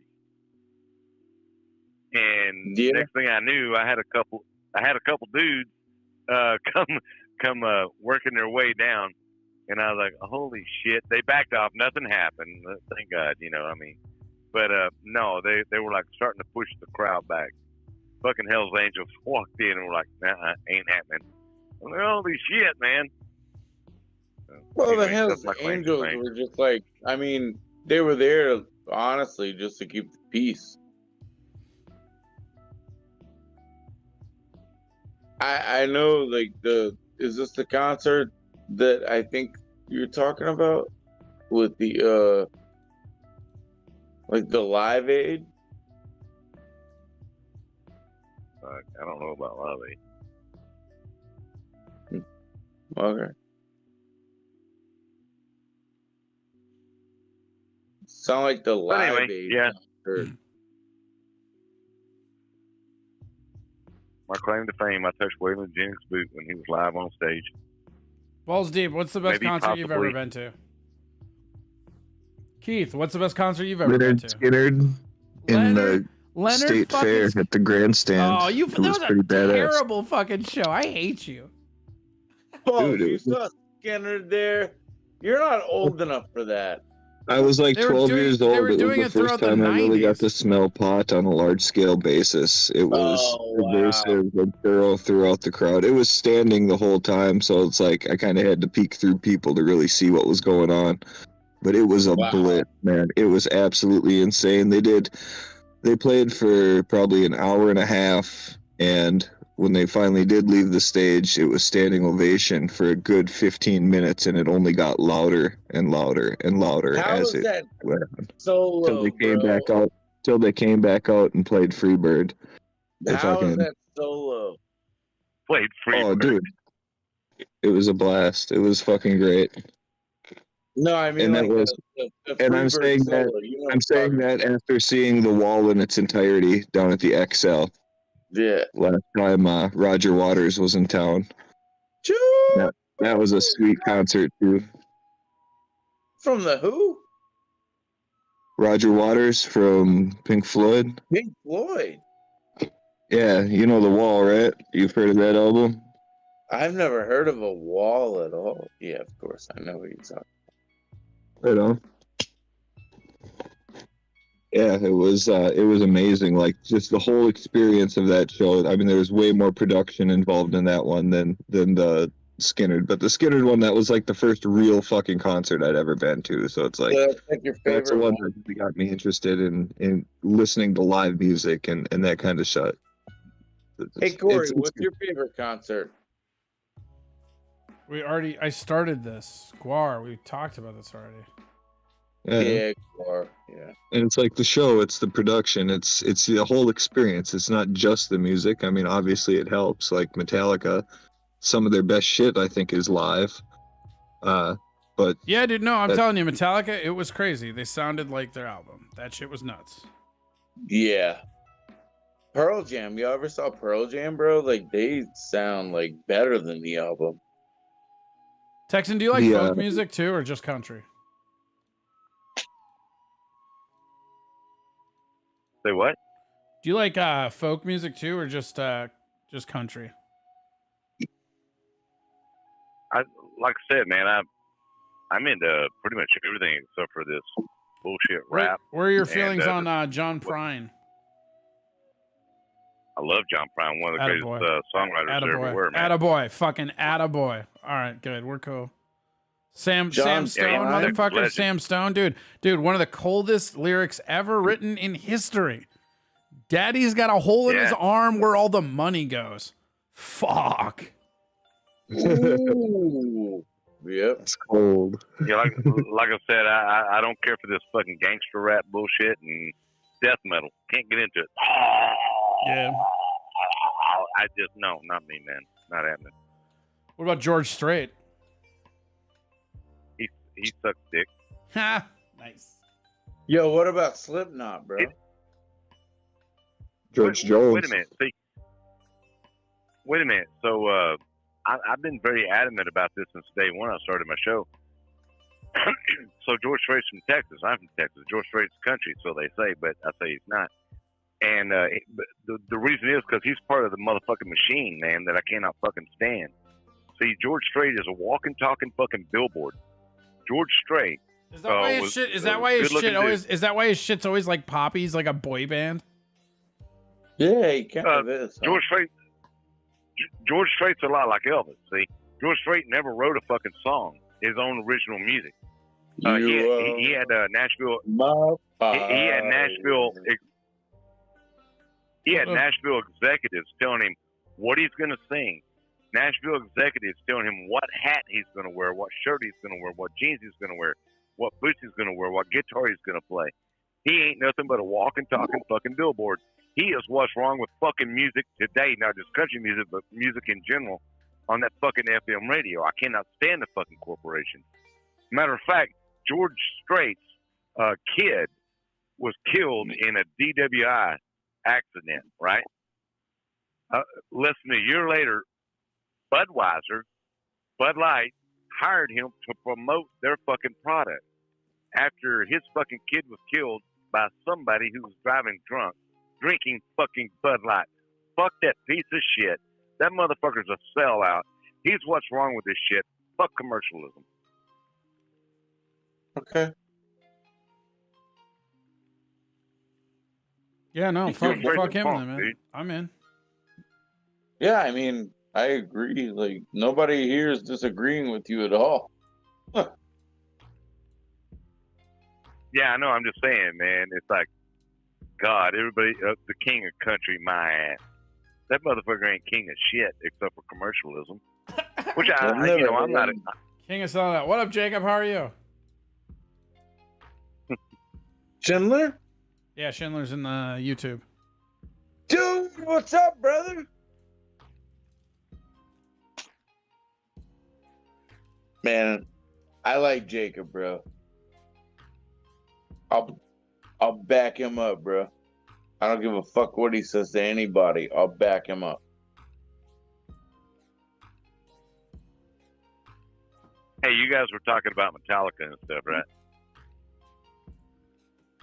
Yeah. Corey. Yeah, I was. Are you Are you set up to play music on your feed here on Foxhole? I am, but I'm dueling, so I can't play actual music. All right, I'll send you something that's gonna blow your mind, dude. All right, yeah. Matter of fact, I already sent it in the DMs. Oh, nice. I already sent it to you Corey, in did you say you're DMs. dueling? Yeah, I All did. right, let me find. Corey, did you say you're dueling? Yeah, I'm dual streaming. I can't play actual music on YouTube. I get what you- They get mad. If I was thinking just like dueling was if I was like a just doing game one you of the might be other playing. ones, it wouldn't matter. Yeah, my bad. Like I thought dueling was like a game you might play. Oh and wait, I'm I could like, probably yeah. I could probably do this. Like- Hold on, let me read the license on this. I was gonna say, Yeah, tell them to come over to Foxhole, man. Kill the feed and tell them to come over to Foxhole, so you can play this shit, man. It's cool. It's what I sent you was something fucking really cool kind of stuff I do on a Saturday night. See, it's what if ZZ Top wrote "Seek and Destroy." Yeah, here. We'll give it a little listen. Here, I got this. I think we can do this.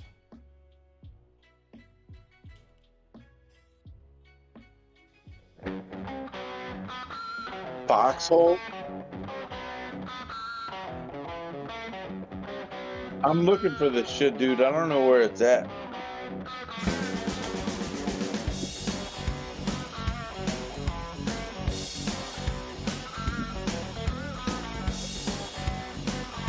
Yeah, it's pretty cool. I'm not mad at this. I don't see nothing, bro. There's a delay.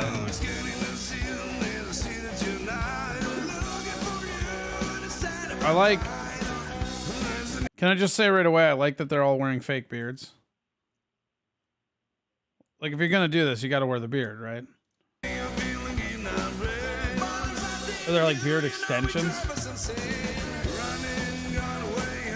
Yeah, you gotta have the beer. Fuck yeah, you do, right? There's no way that you're not having a beard for this. Alright.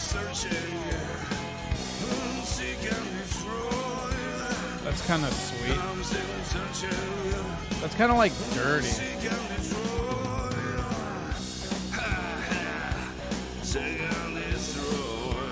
Yeah. Alright. That's all I'm willing to play right now. But we'll play more at a later date when we're just on Foxhole. But that's really good. Yeah, it's pretty freaking cool. I thought, man. Yeah, fuck fucking yeah. Metallica done in the style of ZZ Top, and I was like, wow, fucking really? Do you know what is it? Southern Culture on the Skids. They've got like a. What's that? It's called Southern Culture on the Skids, I think is the name of the band. They got a real twang. It's real like Reverend Horton Heat, like Martini Time, that swing metal stuff. Yeah, you probably don't. It reminds me of that though, the way it like grooves. Go ahead. Yeah, the Reverend Horton Heat. I know who they are, and I love a lot of their shit too. Oh yeah, no, I saw them when I was a kid. I saw them when they were touring off Martini Time. I had no idea who they were. And me and my buddies snuck out and we're like, they're fucking they had a concert that was 16 up and I had just turned 16. So it was like I didn't even give a shit who was playing. I was just going to whoever was there, and it was fucking Martini Time. I bought that album and played the shit out of it. Isn't that neat? It's Martini Time. You should look up that's another one you'll like a lot then, dude. If you don't know who those are, they're like if the Reverend Horton Heat and the B-52s were the same band, that's what Southern Culture on the Skids is. But they're real good. It's so good. Yeah, you know, I like the Stray Cats too. Oh, dude. You don't know who... Oh, my God. Hold on. I'm finding this album for you. Give me 1 sec. Sorry. Can't not. There's just some badass genres of music, dude. Like I said, I'm very rounded in all this, except for those two fucking things I just can't stand. That's just me, though. What's your feelings about reggae? Reggae is pretty cool, man, but reggae is a lot like bluegrass. I can listen to it for a little while, but then it all sounds exactly the fucking same. Yeah. All right, write this down. You got your pen? Yeah, I got it. All right. Southern Culture on the Skids. That's the name of the band, right? Dirt Track Date is the name of the album. Hang on, Southern Culture on the Skid. Yeah, SKIDS. Got it. And then the album is called Dirt Track Date. Dirt Track Beat. Yeah, right. the jam I'll on that definitely check on out. that album is called Camel Walk, and it's about track 5. But like, it's very Reverend Horton Heat. If you like Reverend Horton Heat, you'll like them. But it's like twangier. Like, I think you'll really like it. It's one of my favorite bands. Yeah, see, like we were just talking about,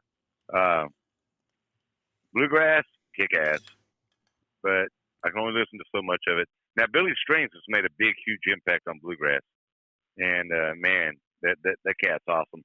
And then you got Marcus King, who takes bluegrass and blues and mixes it up. But even Zydeco music, man, that shit. I like Zydeco music, but you know, the New Orleans, south of New Orleans sound, it all sounds the fucking same, man. After a while, you heard one song, you've heard 20 of them. No, that's kind of the thing, right? Yo, bro. You get that one note. It's all the same. What about the G Nana, dude? You ever heard G Nana? What? Ever heard what? The song. G Nana. It's like a slow blues fucking old Cajun song, bro. He'll do I don't this. know, He'll the try to louder you say it, the listen. less I can understand you. He'll try to do this. He tries to insert Cajun stuff all the time. Just deal with it. He just talked about Zydeco music, you fuck. Why are you yelling at me? Don't get mad at me because you're bad at this. I'm not mad. I was just. I mean, dude, I'm just saying, the more you scream it, the less I can understand what you're saying.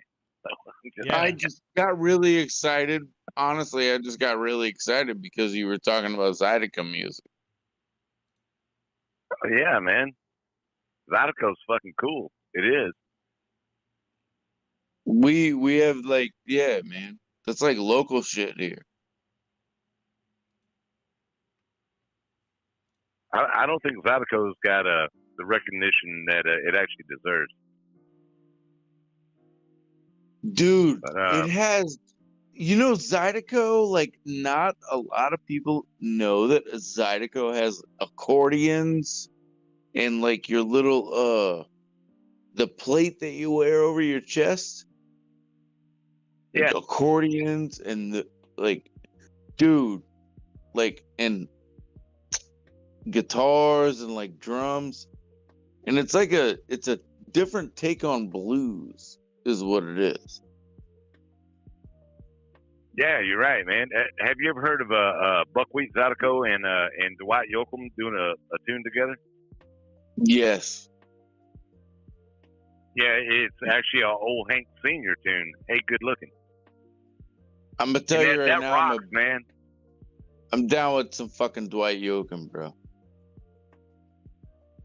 You what? I said I'm down with some fucking Dwight Yoakam. He's good, man. Yeah, it's crazy because Dwight Yoakam is out there, you know, from Merle Haggard out in California, the Bakersfield sound. And Dwight Yoakam took that and did Zydeco with Buckwheat and took an old Hank Sr. song, Hey Good Looking, and did it and knocked it out of the fucking park, dude. It was fucking awesome. Nice. You ever heard of Southern California meets Southern Louisiana? You ever heard Oh, Don't yeah. Mess With My Yeah. Dude? Oh, yeah, I know that song very well, yeah. That was back in the late 80s, I think it was.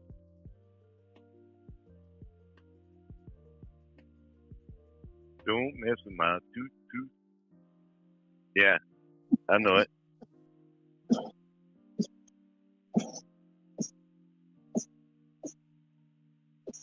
Corey, I got to tell you, I'm writing down everything that you're laying on me there, brother.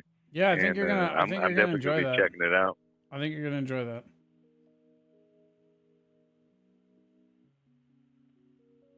Yeah, I got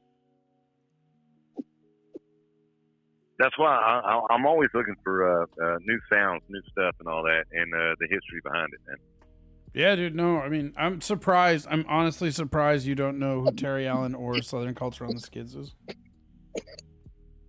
I love that. Like I That said, Lubbock on I'm Everything, though. I love that album. That album's like, I fucking love that album. I'm very well versed in a lot of music, but I don't know everything. You know what I'm saying, Hall? How can you? How can anybody? No, nobody can, bro. It's like air. Oh, no, it's nothing like air. I can breathe all the air. That's easy. No, you can't. No, yeah, it'd be super easy, dude. Just like 2 breaths. And, you know, it's like it's like down here in Texas. You know, we got Tex-Mex food. We also have Tex-Mex music. Music is like molecules, bro. There's so much of it. Do what? Music is like molecules.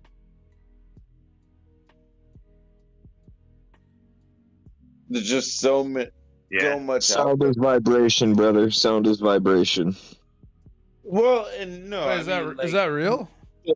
I'm just kidding. Like billions of molecules. There's billions of fucking different songs and interpretations of music as well.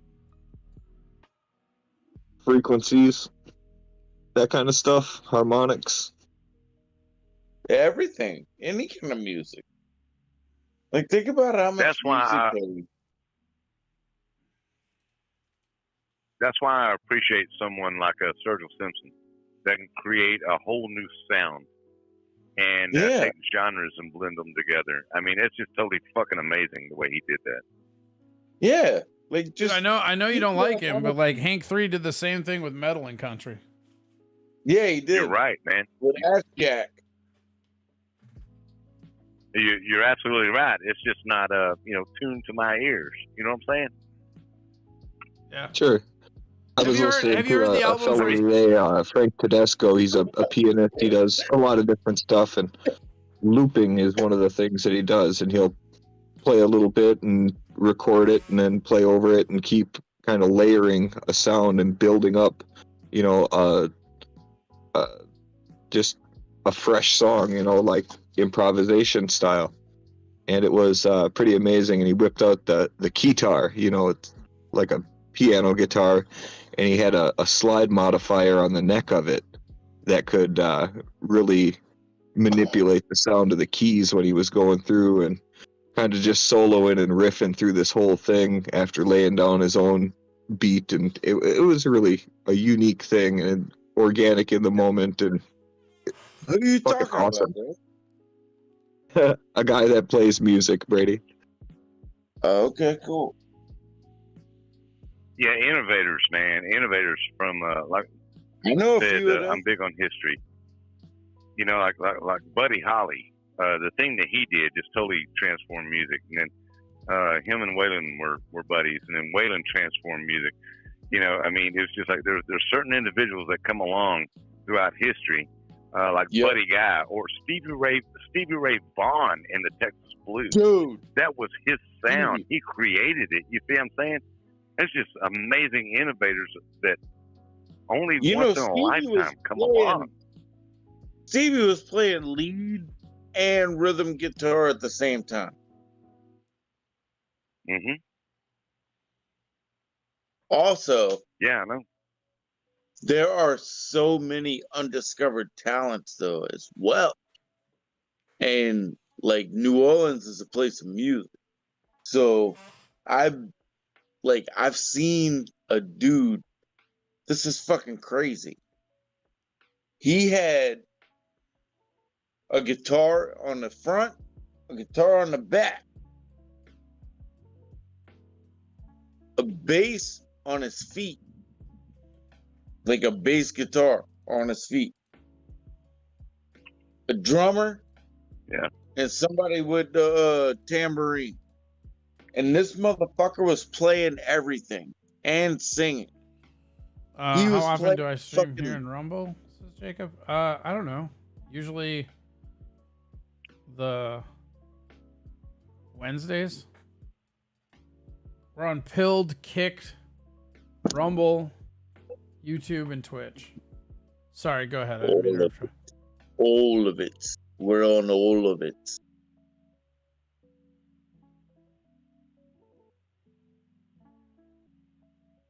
So anyway, like this motherfucker is playing lead guitar, rhythm guitar, bass, keeping up like the bass rhythm with his feet, and then like singing. And it was like, what is going on here? How is somebody that talented just like in a little fucking seedy ass bar? That's crazy. I know, dude, and that's what I seek out. Okay, honestly, I seek out that kind of talent, and I put it on my show. It's just like that ZZ Top thing right there. That's an unknown band, you know. But they took Metallica and ZZ Top, blended it together, and you got that, which was kick ass.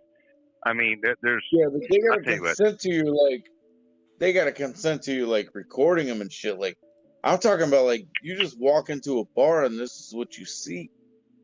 Like there are bars down here, like on Frenchman Street specifically. Every fucking bar you walk into, they're playing live music, and it's all different live music. See, when I lived in Beaumont, Texas, when I first got married, 21 years old, our very first place we lived in, a little one-bedroom apartment. It was on College Street down there in Beaumont, Texas.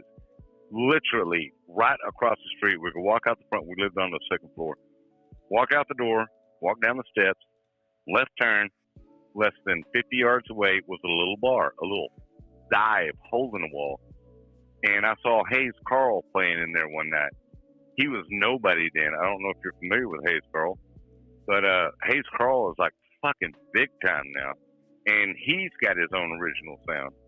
And what he did, and I mean, yeah, dude, it's all over the fucking place. I've traveled 48 states and Canada.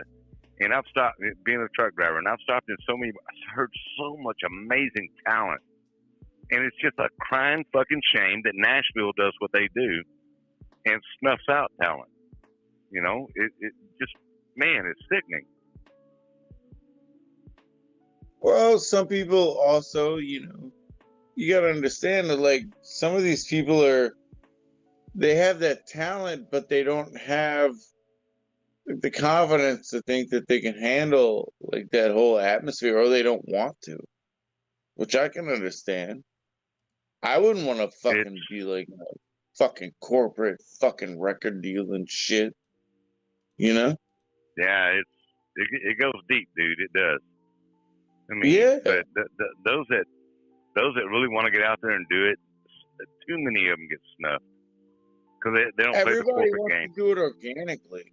And that's the problem. Like you don't really have a resource for that, right?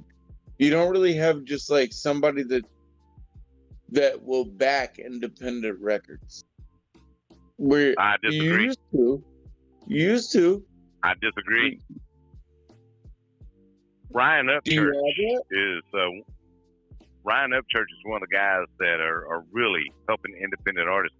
But that's what I was saying earlier. Is the very first original independent artist was Waylon Jennings. RCA was not going to back him. RCA told him he can go fuck himself. Waylon turned around and said, well, you know what? Fuck you, RCA. I'm doing it my way. Okay? Chet Atkins was RCA at the time. So you're saying that any artist could just like represent themselves and do what you're saying right now? If you want to put the work into it. That's the difference. If you want to put the work into it, it's not easy. Right. Because you have to represent yourself. Man, it is not. That is probably the hardest thing you could ever fucking do in your life. Is you have to represent yourself. A musician. Yeah, and you have to represent yourself. Sure, man. I mean, dude, I've seen it, and that's like Red Dirt music started kicking the shit out of Nashville, down there around San Antonio area. Here's my question: who else is going to represent you besides yourself? dude. Now we're getting into a bunch of drunk talk. What do you mean getting into? Done shit. been into. We done been there, bro. No, that's it. I mean, you gotta want it. You gotta, I'm talking about country music. I'm not talking about rock and roll or rap or anything like that. But Nashville is just the same as Hollywood. There's a big difference. Guys like Adam Hood. Oh shit, Jacob Schiller up in Kick. Country. What's the difference between rock and roll, country, and raps? What? What's the difference? It's all controlled by the same bullshit, unless you're gonna go independent, and that's what we're talking about. Yeah, and I was talking about the independent artists. All right, so who you got? He literally just answered who I got? Oh, my bad.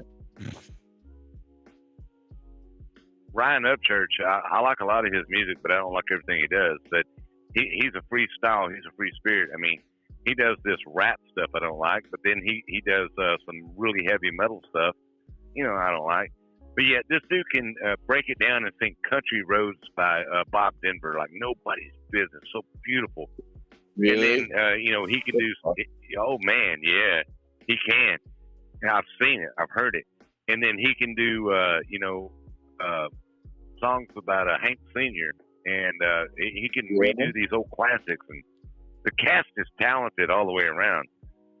So if you got the talent, you want to put the work into it, then there you go. You can't be lazy in this industry. No, I've got a band that I think you would really like, man. Like, if there's a way I could, send you just a song by them. Like, it's talking about how...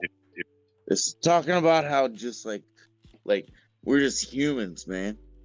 And we're all made of stardust.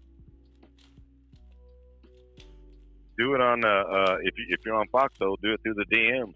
I'll get it. Matter of fact, I can put it in Corey. the chat. Yeah. I'll put it in the chat right here, bro. The guy, Hayes Carl, I was talking about, that invented his own style, that I actually saw live 30 some odd fucking years ago. Before he was nobody, and I'll drop you a link to that song. And this was a song that I used to open my show up with on Friday night. Yeah. It's called "I Got a Gig." And I guarantee you've never heard a country song or a southern rock song quite like this. Innovators, man, talent. It's just good stuff, man. Blows me the fuck away. That's what I'm always looking for. Yeah, dude. No, I hear that. Yeah, I can't do that because he's on the phone, Corey. He ain't gonna see my chat if I share the picture.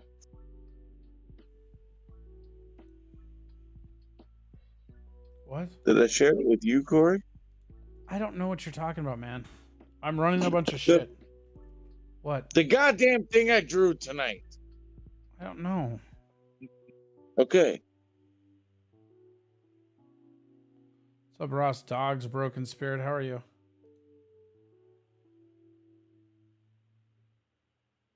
I tried to draw a cartoon character. It ended up being really sinister. Cool. I'll tell you what, Corey, if you could play a little bit of that, dude, I swear you've never heard anything like that. No, I don't think I can because it's got the copyright on it. Oh, okay, I got you. Yeah, I've never heard. Because it tells you what it's registered under, and it's registered under UMG Recordings. Okay, I got you. Yeah, man, electric banjo. Who's ever heard an electric banjo played in a blues style? Yeah, that's cool. No, I'm gonna be. Trust me when I tell you, I'm gonna be. Cool. I have it queued up in a tab. It'll be the first thing I listen to when I cut off. That's what I love about Foxhole. See, I could do all this freedom. I know. Worried about it. I know. It's pretty sweet. I'm jealous, but what do you do? Hey, it is what it is. I'd rather have everybody get a show, you know?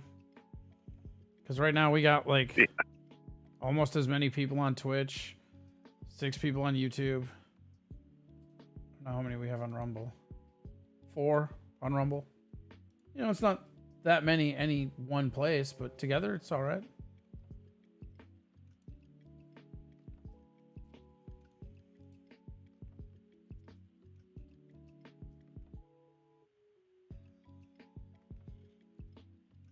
It is a vote for like killed, isolated. It wasn't dead air. I was talking, you jerk. Now I'm sad. No, I'm sad. No, you weren't. No one else. Now you're sad. Don't sass me. Just kidding.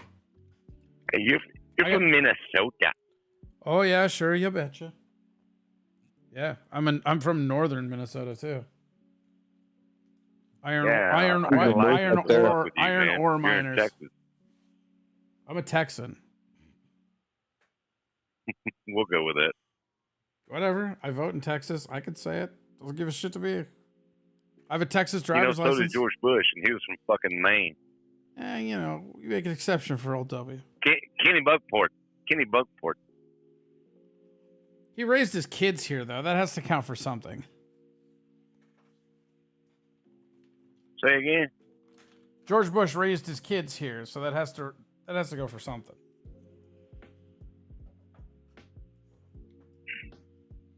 Yeah, okay. We'll go with that. Fucking Yankee come down here, move to Texas, call himself a Texan, then start World War II or World War III, you know, invading the Middle East and taking down the buildings and shit. Yeah, he's a Texan. All right, yeah, dude. Yo, I just shared my my drawing. Cool. I'm still not going to be able to see it. Yeah, you are. It's in the chat. Where? Which chat? The chat of the. Yeah, is it on YouTube? Is it on Twitch? Is it on D Live? Is it on Kick? Is it on Pilled? Is it on Rumble? Oh my God, it's on Discord. Okay, I'm not looking at Discord right now, bro. I got a bunch of chats I'm right now that I'm multi-managing. I'm gonna duck out for the night. Thank you for having me on, Corey. I appreciate it. Have a good night, guys. Yeah. Hey, balls. Take care, Hoff. You know, Corey, what you could do is take it from the Discord and look at it. Where's the guy who thought Bush was a Dem? Oh, that's Brady, right? Weren't you the one who was saying Bush was a Dem? Yeah, I thought he was. Yeah, I thought he was a Democrat. He might as well have been. I mean, fucking Bush's satanic cabal. Is there anything wrong with that? I don't think there's much of a difference between any of them. So. I've been wanting to mention this for quite a while now. Who the fuck hit the blue pill on this shit on pill.net? 2 motherfuckers hit the blue pill for some fucking reason.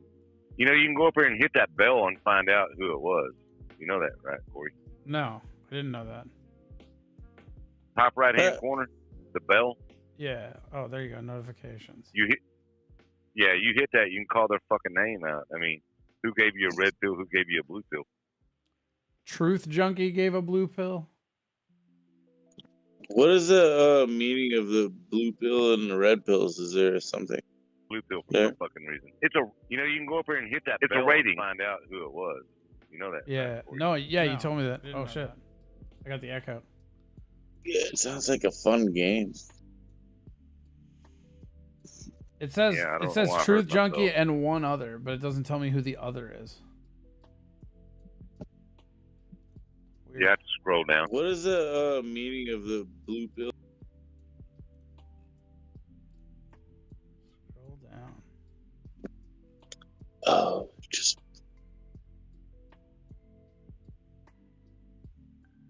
Yeah, there was an echo or replay there for a minute. Yeah, it was the sound because I was on the main page when I hit the notification thing. That was on me. I had to mute it. So the red pill, blue pill thing, that's a rating system.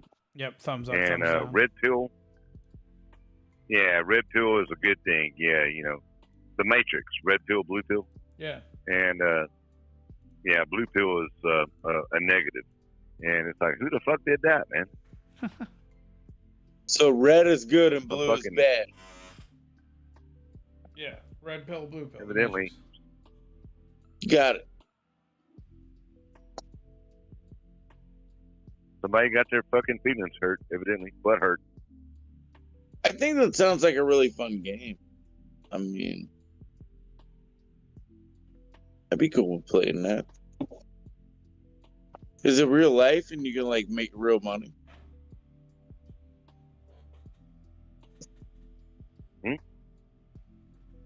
Yeah, you like put out good content and you get red pilled or blue pilled, like you make money though, right?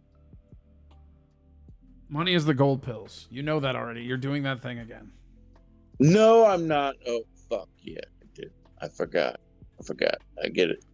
It's the same. It's the same app we're talking about. Okay. Yeah. Gold is the money. Thumbs up, thumbs down are the red. I thought we were talking about something. What is that a shot of that you've been playing this video on your screen here? It's just some intersection. It's not Times Square. No, I think it's Japan. Maybe here. I can find out. Wait, that can't be Japan because there's no McDonald's sign nowhere. Yeah, right. Corey, did you see the new drawing? No, I didn't. I told you that. I'm doing stuff. I'm running a show. Stop with the fucking drawing. Okay. Jesus, dude. I know. Yeah, it doesn't say. Oh, Seoul. It's Seoul, Korea. Oh, okay. It's just a cool shot the way it zooms by. And it's copyright free, so I like that.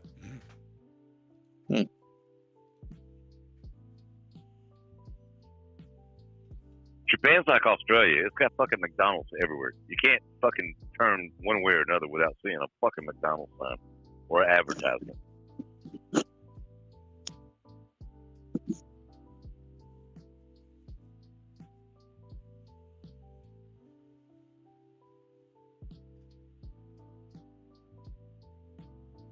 Japan was fun. That was a fun place.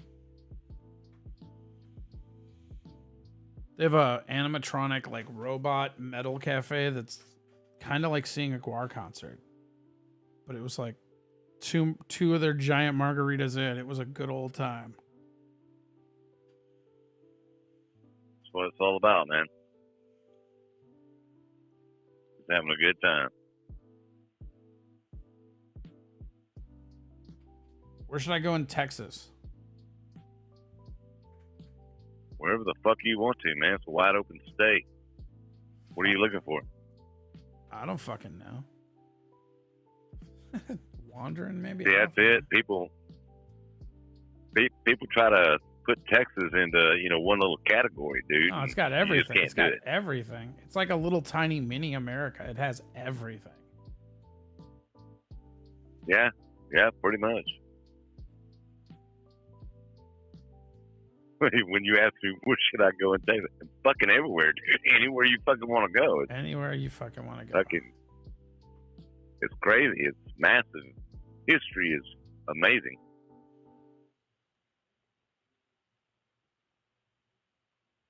Go down to El Paso and get you some Chico's Tacos. Chico's Tacos in El Paso? All right. Yeah, they're world famous, man.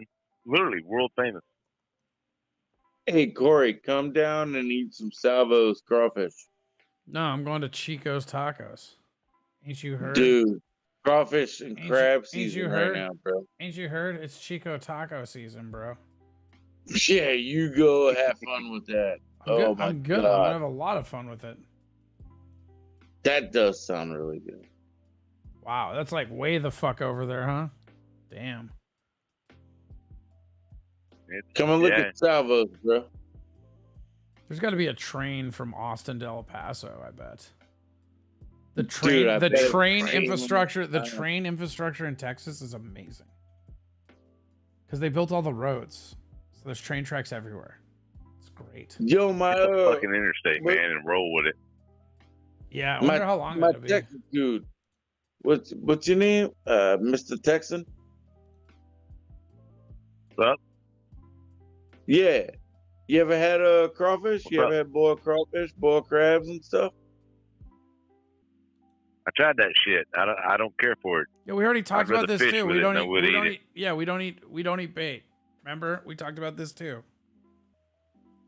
Oh, you stop that! You don't eat bait. Yeah, you don't remember that where we called them insects, and we made fun of how we don't eat insects, and then you were like, Cajuns will eat anything, and then we had that giant dialogue where you finished it with, they'll eat everything. You don't remember that already happening? That didn't happen. Okay. Come on, bro. No, you come on, dude. Simmer down. I wouldn't. You don't have to force everything to where you're repeating everything. It's fine. Just chill, enjoy, relax. I'm not, bro. Like, it's 8.5 hours from Austin to El Paso. That is intense. Yeah, it's like 3 hours to here. I mean, that's fine, but like, what's in between? I'm gonna knock out like that in 2 days. We got crawfish, strawberries, Ponchatoula. That's crazy too, because the 290 is like right behind my house. I can just hop on 290 and go over the entire way. Yeah, see, check this out. So from Dallas to Los Angeles is a little over 1,200 miles.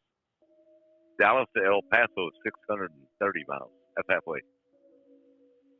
That's crazy. So, dude, you got a day's drive to go down there and get you some Chico's tacos. It's not even down there. I have to go up there. It's above me. Where you at in Texas, bro? He's in Dallas Fort Worth. He's above. Yeah, but you still got to go southwest. No, I got to go northwest. Yeah. Right? You're in San Antonio? No, I'm in Austin. Austin. Right? Yeah, San Antonio. Didn't you say, wait. Oh, is this not, this is a Chico's Tacos in Juarez? No, that's El Paso, right? Yeah. How's Juarez? Have you been to Juarez? No, I'm not going there. All right. No. What? I value my life too much. Yeah, I bet shit is lit there. As if, bro. Hey man, speaking of which, did you see the story where the 4 Americans from North Carolina went down and crossed in Matamoros, and only 2 of them came back because 2 of them got killed. The cartel killed 2 of the motherfuckers. That just happened like 4 or 5 days ago. Where? Matamoros. No, like supposedly. Magamortis? What is that? Matamortis. M-A-T-A Mortis. Yeah, there you go. Wow. For real? Yeah. There was okay, not ethnicity really has anything to do with it, but I guess it does. It was 2 black chicks, 2 black dudes, and all of them have been up on drug charges. One of them was for manufacturing and stuff, right? Did time for manufacturing. They all had drug charges on them. And the story coming out now is that these dumbasses from North Carolina were trying to bust off into the cartel's territory down there. Sure. It didn't work out too well for them. It's like, you know what? Shit. Okay. Mexico is not America. They don't play the racial bullshit. They don't give a flying fuck. You can take your black ass. You can take your black ass and assault any white person you want to, get away with it. You could, run through and do all this stuff. Now they're messing with the cartels in Mexico. And Right. they got their ass jacked the fuck up. Two dead, What? 2 sent back alive. Yeah.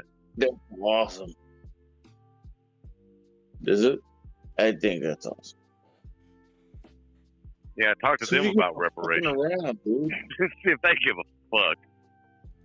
What's that? I guess they don't. Do what? Go to the basement of the Alamo.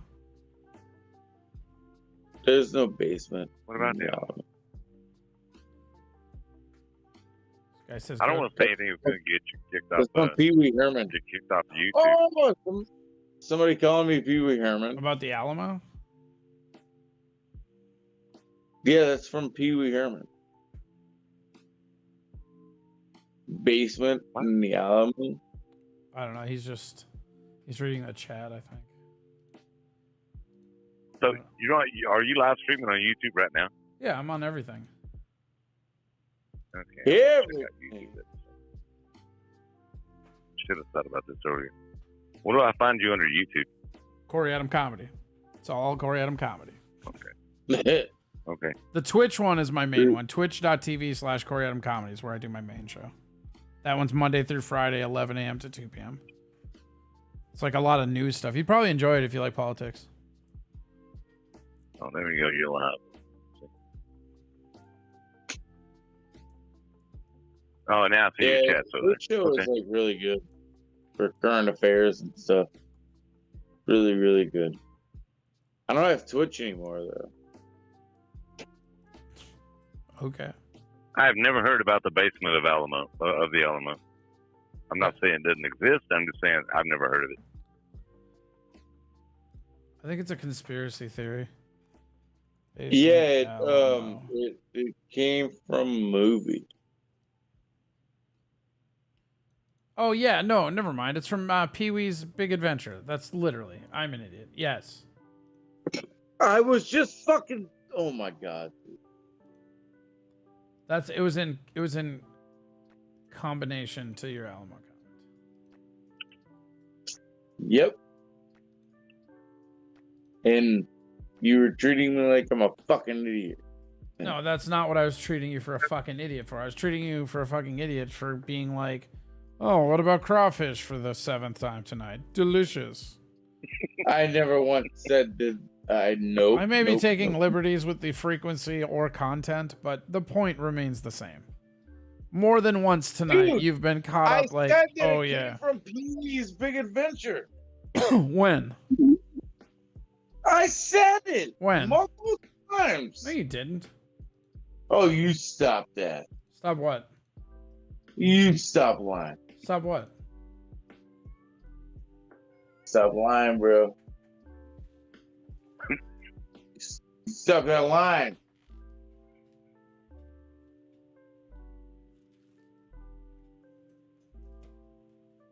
You play back. Play that shit back. No.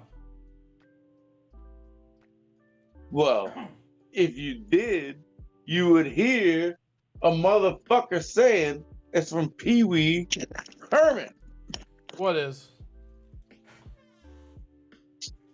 That motherfucking joke. Who said that? With the Alamo with a basement.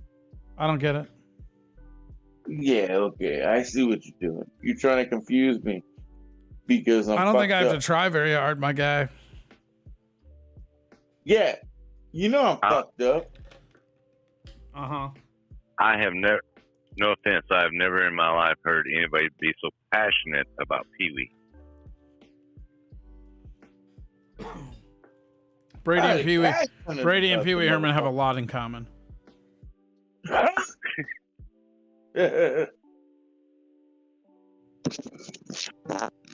especially Pee-wee in a basement, and for some reason, some perverted shit just happens to come to my mind. You know, I don't know why. Just saying. But that's on you, my brother. Ain't nobody talked about that. I'm not excited for the Don't you Oscars. remember- No one is excited for the Oscars. Do people even watch the Oscars anymore? Is that a thing? I don't think so.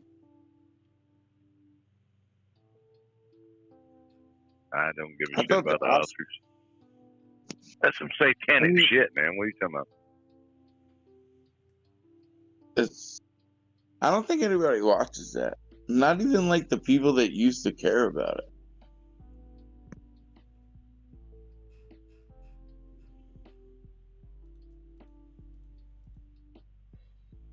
What the fuck is going on over here on YouTube? Can you I hear should me have pulled okay? this up earlier, man. I'm sorry. I'm sorry. I should have asked. Oh yeah. Can No, you hear me okay? Not at all. Yeah, we can. All we can do is hear you. Oh, that sucks. Agreed.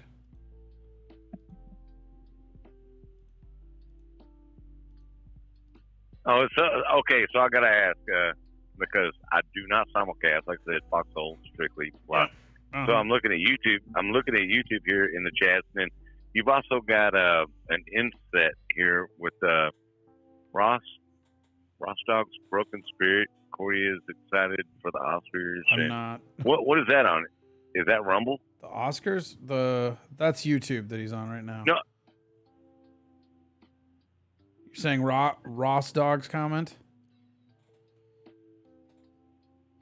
Right? Or no? Yeah, where Rostog. Oh, okay, I see now. It'll tell you on the little thing in the chat where, like, I suppose it's probably too little to see. But it actually, like, that red triangle next to his name is a YouTube comment. You'll see, like, a purple box when it's a Twitch comment. And then Rumble, Kick, and Pill don't sync up with Restream, so you don't see their comments. Their comments I'm monitoring in a separate chat room that's popped out. So right now, Kick is popped out, Rumble is popped out, and Pilled is popped out. And then on the main one is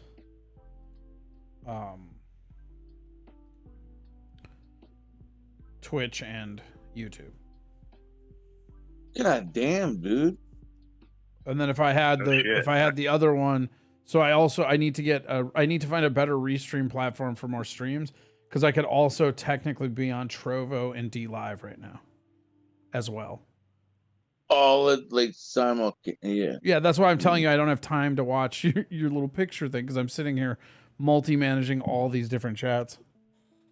Well, it's not a little picture thing. It's just like a picture of a drawing that I made.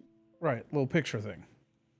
You can just look at it real quick and say, "Oh yeah, that's dumb," or "Oh cool," or whatever. Yeah, I'm just not going to do that because I'm in the middle of running a show. It's kind of rude of you to ask me, right? It's fine. It's pretty rude. You're being pretty rude. It's not for while you're on the show. It's for when you have time. Then quit bringing it up on the show. You just did, dude. I didn't bring it up at all. How did I know? How did I know? How did I know about it? Because you brought it up. You just brought it up, though. But I know about it because you brought it up, right? That was a long time ago. Schindler said. Like 2 hours. Schindler said, "I looked at it, Brady. It was dumb." Who said that? Schindler, your boy. Oh man, that's cool. That's fine. It is dumb.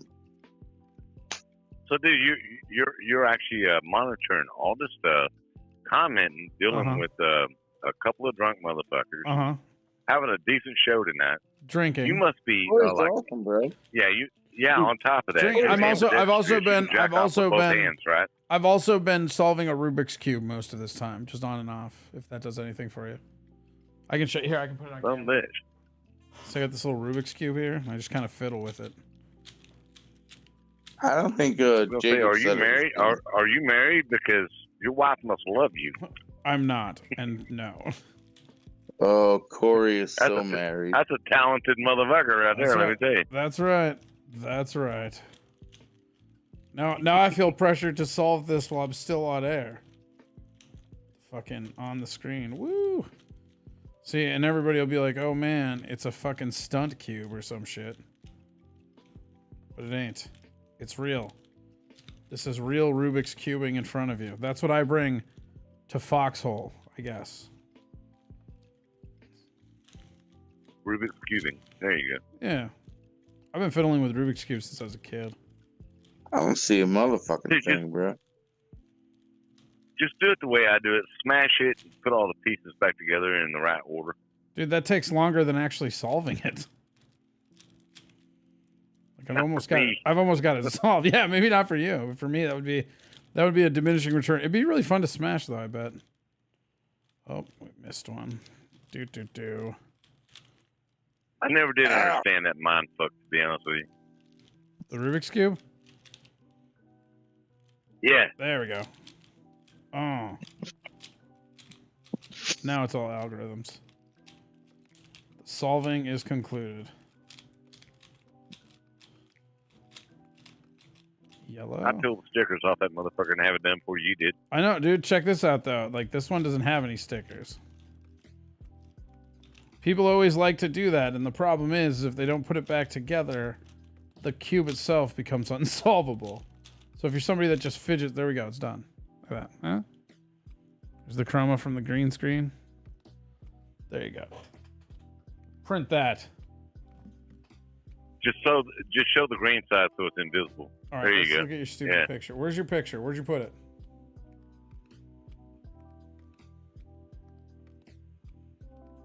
Now you shut up for the first time in history? Hey, it's still going? This orgy's still alive? Oh God, who invited him?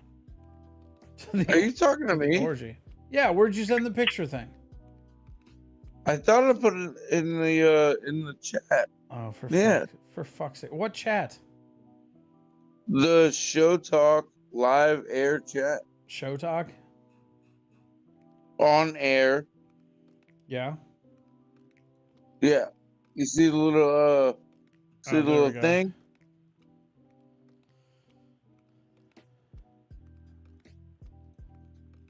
Weird.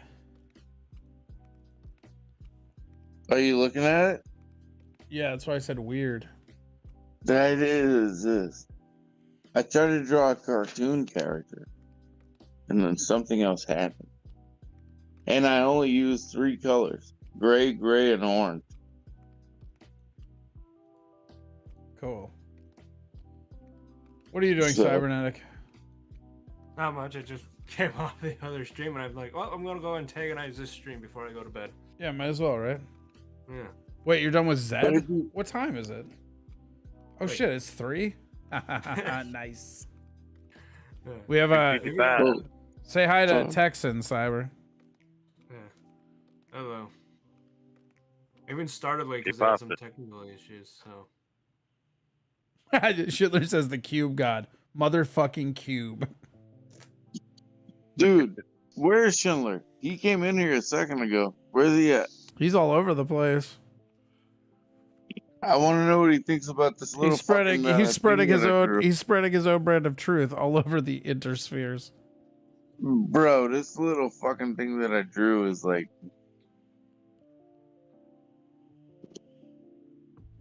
Schindler, pilled.net. PILLED.net.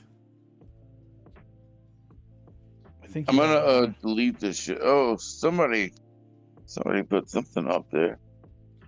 Somebody put a. Fuck yeah. Are you drinking tonight, Texan?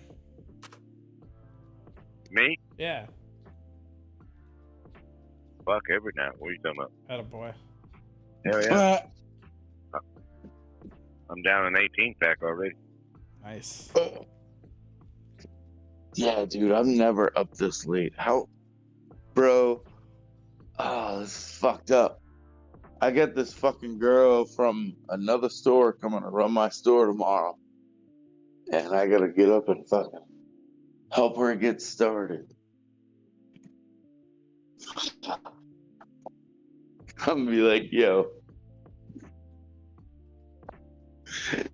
understand and do your work.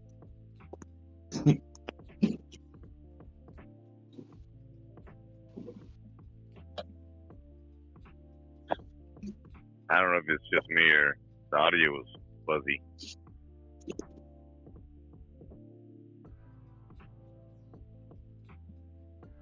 You came in clear on my end. He just sounds really tired. Right? Real Go tired. to bed, man. What the fuck? You're Yeah. forcing yourself up I at know. this point.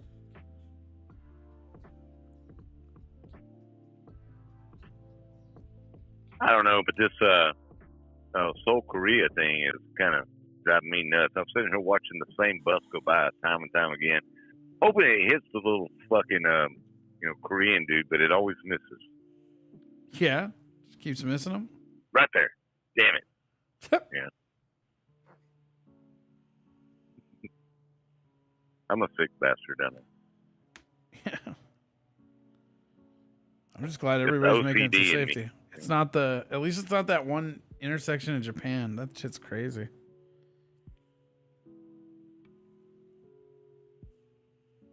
Maybe if they had a head-on collision or something, to break up the monotony, that'd be the kind of American way to have a giggle. Let's see if we can find something different. Mine crashed. Whoa.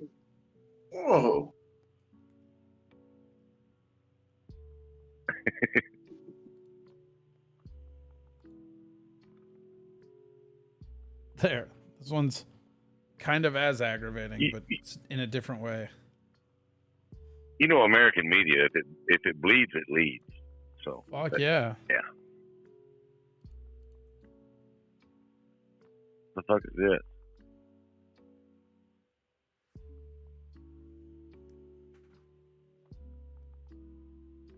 Don't get on Aaron's bad side, or he'll send his bartender buddy to give you a black eye. I don't know, man. I don't. That's not what hilarious. It's really funny. That's hilarious, dude. Who just said that? Ross Dog's Broken Spirit. What? Block. I ain't blocking shit. No, I'm just kidding. I'm just kidding. Don't block anybody, bro. I don't block anybody. Let the motherfuckers have their opinions. If anybody wants to know, I'm the one that fucking did all that stuff. I was the mastermind and the puppet master. Uh-huh. And nobody knows me. Yeah. Yeah. Why not? Right? Why not? Why not me? Why not me? What a prick. Why not me? Why not now? Wah, wah. Why not me? Wah, wah. Stupid ass motherfuckers, bro. It's like so stupid. Wah. Yeah. Wah. Fwah, fwah, fwah. I need some attention. Wah.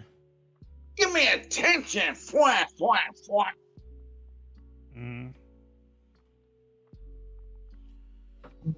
I'm getting another beer. Try not to act out too sensationally while I'm gone.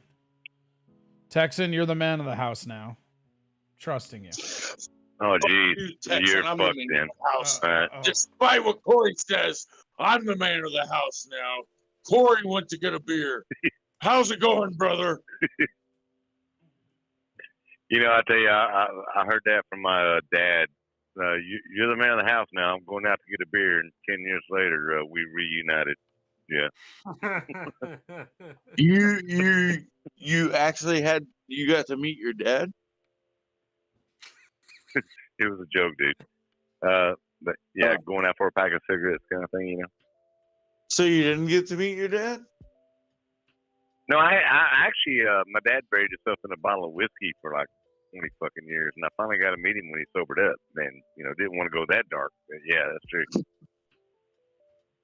That's cool, man. Yeah, I ain't never known this motherfucker.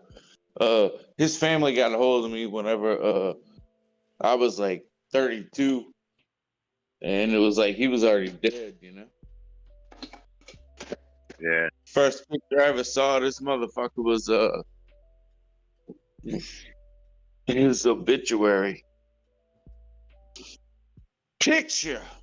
Well, see, he should not have left me in charge because I took it in a dark place and I shouldn't have. See what I'm saying? Nah, we ain't going there though, man. All me and you is doing is establishing respect, right? Me and you have having a great time tonight. Understanding now, and we're all good. And so you can take over the conversation. So you got any animals? Do I have any animals?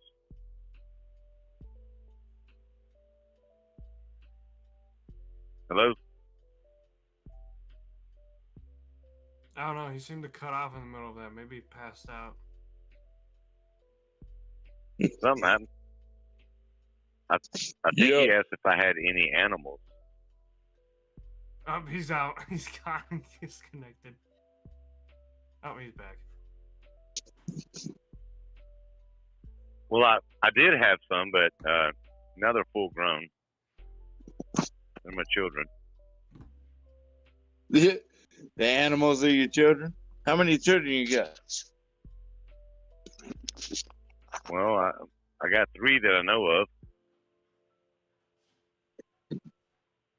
That's cool. There's always one that's going to pop up to be a surprise later on, when I hit the lottery. Yeah, I was I was legit just like talking about like pets and like animals, man. You ain't got to talk about children. That's like getting even like deeper and dark. Actually, yeah, I do have animals. I moved from the country. I lived in the country for the longest damn time until I met the love of my life, and she lives in the city. Moved back up to the city, and it's kind of rough on me. But I tell you what, I love this woman with all my heart. But she at least let me bring 4 of my 35 chickens. So I got 4 chickens in the backyard. I got a dog, and yeah. What about you? You got any animals? I do, yeah. Yeah. So you just I hope everybody else could hear the boost that you just gave whenever you talked about your animals, dude, in your voice. It was like happiness, like pure happiness. Yeah. Yeah. Well, I want to hear more about them, bro. Like, you had how many chickens? 35. And then you had to get rid of all but 4? I had to downsize, yeah. It's called moving to the city. Yeah, I understand, but you still got to keep, like, you had a connection with the chickens, right? It's okay. I didn't choke my chickens, but yeah, I had a connection with them. I'm not trying to set up for a joke at all, brother. I promise.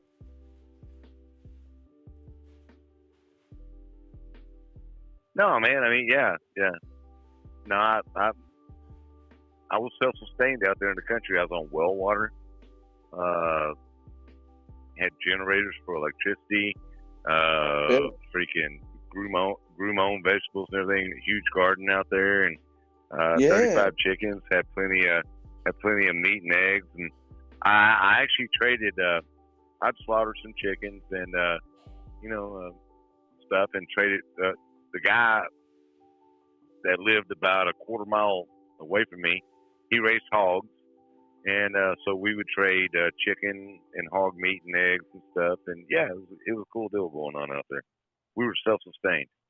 Oh, and by the way, I had a 110-year-old pecan tree in my backyard that produced pecans every other year, and so I had a yield of those too. And yeah, the local feed store would buy the pecans and help out with the chicken feed and stuff and all that. Yeah.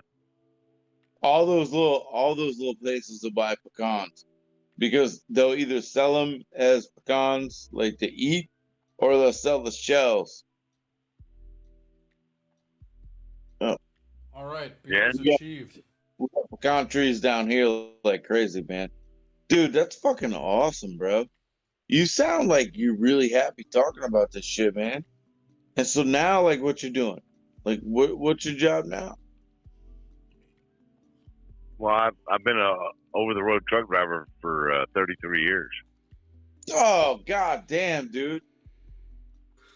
Woo! So this is rough, man, because like you're the type of person that likes to stay grounded, but you're not grounded at all because you're in a fucking vehicle all the time. Yeah, I guess so. That's all good. It just sucks, man. I hope you can find a way to be grounded, bro. The way you want to be. No, man, I'm good. Okay. Trust me, I'm not complaining about life. No, man, I'm good.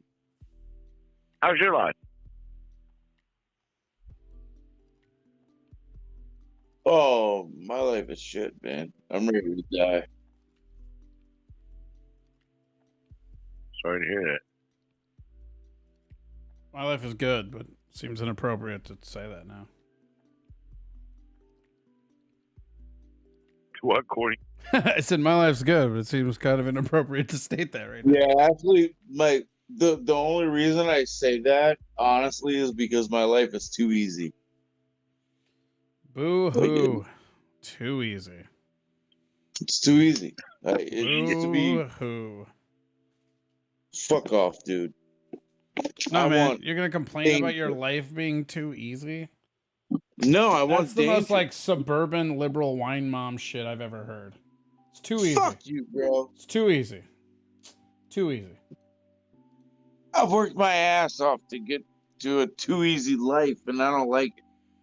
So then quit, start something new, and work for it again. Who cares? No, I'm just going to go on adventures. Okay, well then... Whatever, man.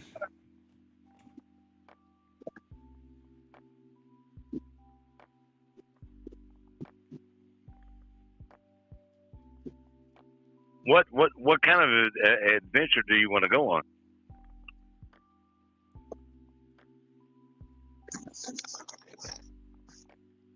Like hang gliding and shit off the... No, that's actually a really good question. That's a great question. So, I would like to deep sea diving with fucking sharks and shit. I mean, that's an adventure. Shamu. Fucking walking through South LA as a white dude. That's a fucking adventure. I mean, what kind of adventure do you want to go on? So, have you ever? Yeah, I've done like a lot of different things, man. So, you ever heard of Forrest Galante? No. What the fuck's that? Enlighten me. He's a person. So he is a person that goes on all kinds of like runs to find animals that are said to be extinct, yet there's evidence of their existence still. So he goes to try to see. Huh? What was the name? Forrest Galante. His grandfather is the one that rediscovered the coelacanth.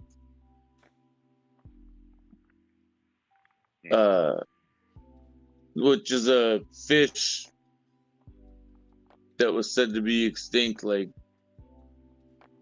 30-something million years ago. But it still exists. So you wanted to find new life forms?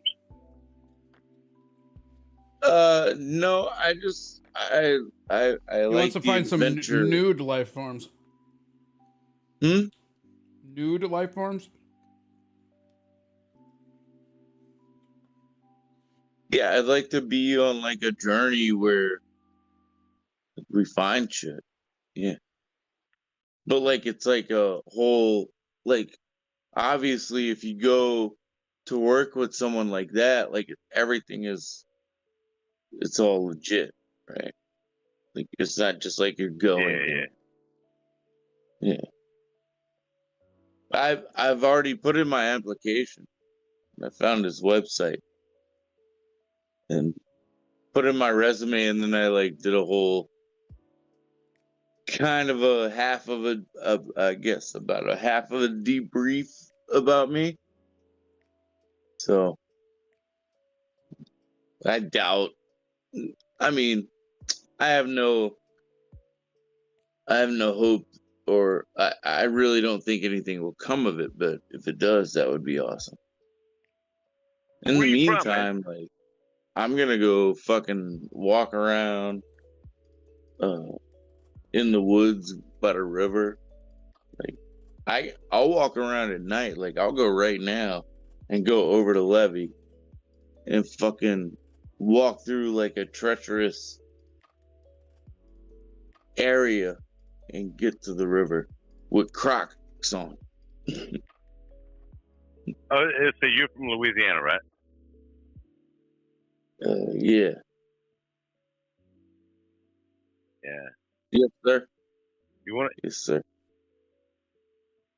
Southern or northern Louisiana? We never established that. Oh, I'm from southern Louisiana. Buras. Yeah. Where? Venice. You ever heard of Venice? Dude, you're slurring your words. I don't know what you're saying. Around Hammond or down by New Orleans, I think. Yeah, no, Buras or Belle Chase. You ever heard of Belle Chase? Yeah, I know where Belle Chase. Yeah.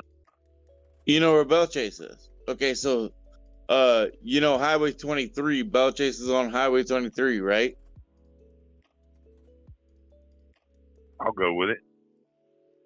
All right. You ever been to the naval base? No. Okay. But you know what Belle Chase? Dude, you want to talk about? You know, I've heard of it. I've been to Hammond. I spent 6 weeks in Hammond. How far out of Hammond is that? Hammond, Louisiana. Like an hour, man. Not even. I was gonna say that's just north of New Orleans. Two different communities, 2 different towns, 2 different communities, all together. Okay. So you're talking about an Air Force base, and you're looking for new life forms. I think I would start there with the Air Force base. I don't look for new life forms. I like to take pictures of bugs like up close, man. There ain't no new life forms around. Then why did you say that whole new life form thing like a fucking second ago, dude? Jesus Christ, dude. Oh, that was because I created a garden from a seed. The seed turns into leaves. I have a feeling you don't even know what you're talking about anymore. Yeah, I do.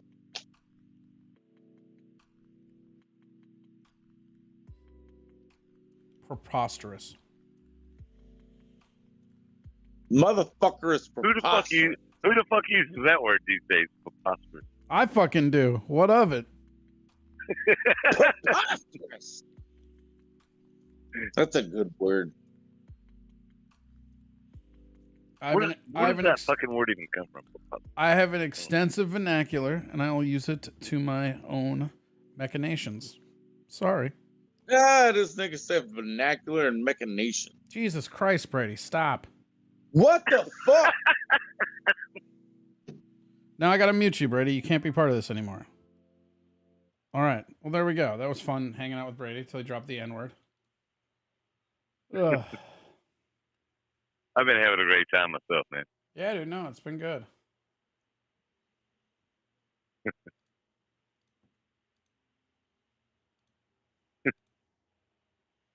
There we go. He's from Louisiana. He's looking for a new life form. It's like, really? Right. And then he's like, no, I like to take pictures. Like, oh, why did you say life form? Nobody's talking about life forms. You were, as a matter of fact. Take pictures in a notebook, motherfucker, and maybe you'll remember what you said. I don't know. Yeah, or something. I don't know. And just drop the N-word. Like, damn. Wouldn't be that big of a deal if we were just on pilled, but we're not just on pilled. I can't be having that. Not my rules. Rules of the TOSs, guys. Don't kill the messenger. Yeah, right. How many people we got on the phone right now? On the phone or just on the queue? Hold on. Brady, are you done dropping the N-word? I don't know. Hey, brother, you talking to me? Yeah. Is that a yes? Yeah, dude. Okay.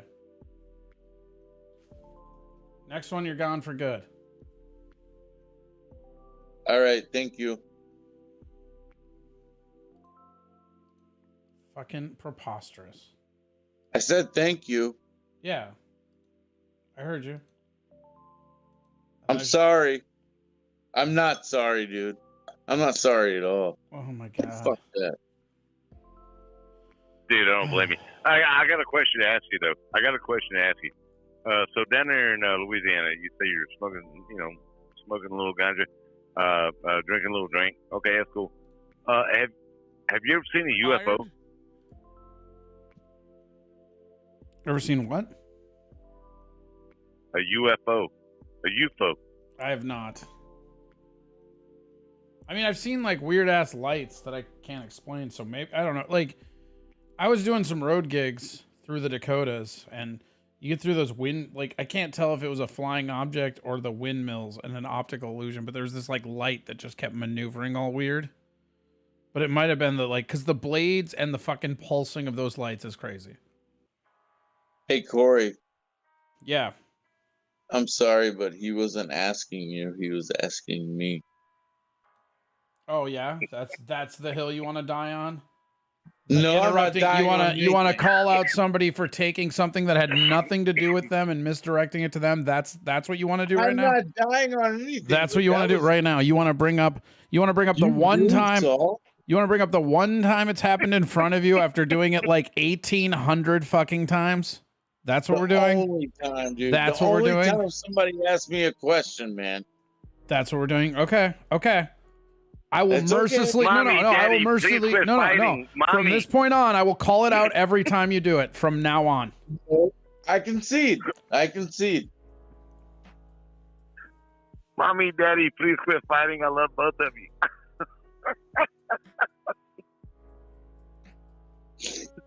How many times we've heard that, Corey? Really funny. Sorry. This is why we have family court, ladies and gentlemen. You guys are a trip, man. I'm fucking loving this. I'll be quite honest. I've never seen any fucking UFO shit. No. Even my times in the Gulf. I would lay on the top of the helipad and with my headphones in and just like look up. And no, I never saw shit. It was disappointing. No. So you never seen a UFO, huh? What's that? I just saw the weird ass never lights seen that a one time, but never a UFO. I saw some weird ass shit out in the fucking desert in Arizona and New Mexico one time. I didn't know what to fucking think of it myself. Yeah, where I was, like, you got a fucking rig and shit, you know what I'm saying? Like, they probably not, I don't know, whatever. Well, I've never been abducted. And I find myself trying to say that they're probably not worried about that as much as they are, like, nuclear stuff going on in the desert, right? But I can't. I always wanted to get abducted. They just never took me. Oh, you wanted to get abducted? Oh yeah. That'd be kind of a trip. That would. Dude, did y'all ever Corey, I know Corey's close to my age, so I saw Fire in the Sky in the theater. Yeah, I did too. As a kid. That was like freaky as some fuck. real Yeah, shit, bro. Freaky as shit. That was like, what the fuck? Like, that's what it would really be like. Yeah. Motherfucker coming out of his bladder and shit. Oh, dude. Yeah, that movie's crazy. I don't know. Right here. Hold on. I'm grabbing another beer. I'll be right back. I'm picking up my pace. Go get another beer. Oh shit.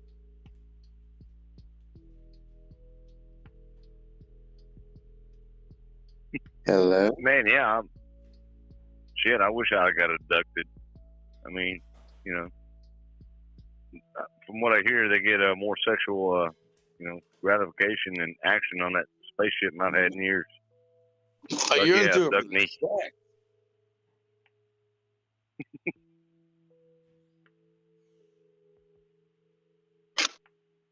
Maybe that's how they maybe that's how they invented Cialis. It was space alien technology. Who the fuck knows that? Cialis? I don't think you put Cialis in your butt though. I don't know how they did it. Like I said, I've never been abducted. I don't know how they started it. Oh, all right. It just sounded like you said they made Cialis for your butt. I didn't say that. I said I don't know how they started it, but hey, you know. How they started? Anyway. Cialis? David says, yeah, why do aliens love butt fucking so much? Yeah. No shit, right? What? Why do aliens like butt fucking so much? Plant their seed and everything.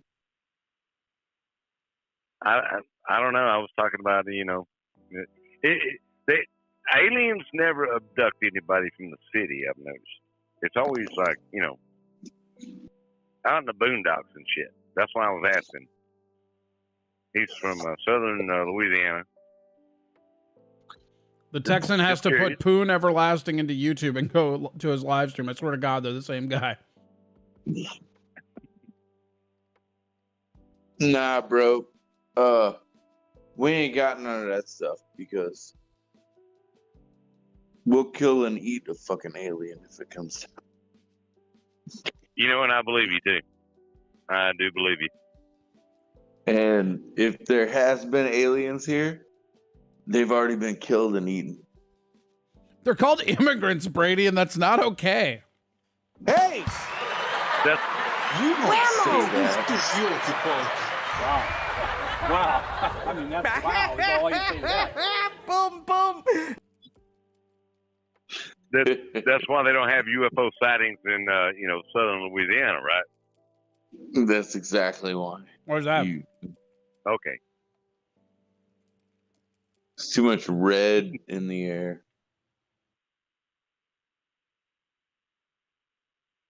Nah, dude. You don't hear about them. Have you ever had? You never hear about. Yeah, you're right. I mean, you're right. You never hear about a Creole or something getting abducted. Usually, no. That's because any alien. I guarantee on Mars. You ain't gonna hear about no fucking Cajun coon ass getting abducted by no alien, bro. You ain't gonna hear no shit. That. That's because they have superior technology and they too avoid the Cajuns. Because in the intergalactic space out there, they're talking about the coon asses fucking abducting them. Don't go to South Louisiana. You ain't coming back. Pretty much. I mean, I ain't gonna tell y'all there ain't no stories, but there's some stories. But at the same time, it never happened.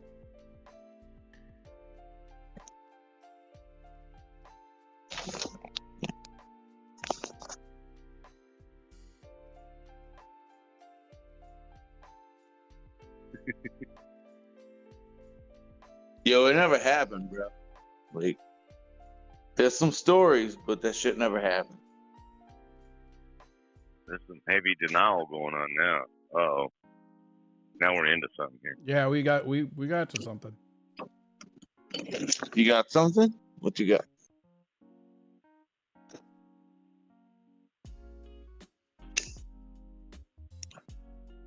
What? Y'all said y'all said, oh, we got something. I'm saying what we got. No, I said we may be into something here. Yeah, what we into? What we got? I don't know. There's some heavy denial about the butt fucking going on out there. Maybe what's that? Alien butt fucking. Oh, alien Yeah, butt fucking. Exactly.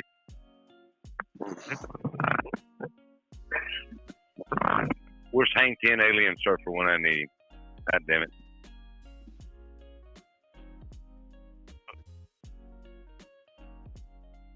Funny.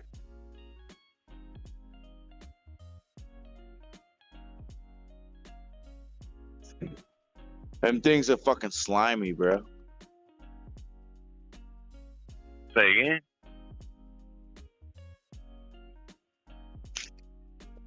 They're slimy. Slimy. What's slimy? What's slimy? Oh, here, I got one for you. Hey, Brady. Yes. What's a dude with a giant cock's favorite drink? Cocktail. I knew you wouldn't know. Oh. That's funny. I like it. Hey, Corey, ask me if I'm a tree. Brady, are you a tree? No.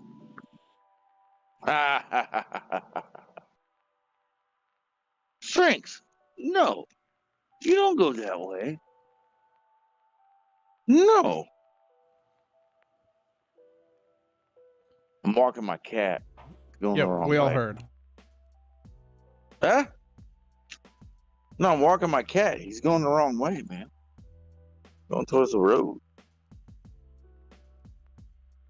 I'm thinking of jokes, but man, you're on YouTube, so I don't want to get you banned. Yeah, make Thank some you for jokes, that. dude. About Be like- pussy. No, knock it off. Nope. I'll get you flagged for hate speech like a motherfucker in a heartbeat. What'd you say? Yeah, all 7 will be banned. Oh, why? Just DM them to me. Don't get banned, dude. He's not. He's not gonna get banned. No, Nobody's gonna get banned. We're fine. Simmer down. Go walk your fucking cat and take a fucking chill pill.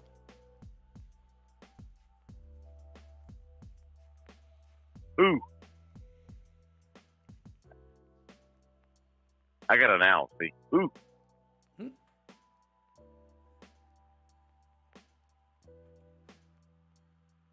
I got a beer. See?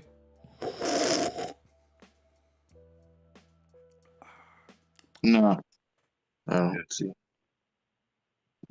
It's crazy. This show was making sense earlier, and then no sense, and then sense.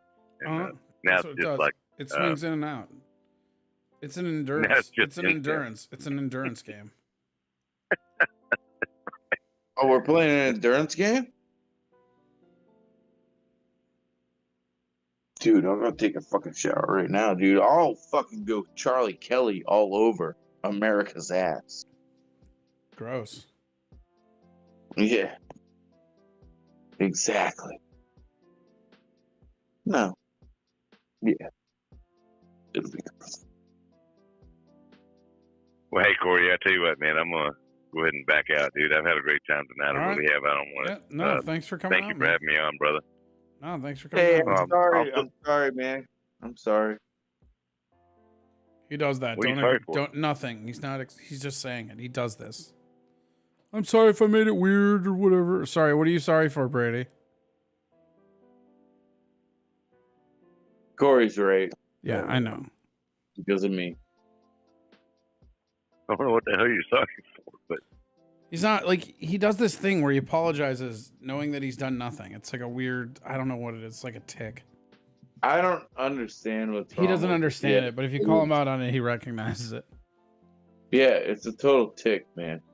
Like, hey, it was really nice talking to you, bro. There you go. Like, That's for real. way better than I'm sorry. There you go. Yeah, right. Right. Thank you. Well, thank you so much for stopping on by and hanging out, man. You didn't have to fucking. You've been here for a while. We hung out for a while, man. Shit, you were here almost the entire time. Yeah, I know, man, and looking forward to Corey Adam comedy, man. Yeah, there you go. I really am. And the Texan and the show is called The Show.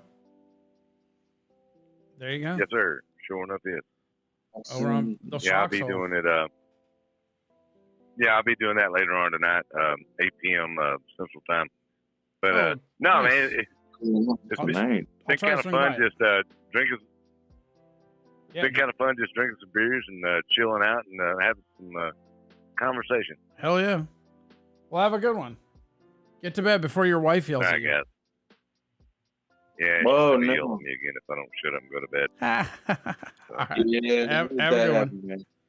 All right, bye. Later, man. All right, guys. That was the Texan. That guy's awesome. Yeah. He's cool as fuck. Yeah.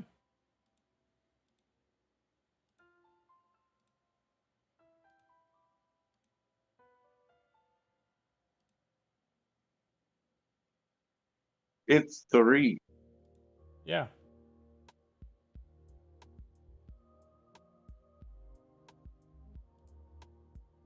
Okay, you want to hear something funny, Corey? Sure.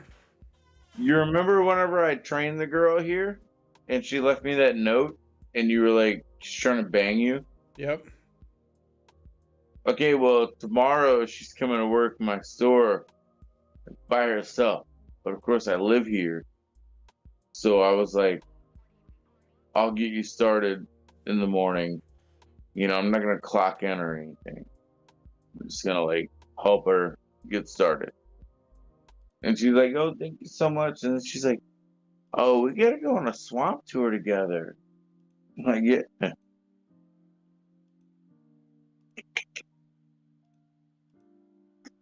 Cool. So the girl that was trying to bang you is still trying to bang you? That's what you're saying? I don't think she was trying to bang me. Uh-huh. Dude, she is like a fucking 25-year-old hot, sexy little fucking black girl, bro. And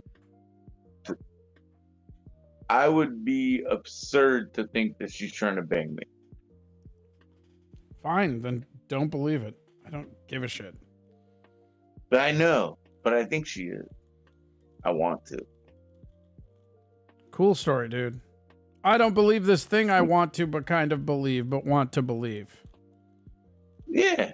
Yeah, I want to bang the shit out of her, bro. Uh-huh. This is getting gross. I'm leaving. Have a good night. Have a good night, bro.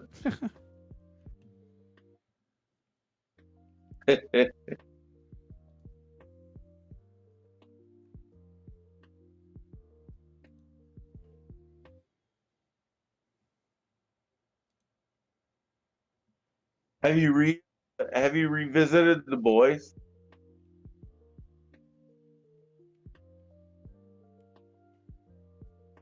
We got a new season coming out. Cool. I'm ending the show. Shut up. Quiet on the set.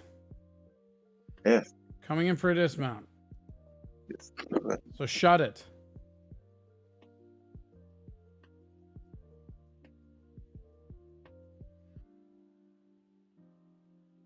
Twitch Talk Monday through Friday.